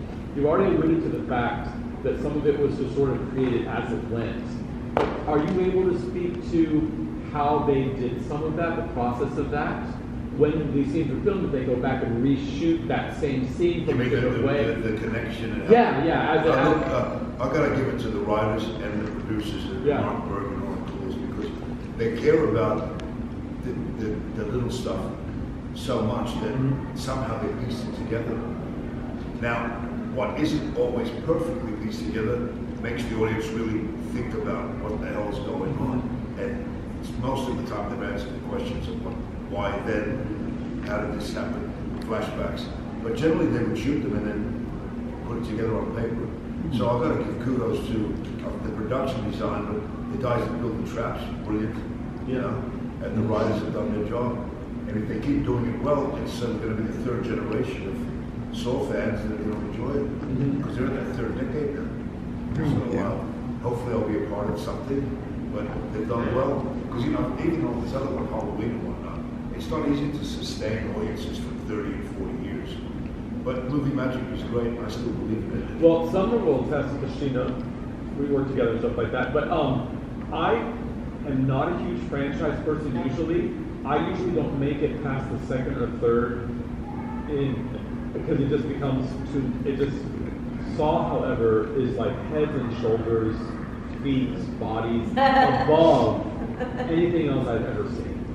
And that's the most mesmerizing thing about the movies to me. And I have no problem with gore. I enjoy good gore. I enjoy no gore, whatever.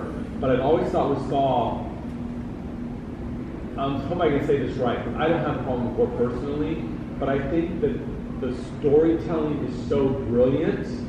I think, and because the gore is so intense, there's so many people that are going to miss out on some of the best storytelling there is, because they just can't handle. I've actually told people to watch it and fast forward over the scenes just because of the story. So I'm like, when you get to a trap, just because you're missing out on so much. I mean, it is very intense, and I love it for that. We do. Yeah. But some people are so sneaky, who don't understand how brilliant the story is. I actually realized what you guys were really talking about when I've done these panels before, because some of the kids that ask the questions, they blow me away, and it lifts the standard. It's not just, I mean, some critic once said torture porn. I'm like, what the fuck are you talking about? These people that are seeing this, they're not stupid. Actually, they're really far from stupid. And they don't call it that. So shut the fuck up, go be a critic, and let the audience determine if they're going to come back or not. And that's how I really feel about critics, because they're mostly failed actors. Some people that talk about sports, they've never played a sport in their life. I'm like, how do you get this in zone? But the audience will always tell you, if you guys pack the cinemas, people feel pretty good, like they've done something. They've offered you something that you want to see. Keep it smart, people respect it.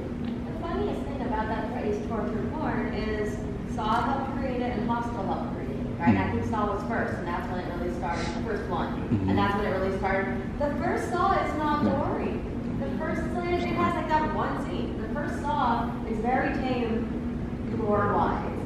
But just the thought of it's why it's so brilliant. The thought of what they're doing is gruesome enough to make you think, torture psycho, you know, all over again. And then they say torture porn like it's a bad thing. Right. I know that sometimes what you don't see is more horrifying. Absolutely. But saw they had to go there with certain things, like there was a couple of things that I thought was like the guns coming out of the gun, you know, some stuff. But sometimes we need to see, sometimes we see the reactions.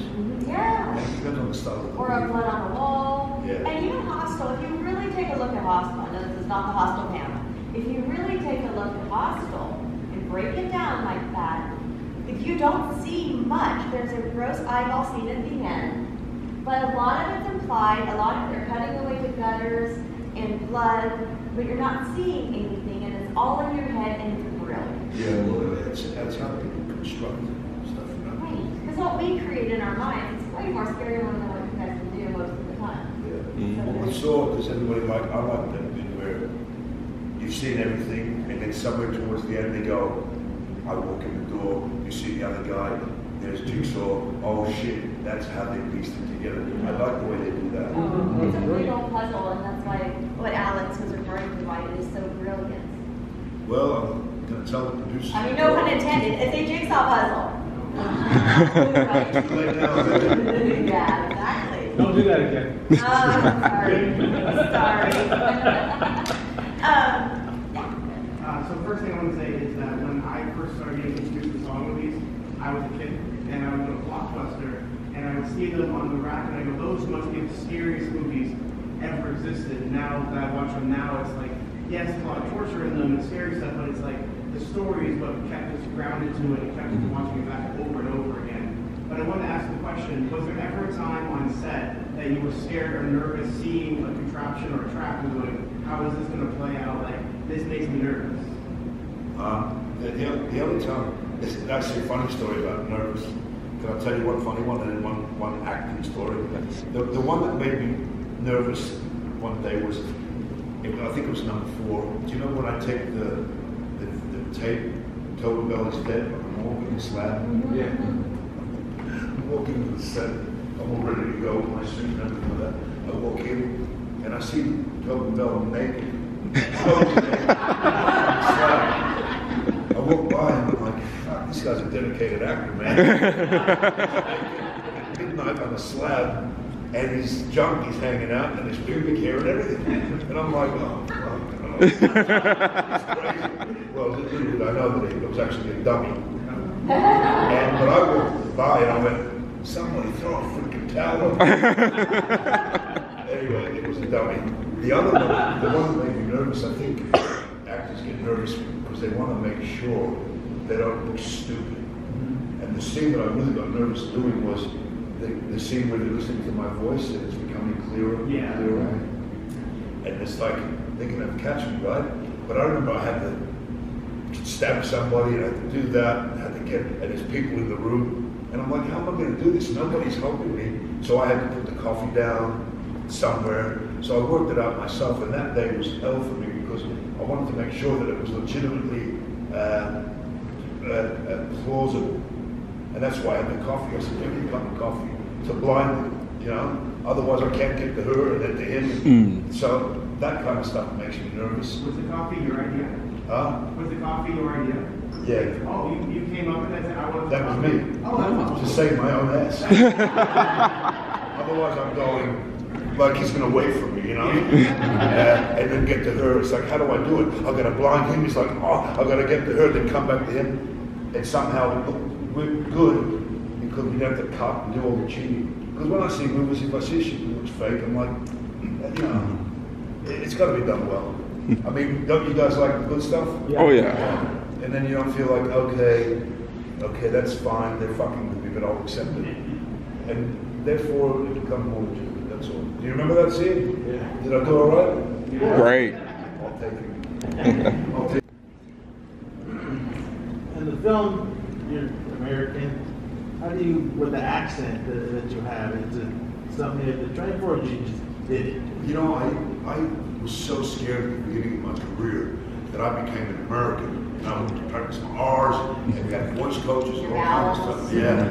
But I also had a love for gangster movies, so I could do the New York accent pretty good. But I grew up playing soccer with people from all over the world, and this is the funny thing. Some people spend thousands of dollars going to voice coaches, but I realized I can't keep spending money on voice coaches, because sometimes they'll say, okay, you gotta be a Croatian, an Eastern Bloc gangster, right?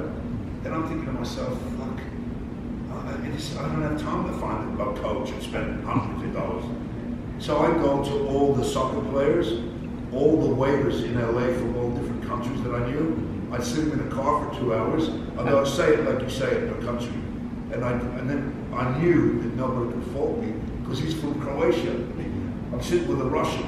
I can't be fake, because the Russian just did it. I'm doing it exactly like him. So all my buddies became my coaches.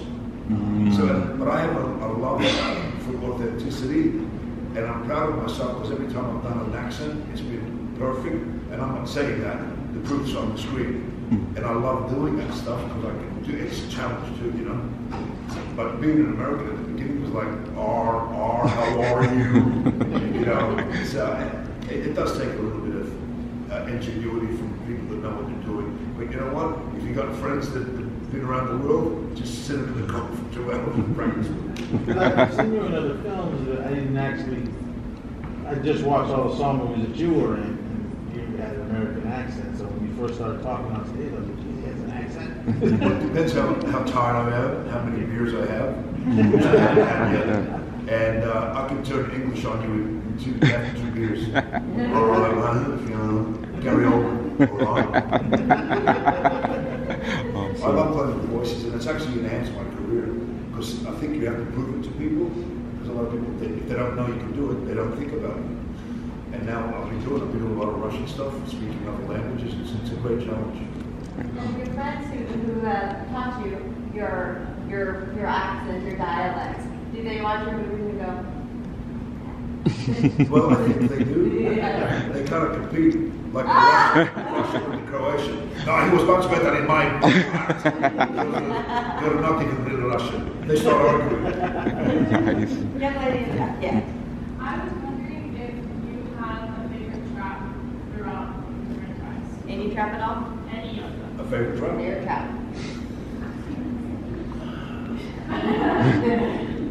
My favorite traps are the ones that I get out of.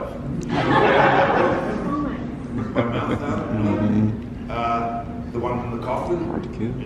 I got out of that because it was planned. There's so many good traps. I'll tell you the impact of remember the pendulum trap? Oh. That was the first time I saw the movie live with like 3,000 people in Vegas in the theater. Right? The scene comes on, and then people are there, you know. The scene ends and it goes to black, and the when the music comes up, and the cinema went fucking crazy. I felt like Elvis Presley. And I'll never forget the impact of that trap. So that one's one of my favorites, because I saw the people enjoy it so much, going, we're getting ready for a great ride. That was the first scene of the movie. Right? So that kind of stuff's nice when you feel the audience is even better. I think they did. Can I tell you a funny story? I'll come to you. My mother was with me at this premiere, right? She's sitting next to me. Now, I am the new bad guy. And then the movie begins, and my mother's grabbing my arm, and people are looking at me, and I'm like, get off me. I'm grabbing my hand, and I told her to get up. I said, get up and go over there and sit with your friend. I was fucking cool. She went and said somewhere else. So going back to the coffin trap, like how were you like? I'm watching you. I was like, oh my god, I'm getting claustrophobic. It was horrible, but I tried to stay calm because that glass stuff was rubber. The lights was boiling hot, so it was hot and there was no air. So every time I go down, I'd go like this, like hardly breathing. And they would come and get me pretty quick, but it was horrible. I know the guy, remember that water truck around the head of what's his name? Yeah. What was his character's name? Strong. He had a hell of a time that day because he was drowning, you know, get the whole way forever, and then they drain it. And so some of the traps were pretty heavy. How long were you in the cosplay? I think the tops would be a minute and a half to 2 minutes. Well, it took about a minute to get down. Maybe 3 minutes, but you should have seen me. I was like trying not to breathe. Because once you start hyperventilating, you're in trouble. Yeah. So you got 3 minutes of oxygen in there, and then we don't know what happens, right? I wouldn't want to go that way. Oh my goodness. Yes. You mentioned soccer earlier, and I was going to ask you a soccer question. Okay, I'm going to give you a hypothetical. Greece and Australia reached the World Cup finals. Where will your allegiance lie in that match? I'll tell you the truth. I'm Greek. I go by the blood, not the passport. I was born in Australia. A lot of my friends have represented Australia in national. Now years have gone by and a lot of my friends have retired that I played with. When I go to Greece, I'll just tell you the truth, I land in Greece and sometimes I kiss the ground. There's something about ancient Greece in my bloodline, so I would go with Greece. Sorry to all my Australians. That might be some fighting shit going down. Okay, I'll give you a month. I'll give you a month. I'll just take some traps with me. Okay. What are you going to do now? Man. So if you were to create that in your brain, what would it be? Not even feasible. Like nothing that's in you're talking about, nothing that's like they're doing. If it was somebody that I had a disdain for, I did a scene for a TV show once that I didn't end up doing, but the scene was at the end of the scene, and I'm playing Super Reed, and my sister's about to shoot me, and I told her down and take the gun away from her, and I told people to get chains, and in the scene, I chained my sister to a couple of trucks, and they drive off, and that's pretty cool. I don't have a sister, so I feel something where somebody does something so bad. I mean, I did enjoy watching Jill. Remember when I smashed her face? Yeah. I did enjoy that. Well, she hurt me, and I hurt her back. I love ingenuity and how you got out of that trap. Yeah. I was like, oh, he's done. He's so done. Is that the one? Was everybody surprised at that? Because I thought that was pretty close. I was nothing else to do, but that little bars. Was that heavy that you had on? The real one's heavy, yeah. It's super uncomfortable. Just having it on your head, you know, and trying to move is like ridiculous. And then they have a fake one, which is a little easier to handle. The one, if you had to, like, could you just pull it off yourself, or did someone have to come and take it off? Oh, they have to get it. Yeah, they have the one they have to get it because that's secured and unsecured. But let's put it this way. All I can tell you is I'm still alive, and hopefully I'll come back. And I hope that makes some people happy. Because I've met some people that have said, we love you, but we hate you in the movies. So I guess I must be doing something right. Anyone else? Scanning.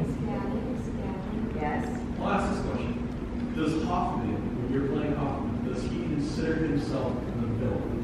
Because you're kind of sucked into the Jigsaw thing in the beginning after you're avenging your sister. You do a bunch of horrible things, but then you're also getting screwed with by some of the other accomplices. Obviously, you kill the FBI agents because they're onto you. Does Hoffman know how dark he is, or does he still feel like somewhere he's doing the right thing? Well, only great actors that play villains like Anthony Hopkins, you know, the Doctor. and many, many others, clever actors, they say, my character doesn't think he's doing anything wrong. Right. He's on the righteous zone. Now, I was in the righteous zone with my sister, but when he taught me that my anger is not discipline, which is in the Bible as well. If you're blind with anger, you're going to make a mistake. So, learning to do it without the anger is probably the trick. But I don't think bad guys think they're doing shit wrong, you know? And I think that allows their conscience to handle it until they meet their maker, or Satan, or somebody that just looks them in the eye and goes, "You man, what that means." So that's, I think that's the trick of acting. And you're doing something normal which makes you more crazy to the audience because you don't think there's anything wrong with it. Have you ever seen any of those shows where they're interviewing serial killers?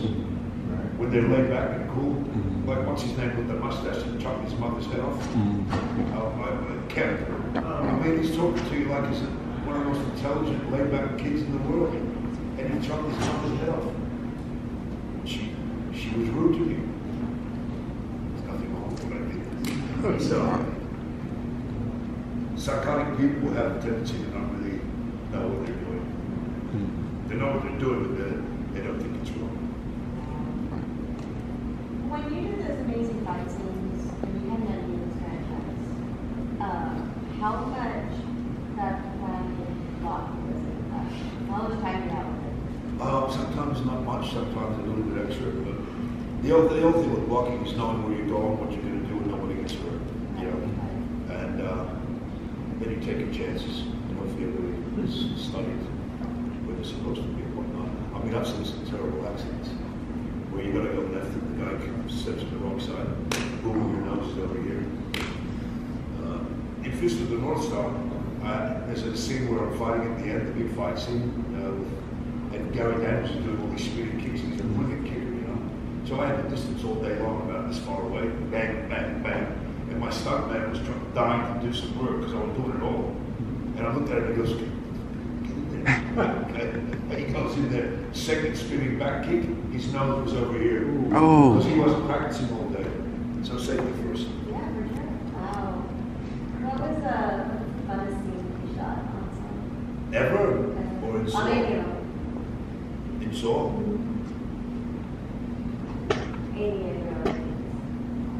I think drama-wise, the one with Tobin where he's got the gun and he's telling me about the philosophy of what we're doing. Otherwise, the coffin scene was a great thing because the fight was good and like I lost it's kind of cool. Can we all probably get them now? Yeah, I'm daddy.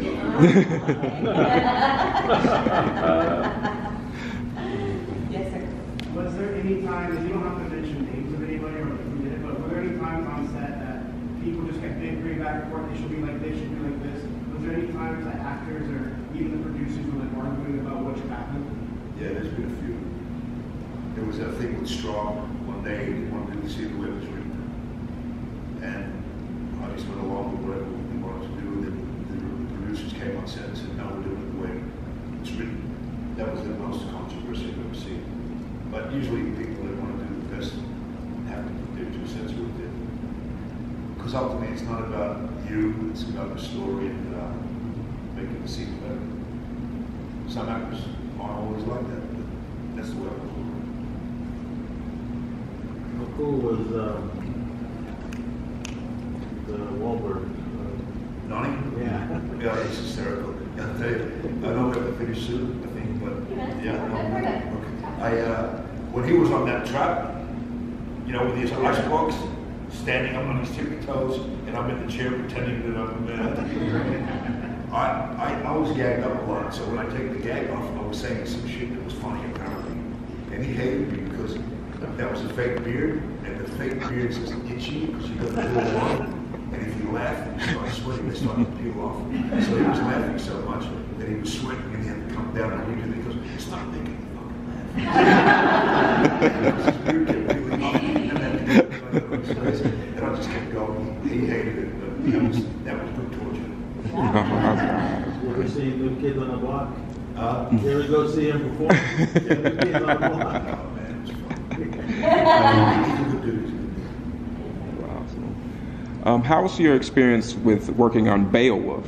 Like, that looks like such a unique experience filming that type of film. Did anybody see that movie, Beowulf? And that was one of the greatest experiences of my life because I'm working with Anthony Hopkins, John Malkovich, Ray Winston, one of the great English actors, Brendan Gleeson, the Irish actor from Braveheart, and a couple of others. And all they did was tell stories. And these guys have been around. So I was like a big kid listening to their stories all day long and working with them. They're all brilliant professionals. Really cool. The movie was done in a room like this, so we weren't out in the wild like that. So that was a bit weird. The special uniforms on, motion picture capture. Yeah, the mocap, We had to glue our faces all day. We had like little dots glued here, all over our faces. We had a special mask made, and there was holes in the mask, and they go like that to your face with glue, and then put the little things on for the computer stuff to be attached. We had to attach it with an electronic thing, and then we had this thing glued on our head.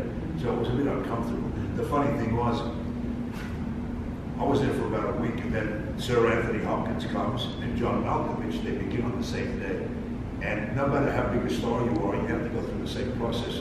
You have to wear like a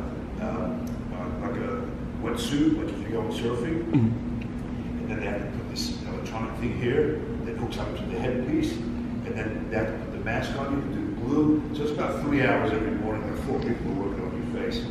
And one day we were sitting there, we were all talking like normal. Then they come, and the whole set in the morning's quiet because they're all nervous, and it's Sir Anthony Hopkins and Malkovich. And I don't know why I did this, but I just started talking because I got nervous. I'm like, why the fuck is everybody so nervous? I gotta crack a joke.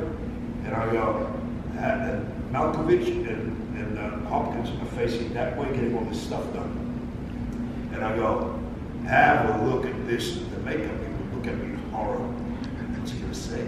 I go, have a look at this. Let me say it again. Have a look at this. Now I see their heads going, who's speaking? Right now, I'm behind them. And before they turn around, I go, Sir Anthony Hopkins and John Malkovich, look as ridiculous as the rest of us. Go from the back door. Broke the ice, and then those two, they wouldn't stop telling stories. They were hilarious. They were funny guys. They would have fun like me and you, know what I mean? So it was a lot of fun with them. Anthony Hopkins had the greatest stories. He was a chatterbox. At one point he goes, "No, I'm talking too much," and everybody was no, keep going. Isn't it just magical to hear him speak in person? Because I saw him on the street once in Chicago where I live. And I was at work, and we have an open window thing at work, and I saw someone walk up past the window. I said, "It's like Anthony Hopkins." And then he opens his mouth and speaks. I'm like, "That is Anthony Hopkins." And I don't know what he said. I can't remember, but I'm like, "Oh my God!" And I ran over to my 20-year-old coworkers, and I'm like, "It's Anthony Hopkins." And I'm fangirling. I'm like, "Oh, it's Anthony Hopkins!" And they're like, "Who?" And I'm like, "I'm gonna go stand over there and be old now."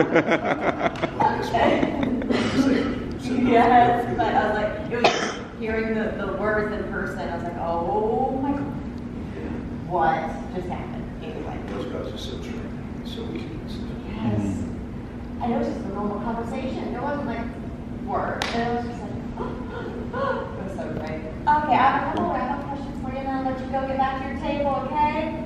So, on my podcast, New Dolls of Horror, there's a segment every episode where we talk about a movie, and that is Second Line. Or get your favorite line from the movie. What's your favorite song? Well, I don't want to say, do you want to play a game? Favorite line? Well, as long as you give them credit. You made that up? Oh, you know, I'll tell you something about that. You know how he goes game over and a lot of the things? Well, it came my turn to say game over, and I'm like, well, I don't want to do it like him. How am I going to do it? And it's the simplest thing. So I was practicing it all day long, going, game over, game over. I ended up going up to the director, Darren Bass, and I read, can I change the line to gay mover? And he started saying it all day long. Anyway, favorite line from any movie? Any of your songs. Doesn't have to be your line. From any song movie? Shit, man. Who's a big Saw fan here right now? Give me a line that you like. Some people are so grateful to be alive. Yeah, Not you, yeah. not anymore. You? No. Okay. Look, since it's the latest thing that people tell me to sign for, out of all the men, gee, you had to pick John Kramer. I mean, I'd call that epic bad luck. I'll take that one. That's a good one. Very good.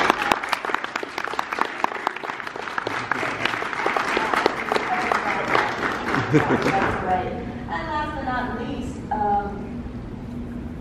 what is a piece of advice you would give? My character? Don't be careless. Yes? And don't kill with anger. Be cool, don't be a fool. Follow the rules of Total.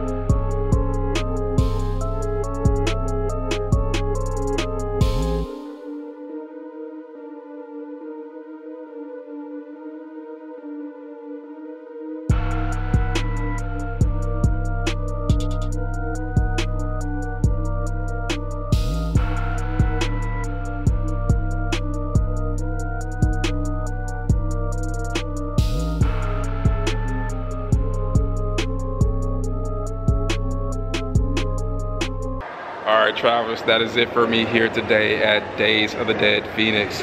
It is their first time doing this convention in Phoenix, so it's great to see where its beginnings are and where it will go for future years.